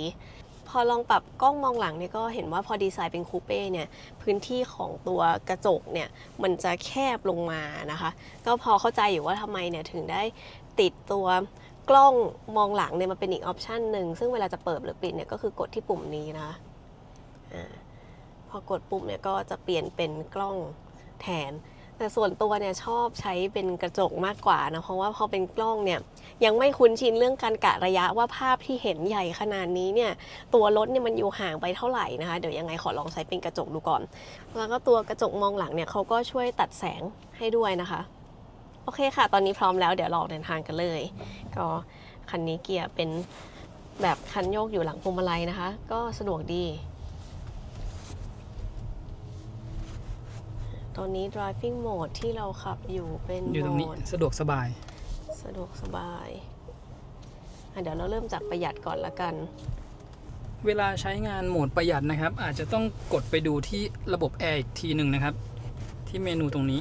คือถ้าเราใช้โหมดประหยัดแอร์มันจะเป็นประหยัดพลังงานด้วยให้กดออกนะครับถ้าเป็นช่วงหน้าร้อนเนี่ยไม่งั้นจะรู้สึกว่าแอร์มันไม่ค่อยฉ่ำเท่าไหร่นะครับ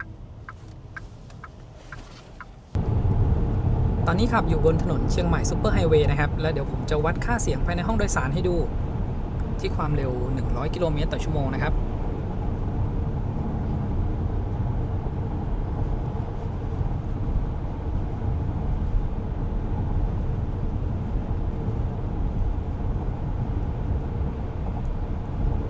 ค่าเสียงส่วนใหญ่จะอยู่ประมาณ50ปลายๆนะครับแล้วก็ขึ้นไป60ต้นๆถ้าเสียงต่ำกว่า60เดซิเบลลงมาได้เป็นส่วนใหญ่เนี่ยแสดงว่าการเก็บเสียงภายในห้องโดยสารทำได้ดีเลยนะครับเสียงส่วนใหญ่ที่ดังเข้ามาในห้องโดยสารเนี่ยผมรู้สึกว่ามันจะมาจากด้านใต้และถ้าเป็นความเร็วสัก120กิโลเมตรต่อชั่วโมงจะได้ยินเสียงลมที่พัดผ่านกระจกด้านข้างนะครับคันนี้กระจกที่ให้มาเนี่ยก็เป็นกระจกอะคูสติกกลาส2ชั้นแล้วนะครับแต่ว่าที่ความเร็ว110-120ก็จะได้ยินเสียงลมพัดผ่านเบาๆแต่โดยรวมเนี่ยการเก็บเสียงภายในห้องโดยสารทำได้ดีอยู่นะครับออกเดินทางตอนเที่ยงพอดีนะครับเราขับมาได้นิดเดียวเดี๋ยวแวะกินข้าวกันก่อนแล้วก็กดตรงนี้นะครับเปิดเพื่อสแกนช่องจอดดูบริเวณข้างรถคันนี้ก็ได้นะครับแถวๆนี้เดี๋ยวดูนะตรงปลายนี้นะครับตอนนี้เราเปิดระบบสแกนช่องจอดไว้แล้วขับเลยไปอีกนิดนึงเจอละกดต้องหยุดก่อนแล้วก็กดเริ่มออโต้พาร์คปึ๊บแล้วก็ปล่อยเท้าออกให้เชงได้ลองดูบ้างนะครับมันมีภาพจำลองอยู่ว่ารถจะต้องไปเดินหน้าไปถึงจุดไหนอันนี้ก็โอเคแล้วก็ให้เห็นภาพว่ารถจะต้องเคลื่อนที่ไปในองศาในมุมแบบไหนโหพอดีกับที่ด้านหลังมีรถมาจอดพอดีเป๊ะเลยช่องจอดด้านหลัง เขาก็ยังทำงานต่อนะแม้ว่าข้างหลังเนี่ยจะมีรถเคลื่อนที่มาช้าๆโอเคเรียบร้อย เรียบร้อยนะครับ เป็น P ให้เรียบร้อยด้วย โอ้โหดูบนจอดิแล้วรถข้างหน้าจอดเป็นแบบโค้งแบบนี้นะดูนะครับภาพจำลองนี่ดูสวยเลยนะรถเรียงกันไปแล้วก็กดหมุนดูแบบนี้นะครับกินข้าวเสร็จตอนนี้เราขับเดินทางกันต่อแล้วนะครับมาถึงบริเวณแยกดอยติที่ลำพูนแล้วก็ผมจะให้ดูตรงนี้ในแผนที่เนี่ยมีบอกกล้องจับความเร็วด้วยนะครับบอกระยะทางที่จะถึงตัวกล้องแล้วก็บอกว่ากล้องจับความเร็วเนี่ยจับที่ความเร็ว80 กิโลเมตรต่อชั่วโมงนะครับบอกว่าอีกประมาณ100 เมตร56 เมตรน่าจะเป็นตรงจุดนี้นะมีกล้องอยู่ข้างบนพอดีนะครับลองถ่ายเทียบให้ดูกับในแผนที่ของเขานะตอนนี้เราอยู่บนทางหลวงดอยขุนตาลนะคะก็ขึ้นลงมาสักระยะหนึ่งแล้วคันนี้เนี่ยก็เป็นอีกคันหนึ่งที่ขับแล้วรู้สึกว่าค่อนข้างมั่นใจเลยนะคะ driving mode ที่ใช้เนี่ยจะเป็นสะดวกสบายกับสปอร์ตอย่างช่วงที่ลงเขาแบบนี้ก็ใช้สะดวกสบายคือจริงๆแล้วเนี่ยแค่สะดวกสบายก็รู้สึกว่าพละกำลังเหลือๆแล้วนะคะจุดที่ชอบเลยก็คือเขาแยกตัว driving mode เนี่ยคือเราเลือก driving mode แล้วเนี่ยเราก็ยังสามารถที่จะเลือกน้ำหนักพวงมาลัยน้ำหนักแป้นเบรกแล้วก็ regen mode เนี่ยออกมาได้อีกนะคะ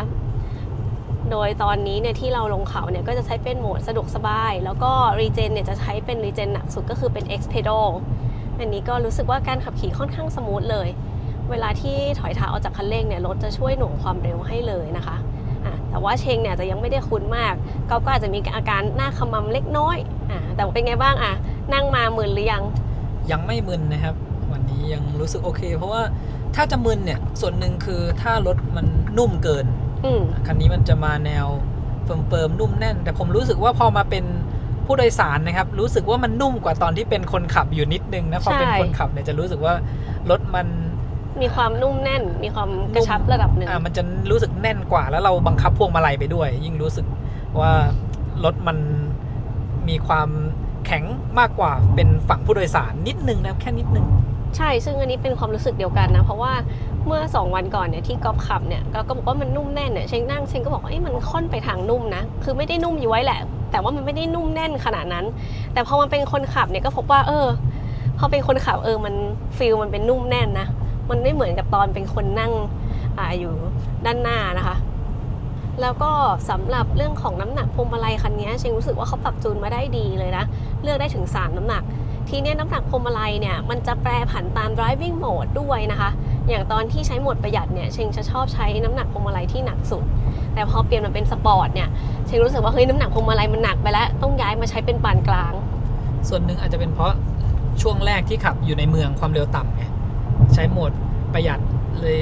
รู้สึกว่าพวงมาลัยมันเบาไปเลยต้องปรับหนักแต่พอรถขับเร็วขึ้นแล้วเนี่ยพวงมาลัยเลยต้องปรับมาแค่สักระดับปานกลางเพราะว่าเขาปรับจูนน้ำหนักเพิ่มไปด้วยแหละตอนขับสปอร์ตแล้วว่าใช่เวลาขับความเร็วสูงขึ้นไง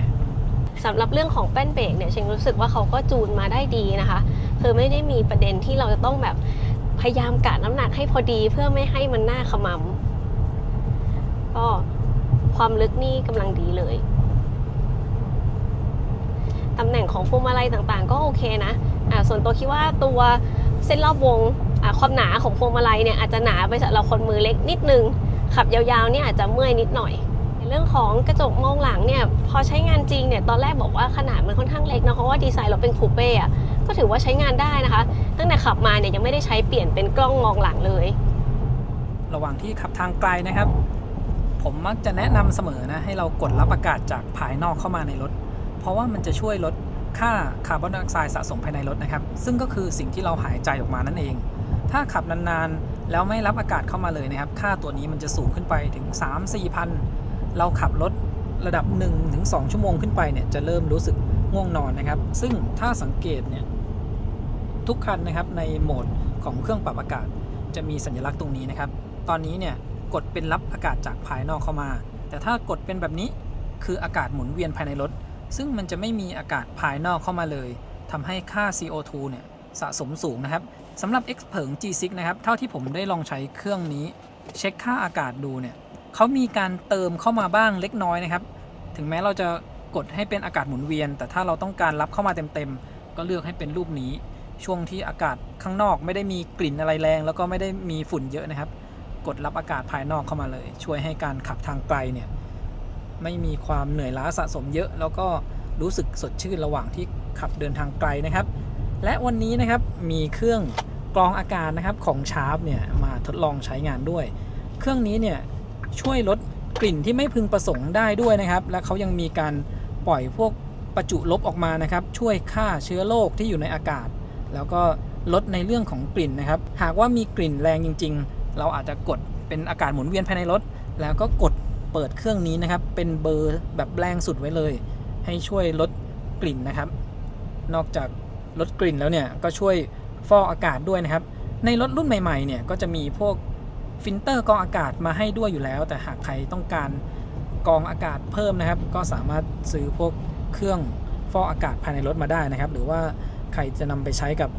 รถที่มีอยู่แล้วหากยังไม่มีระบบกรองอากาศให้มานะครับก็ใช้เครื่อง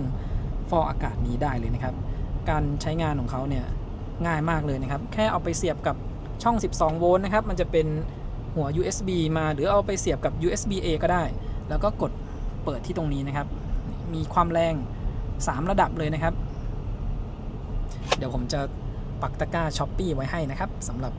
เครื่องฟอกอากาศตัวนี้ลองให้เชงนั่งด้านหลังดูบ้างนะครับคราวนี้นั่งน่าจะมี 2-3 ชั่วโมงเลยนะจากที่ลำปางไปตากนะครับค่ะก็มานั่งด้านหลังนะคะเบาะเขาปรับเอนได้เดี๋ยวคิดว่าก็จะลองปรับเอนนอนด้วยนะคะแล้วก็ด้านหลังเนี่ยแม้ว่าดีไซน์จะเป็นคูเป้เนี่ยจะเห็นว่าพื้นที่เนี่ยโดยเฉพาะเฮดรูมเนี่ยเหลือเยอะมากเลยนะเนี่ยเหลือแบบเยอะเนี่ยเอานิ้ว2มือเนี่ยถ้าขึ้นไปถึงจะถึงตัวเพดานเลยนะคะเพราะฉะนั้นสำหรับคนที่ตัวสูงเนี่ยก็คิดว่าคันนี้เนี่ยมานั่งเบาะหลังก็ไม่น่ามีปัญหานะแล้วก็ในการปรับตัวเบาะเอนนะคะก็จะมีคันโยกอยู่ทางด้านซ้ายมือก็เป็นตำแหน่งที่โยกได้ง่ายนะคะก็ต้องใช้แรงนิดนึงเพราะว่าด้านหลังก็เขาเป็นถุงปูนตอนนี้ไปติดถุงปูนมันติดถุงปูนเพราะจริงๆมันไม่ได้ต้องแรงขนาดนี้โอเคก็จริงๆแล้วไม่ได้ยากนะคะแต่ว่าก็เขาใส่ถุงปูนไว้มาเลยแน่นนิดหนึ่ง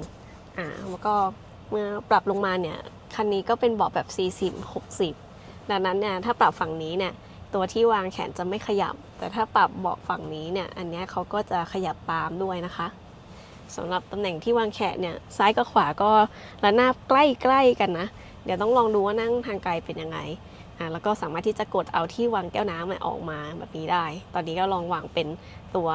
เครื่องฟอกอากาศของชาร์ปไว้นะคะสิ่งอำนวยความสะดวกด้านหลังเนี่ยก็จะมีตรงนี้นะคะช่องวางของซึ่งก็วางขวดน้ำไซส์500-600 ml ได้อย่างน้อย2ขวดเลยแล้วก็ยังเหลือช่องว่างให้เก็บของอีกตรงบริเวณด้านหลังของเบาะผู้โดยสารด้านหน้าและเบาะคนขับเนี่ยเขาก็จะมีช่องสำหรับใส่เอกสารให้นะคะอันนี้ก็สะดวกดีเลยแล้วก็ตรงกลางเนี่ยคอนโซลกลางจะเป็นช่องแอร์ซึ่งสามารถที่จะปรับด้วยมือได้เลยนะคะแล้วก็ถัดลงไปเนี่ยก็จะเป็นช่อง USB-C 2 ช่องห้องโดยสารด้านหลังเนี่ยหลังๆแอร์มาจากคอนโซลกลางนะคะไม่ได้มีแอร์ที่เสา B เดี๋ยวยังไงวันนี้ลองดูว่านั่งทางไกลแล้วร้อนหรือเปล่าตอนนี้ขับอยู่ระหว่างทางจากลำปางไปตากนะครับอุณหภูมิภายนอกวันนี้อยู่ประมาณ 33-34 องศาแดดร้อนๆเลยนะครับแต่ว่าภายในรถเนี่ยตั้งแอร์ไว้ที่อุณหภูมิ24อันนี้ก็รู้สึกว่าความเย็นเนี่ยเย็นพอดีแล้วนะครับขนาดว่ายังไม่ได้ติดฟิล์มนะคือแอร์เนี่ยเย็นดีนะครับแต่ว่ามีความร้อนจากภายนอกเข้ามาเพราะว่าไม่มีฟิล์มกันความร้อนขากลับนี้เจอทั้งแดดทั้งฝนตกหนักนะครับกล้องมองหลังเนี่ยชัดดีเลยนะครับเวลาเรามองผ่านกล้องรวมถึงภาพจากกล้องเวลาที่เราเปิดไฟเลี้ยวนะครับช่วงฝนตกแรงๆเนี่ยจะมองได้ชัดดีเลยนะครับเปิดไฟเลี้ยวขวาเห็นไหมครับมองได้ชัดดีเลยลองนั่งมาได้2ชั่วโมงแล้วนะคะก็นั่งด้วยนอนด้วยคันนี้เนี่ยเรื่องของเบาะเนี่ยใช่ว่าก็เหมาะกับคนตัวเล็กอยู่นะคะหลังจากที่นั่งแล้วเนี่ยไม่ได้รู้สึกปวดเมื่อยแล้วก็สามารถที่จะวางเท้าเนี่ยราบไปกับพื้นรถได้นะคะเท้าไม่ลอยอาจจะมีเรื่องของ head rest นิดนึงนะที่เชงเนี่ยยังปรับได้ไม่พอดีเท่าไหร่แต่เขาก็สามารถปรับได้ด้วยระบบแมนนวลก็ปรับไม่ยากนะคะก็สามารถปรับขึ้นลงได้แล้วก็ตอนที่นอนเนี่ยพอ มันไม่พอดีมันก็เลยทำให้คอพับคออ่อน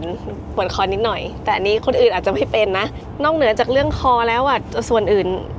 ตัวรองหลังรองนั่งอะไรต่างๆเนี่ยนั่งแล้วรู้สึกโอเคนะคะตัวเบาะเนี่ยไม่ได้ย้อยจนเกินไปทำให้แบบเวลานั่งแล้วก้นมันไม่ได้ย้อยและปวดหลังแบบนั้นใครที่กำลังสนใจคันนี้แล้วก็มักจะมีผู้โดยสารด้านหลังนั่งมาด้วยเนี่ยก็แนะนำว่าให้ชวนกันไปลองที่โชว์รูม Expert นะคะจะได้ลองประสบการณ์จริงแล้วก็แต่ละคนเนี่ยสรีระไม่เหมือนกันเพราะฉะนั้นก็ต้องลองเองด้วยนะสำหรับเรื่องของความสบายในการนั่งบนเบาะแล้วก็เมื่อกี้มีบอกด้วยว่าจะลองดูว่าแอร์เป็นยังไงนะคะเพราะวันนี้เนี่ยช่วงบ่ายที่นั่งมาอากาศข้างนอกร้อนมากนะแล้วก็แดดแรงๆเลยนะคะมีช่วงแรกฝนตกแล้วหลังจากนั้นก็คือแดดจัดเลยนะคะตอนนั่งมาก็บอกกับทำไมมันร้อนนิดนึงนะเหมือนเหงื่อออกสรุปแล้วเนี่ยช่องแอร์เนี่ยด้านซ้ายกับขวาเนี่ยด้านซ้ายเนี่ยเชงเผลอเลื่อนไปซ้ายสุดเนี่ยทำให้มันปิดช่องแอร์ไปนะแอร์ด้านหลังเลยทำงานเหลือแค่ช่องเดียวแต่พอกลับมาเปิดปกติเนี่ยแอร์มันก็เย็นสบายดีนะคะแล้วก็ตอนนี้เราเปิดความแรงของลมอยู่ที่เท่าไหร่นะก๊อฟ3แล้วก็เป่าเท้าด้วยเพราะฉะนั้นมันจะความแรงไม่ได้แรงมากแล้วก็ตั้งอุณหภูมิไว้แค่25นะอุณหภูมิ25ยังรู้สึกเย็นมากเลยคันนี้ใช่ก็เพราะฉะนั้นเนี่ยจริงๆแล้วคิดว่าด้านหลังเนี่ยแรงลมน่าจะสู้กับแดดได้ดีกว่านี้เพราะว่าเชงเปิดไว้แค่เบอร์3เองนะตอนนี้เขาเปิดทั้ง2ช่องเนี่ยก็เย็นสบายๆกำลังดีที่อุณหภูมิ25องศาดังนั้นใครขี้ร้อนเนี่ยสามารถที่จะเปิดความแรงลมให้แรงกว่านี้แล้วก็ปรับอุณหภูมิลงมาแต่ว่าด้านหน้าเนี่ยก็ค่อนข้างเย็นใช่ไหมใช่ข้างหน้าเย็นเลยแหละเปิดไว้25องศาอย่างที่บอกไปนะถ้าเป็นคันอื่นนี่เราต้องตั้ง20ถึง22นะใช่ปกติก็ตั้งประมาณ20แต่รอบนี้ตั้ง25ก็เย็นแล้วก็ตอนนี้เปิดแอร์ให้โดนทั้งตัวแล้วก็โดนทั้งเท้าด้วยถ้าเปลี่ยนมาเป็นระดับไม่โดนเท้าเลยเนี่ยช่องแอร์ทั้งหมดเนี่ยส่งมาที่เฉพาะตัวเนี่ยก็จะแรงกว่านี้อีกนะคะแล้วก็ช่วงที่แดดจัดๆนะคะไอความร้อนเนี่ยจากเพดานลงมาเนี่ยเชงรู้สึกค่อนข้างน้อยเมื่อเทียบกับรถคันอื่นๆที่เป็น Panoramic Glass Roof แบบเดียวกันนะเชงว่าส่วนหนึ่งเนี่ยเพราะว่า Headroom เขาเหลือเยอะไงคันอื่นเนี่ยจะเหลือน้อยกว่านี้นะคะซึ่งพอเหลือน้อยกว่านี้เนี่ยศีรษะเชงเนี่ยมันจะใกล้กับหลังคามากกว่านี้พอเป็นคันนี้เนี่ยก็เลยรู้สึกว่าความร้อนที่แผ่ลงมาเนี่ยน้อยกว่าขับออกจากตัวเมืองตากมาประมาณ 5-6 กิโลเมตรนะครับจะมีปั๊มบางจากที่นี่ก็ติดตั้ง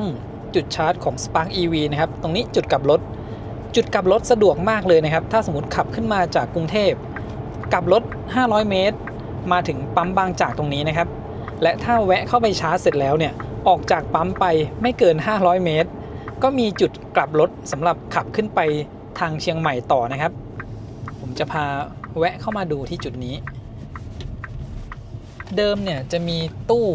ชาร์จของ Level Charger อยู่แล้วนะครับ120กิโลวัตต์แล้วก็ที่มาตั้งเพิ่มนะครับตรงนี้นี่นะครับเป็นตู้หัวเว่ย300แอมป์แล้วก็กำลังไฟรวมจุดนี้อยู่ที่240กิโลวัตต์นะครับเหมือนกันกับที่กำแพงเพชรที่ผมพาแวะไปชาร์จช่วงที่เดินทางขึ้นไปเชียงใหม่นะครับจริงๆแล้วเนี่ยถ้าผมขับมาจนถึงจุดนี้แล้วที่นี่เปิดชาร์จแล้วอ่ะตรงนี้จะเหมาะกว่านะครับเพราะว่าขับมาถึงจุดนี้เนี่ยประมาณ400กิโลเมตรพอดีเราชาร์จที่นี่แล้วได้กำลังไฟสูงๆนะครับขับต่อไปถึงที่เชียงใหม่เนี่ยสบายใจกว่าชาร์จที่กำแพงเพชรนะครับที่นั่นน่ะเรียกว่าแวะชาร์จเร็วไปนิดนึงนะถ้าเป็นการชาร์จจากหนองเบนแล้วก็มาชาร์จที่กำแพงเพชรแบตเพิ่งลดไปแค่10กว่า%เองนะครับสำหรับรถที่เป็นสถาปัตยกรรม800โวลต์นะครับตู้ชาร์จ120กิโลวัตต์ถึงแม้จะเป็น200แอมป์นะครับตามจุดต่างๆเนี่ยเราไปชาร์จก็ได้รับกำลังไฟระดับ120กิโลวัตต์เพราะฉะนั้นระหว่างทางเนี่ยตู้ชาร์จไหนว่างอยู่นะครับแวะชาร์จได้เลยใช้เวลาไม่นานแต่ที่ผมทำให้ดูเนี่ยเพราะว่าในอนาคตเดี๋ยวก็จะมีตู้ชาร์จแรงๆนะครับตั้งอยู่ถูกตำแหน่งมันก็จะทำเวลาในการเดินทางได้เร็วนะครับแล้วมาถึงที่กรุงเทพแล้วนะครับตอนนี้อยู่หน้าสนามบินดอนเมืองตอนที่ชาร์จที่ปตท.สลบบาทเนี่ยผมชาร์จขึ้นไป 75% นะครับแล้วก็กดนำทางกลับไปที่พระราม3ตัวแผนที่เนี่ยบอกว่ากลับไปถึงแบตเตอรี่จะเหลือ 25% นะครับระหว่างทางที่ขับกลับมานะครับความเร็วที่ใช้ส่วนใหญ่เนี่ยจะเป็น110แล้วก็120เป็นหลักเลยนะครับช่วงถนนสายเอเชียกลับมาถึงจุดนี้บอกว่าไปถึงพระราม3แบ ตเตอรี่จะเหลือ 15% นะครับเดี๋ยวจากจุดนี้เนี่ยกลับไปพระราม 3 ประมาณเกือบ30 กิโลเมตรนะครับไปถึงแล้วดูกันอีกทีว่าแบตเตอรี่เหลือเท่าไหร่นะครับแต่คร่าวๆเนี่ยผมว่าให้เผื่อขึ้นไปอีกสัก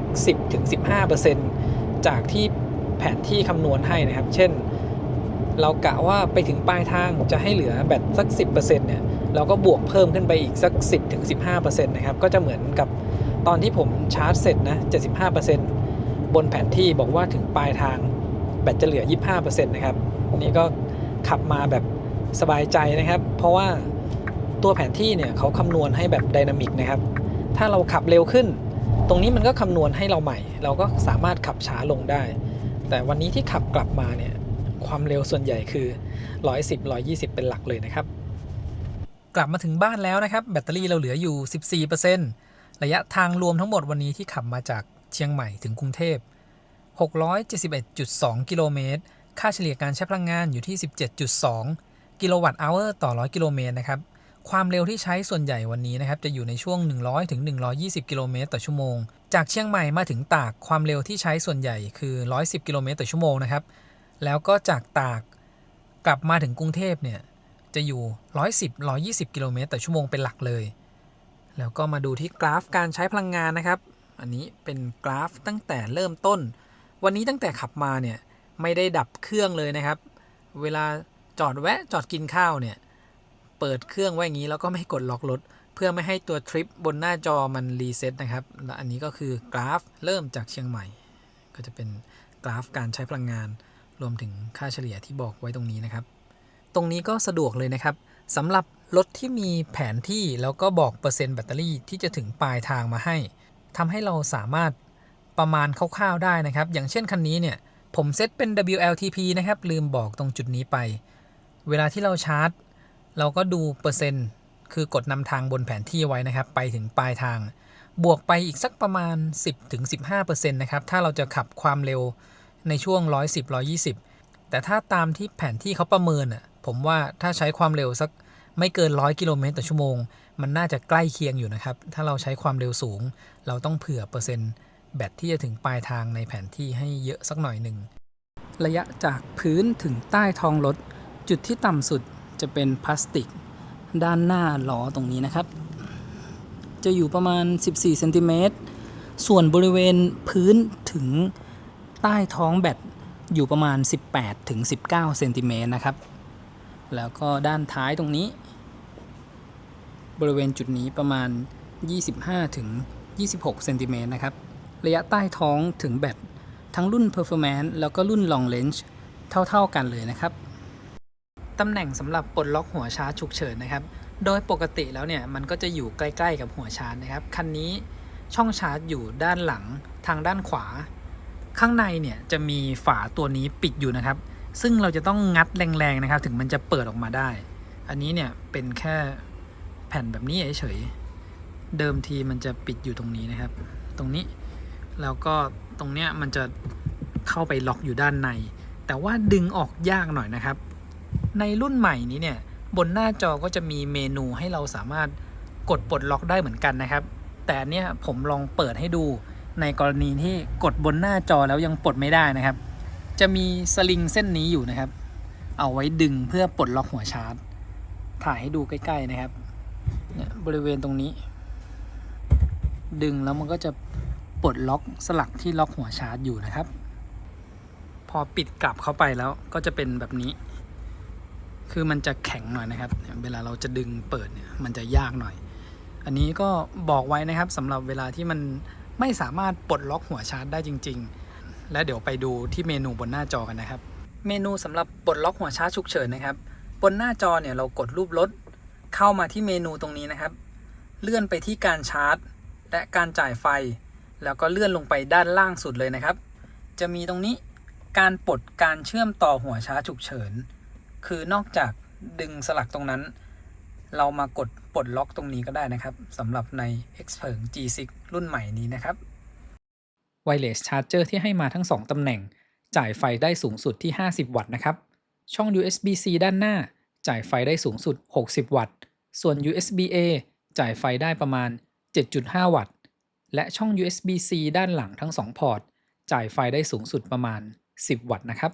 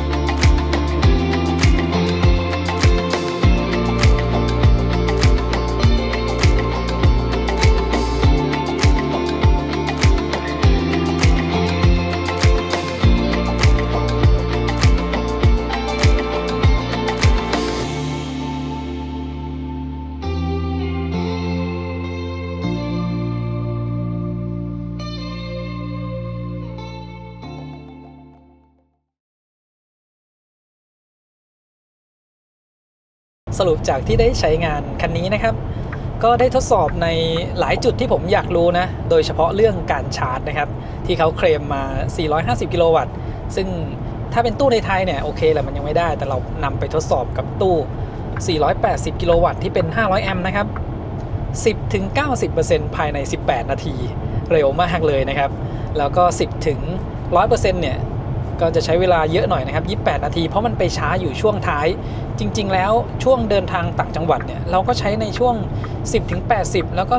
10-90% นี้แหละครับจะได้เห็นที่ผมพาเดินทางจากกรุงเทพมาเชียงใหม่นะแวะชาร์จแค่15นาทีเองนะครับถึงแม้จะเป็นการพากลับรถไปชาร์จหรือไปชาร์จในจุดที่ยังไม่มีรถมาแชร์แต่ในอนาคตนะครับพอมีสถานีชาร์จขึ้นแล้วเนี่ยการจะชาร์จให้ได้ใกล้เคียงแบบนี้เนี่ยมันก็ไม่ยากเลยนะครับหรือว่าถ้าไปชาร์จกับตู้150กิโลวัตต์ก็ใช้เวลาสัก 20-25 นาทีนะครับในการชาร์จจาก 10-80% เรียกว่าใช้เวลาระหว่างการเดินทางไกลเนี่ยไม่นานเลยนะครับในรถรุ่นใหม่ๆแบบนี้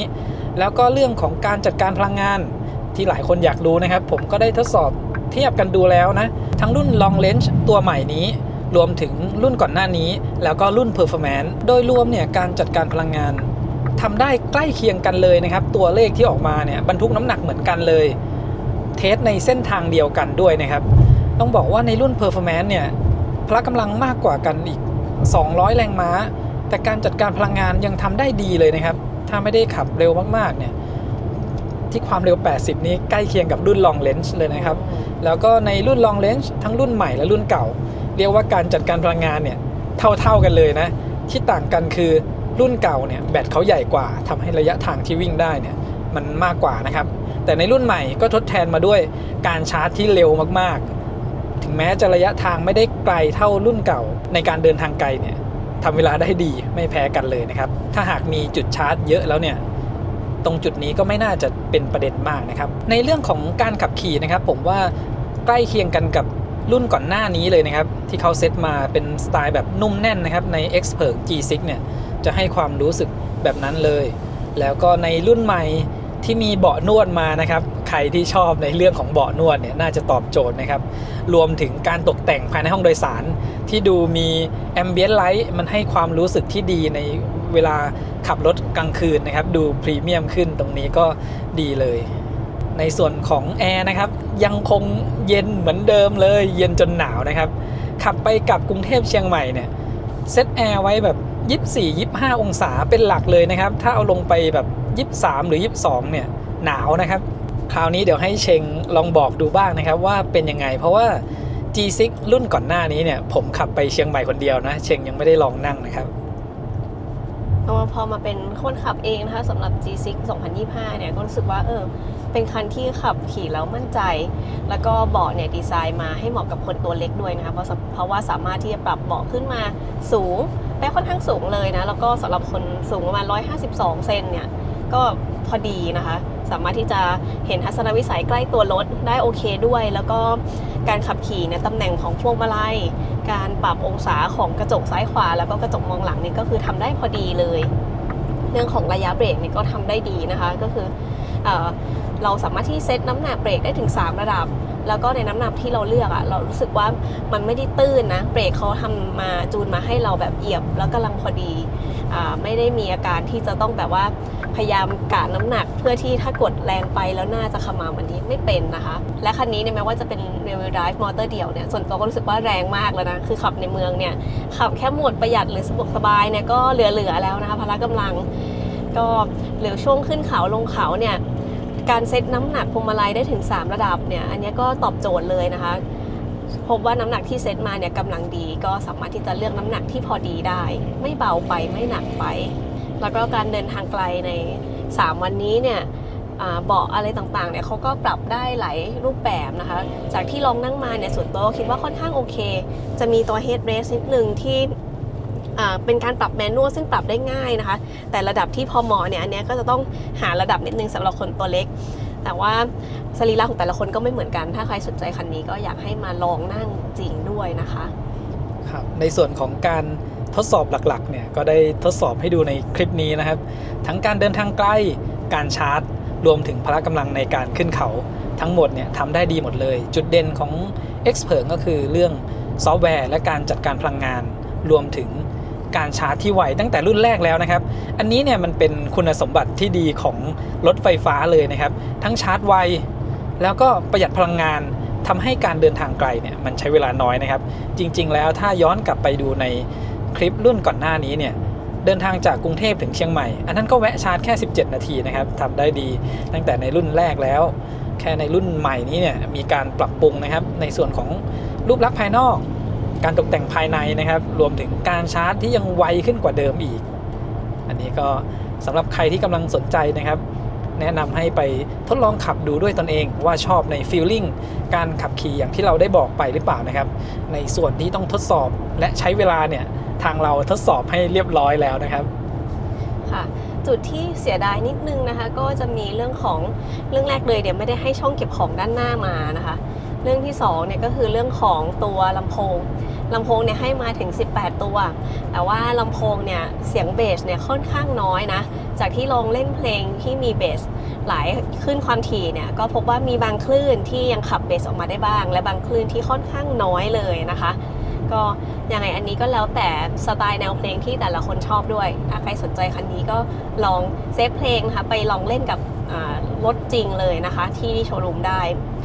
แล้วก็อีกเรื่องหนึ่งก็จะเป็นเรื่องของตัวอินเทอร์เฟซนะคะที่บันทึกเรื่องของค่าเฉลี่ยการใช้พลังงานจากการเริ่มออกเดินทางจะหยุดแล้วก็ลบรายการเดิมทิ้งทุกครั้งเมื่อเราล็อกรถอันนี้ก็แอบไม่สะดวกนิดนึงนะเพราะว่าบางทีเราอยากจะดูว่าการเดินทางเนี่ยตั้งแต่ออกจากบ้านมาจนถึงปลายทางเนี่ยค่าเฉลี่ยการใช้พลังงานเท่าไหร่โอเคมันเซตเป็นทริปได้แต่ว่าในทริป A และทริป B ก็ยังไม่มีรายละเอียด